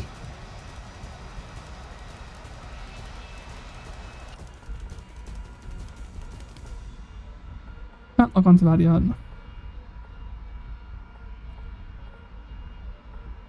should be within range here in a bit.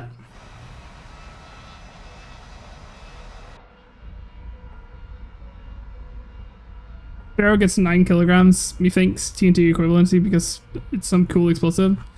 Yeah, but like, still. I don't like when they're coming towards me.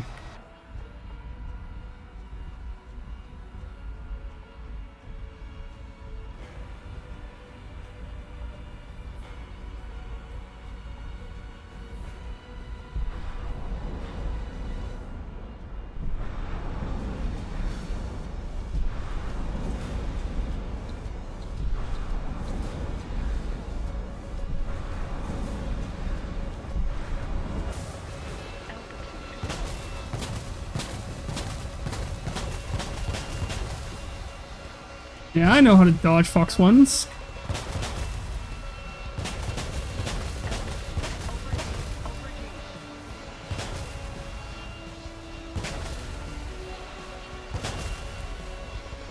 Come on. 2. Hello. Ow.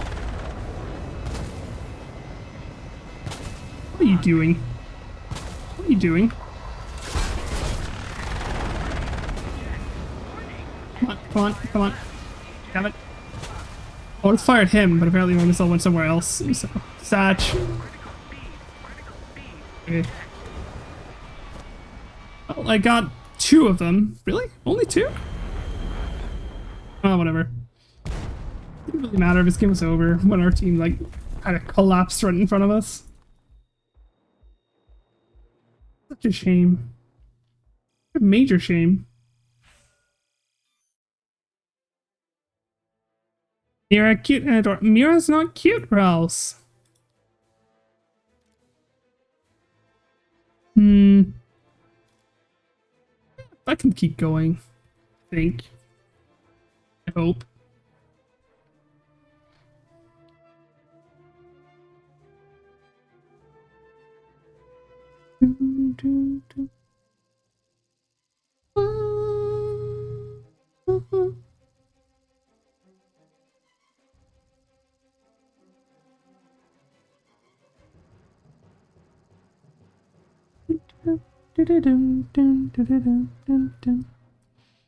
Okay, you have to be pretty close to the ground for your Fox 3 target to go for it. Yeah, but like still, that's kind of cool. I guess it's because you're like feeding the IRST system. Also, apparently the AMRAAM has 9.8 kilograms of explosive mass. Or TNT explosive.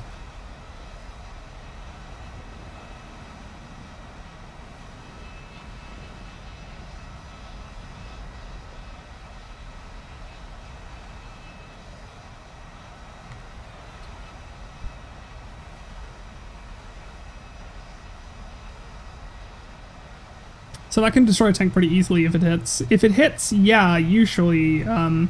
Maybe not if you hit the front armor, but, you know, if you hit the top, definitely. But also keep in mind that they are proxy fees, so...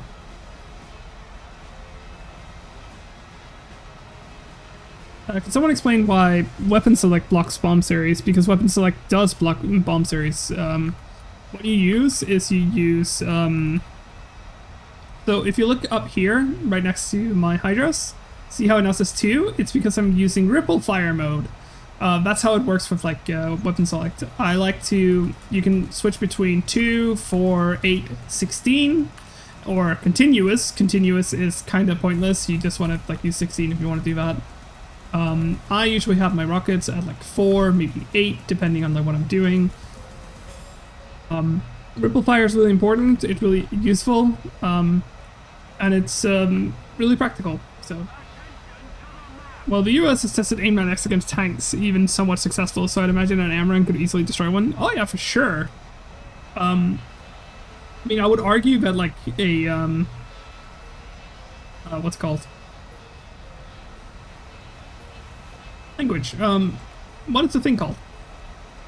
I would argue the fucking ARAD, anti-radiation missiles. What the fuck are they called? ARMS! There we go. I would argue that arms are basically just a sparrow with, you know, a radiation seeker. So, AGM88, thank you. I keep forgetting that it's called a fucking arm. Oh, being so silly. Arms are like basically just a sparrow with, you know, a radiation seeker head. So, although I would argue they're slightly bigger as well, but you know, it doesn't matter. They're basically just a sparrow. Although they use tungsten cubes, which apparently some people love. Man, this is so fun. I wonder if I can get to the air targets before my team wins. I mean, it's not like I'm going to be going any faster. I am kind of locked to the speed of the air. So, turns out the fans on my engines aren't turning. A very unique problem. Why is the fans on my engines not turning? Nani?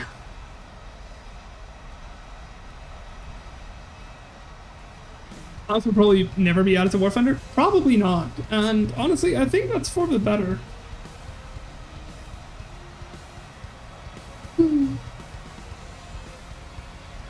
Seriously, being able to fire strikes, like being able to fire strikes or just arms or like any fucking anti-radiation missiles would be so unbelievably overpowered in ground. It would just not be fun.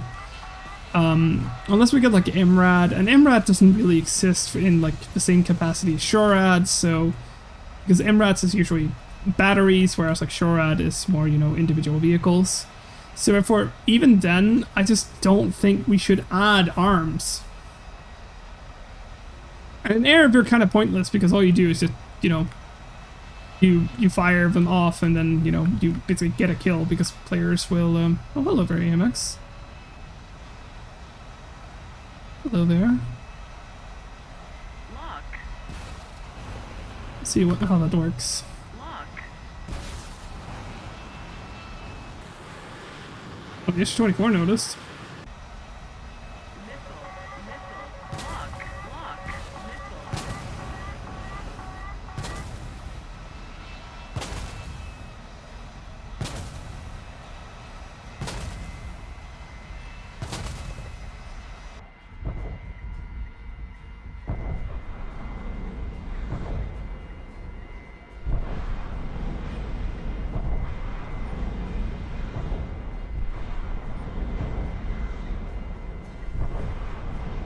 I have fired my missiles in a very bad way.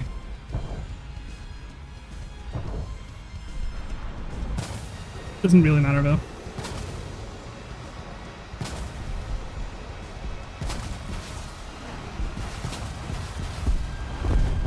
Oh, only a critical hit? Satch.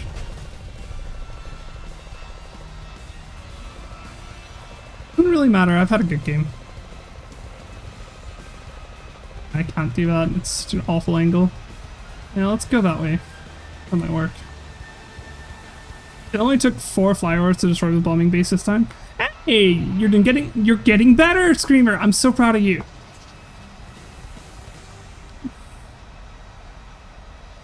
I mean, arms, you know, the Russians have arms as well. That's not exactly, like, unique to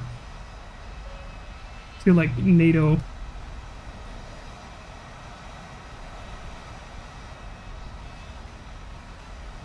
My team has suddenly lost.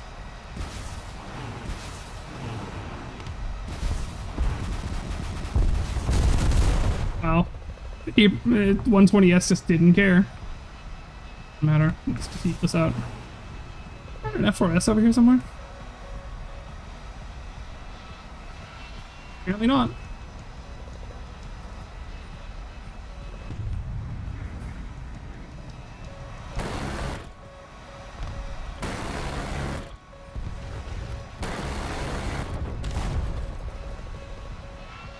He just didn't give a shit. Missile. Lock. Lock. Missile. I'm lucky that hits. Lucky. Of course. Lucky. So. I don't need to worry about that because I don't mind trading. The L arm alarm, haha, is very, very funny. I want to play V810C so bad, but I'm still like 350,000 away. Understandable. Like, this thing is fun. Like, genuinely, as much as I've just been like going about it in a really silly way, this thing is kind of fun to play. I just bombed a second base in one flyover and dropped all bombs while at knife edge. Avoid being at the knife edge, but very well done, Screamer. You're really getting there. You should be really happy about that one. Because honestly, I'm proud of you. Like, welcome to Sim. Sim is actually really fun.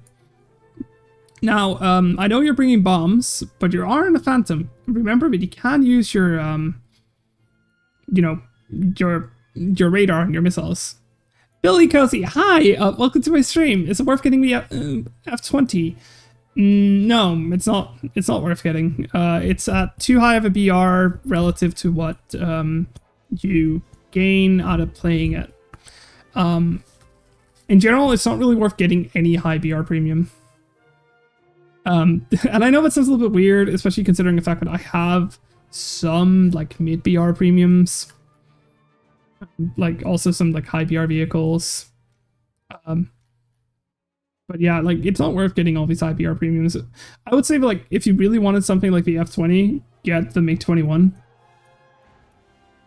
Also, yes, Mira, Russia has arms, but the AGM-88 has like twice the range. Yeah, that's kind of true. But honestly, the range of the arms won't really matter because they have more than 20 kilometers range. You would spawn them, fire them immediately, and then just yeet out of there. Like, but like, yeah, it's not really worth getting the F20. It's not really that good either. I would still recommend getting the F20S, sorry, the F4S if you absolutely want a high BR premium. Or get something silly like the AV8B. You already have it, then you don't even need this premium. It's not worth it. Just, you know, play the game. Like, the F20A is like flying a worse F15A. You ran out of premium time. Well, then get premium time instead. Like, getting premium time is infinitely more worth it than having a premium vehicle. You shall buy that. Hold on. Don't buy premium yet. If you can endure without premium for like a month, I would recommend you hold off until the sale. Gaijin is doing a anniversary sale here in like a month. And, you know, you can get about a year of premium for the same price you can get half a year right now. It's worth your while to get a year of premium at that point. Okay? Other than that, Billy, like, thank you so much for asking, because, you know, it's good. Thank you for waiting as well, because might as well save your money. The F4S is a solid. I'm grinding the AV8B. I'm not surprised I haven't ran into it yet. I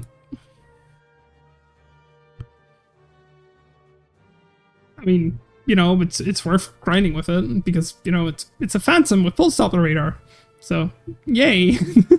I'm so happy I have the V810C. As much as I've like been memeing around with it and like kind of struggling, it's still fun to use. I'm having a great time. Genuinely having a great time. I kind of want to be AIM.Ms before I finish streaming, but I just saw what time it is. I kind of have to end soon. But there is this goober, there is this cute little goober called Fluffy, who is starting soon. And I think it would be really, really funny if we go raid Fluffy the sheep.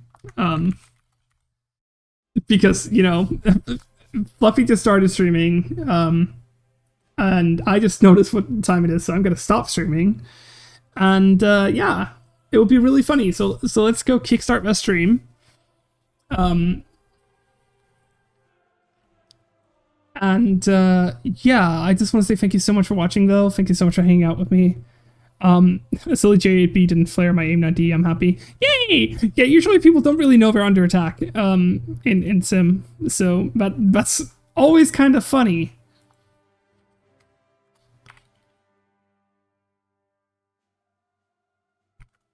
But like, yeah, thank you so much for watching. Thank you so much for hanging out. I just want to say thank you so much to Near Nightingale, Casenos, Moran, and Vlay2008 for choosing to follow me because I really appreciate it.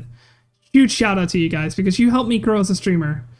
And then, you know, I can become bigger. And maybe even if I'm lucky, I can even become a content creator for War Thunder, so I can really like be biased. And even more so also, thank you so much to Empress Pyre 101 for choosing to raid me. I really appreciate it. So yay. Take it easy. Nah, no, I want to say thank you because you guys better be happy that you're helping me grow, and I appreciate it. The R27 ET has to be so busted in Sim. Oh, it's super busted in Sim. But you know, there's also a reason why most people can't carry that many of them. Okay, now I'm gonna send you guys over to Fluffy. Please give this goober some love. Bap them on the head, because they are silly. And until next week, or sorry, until Friday, where I'm streaming again. You know, I'll see you all later. Goodbye, everybody.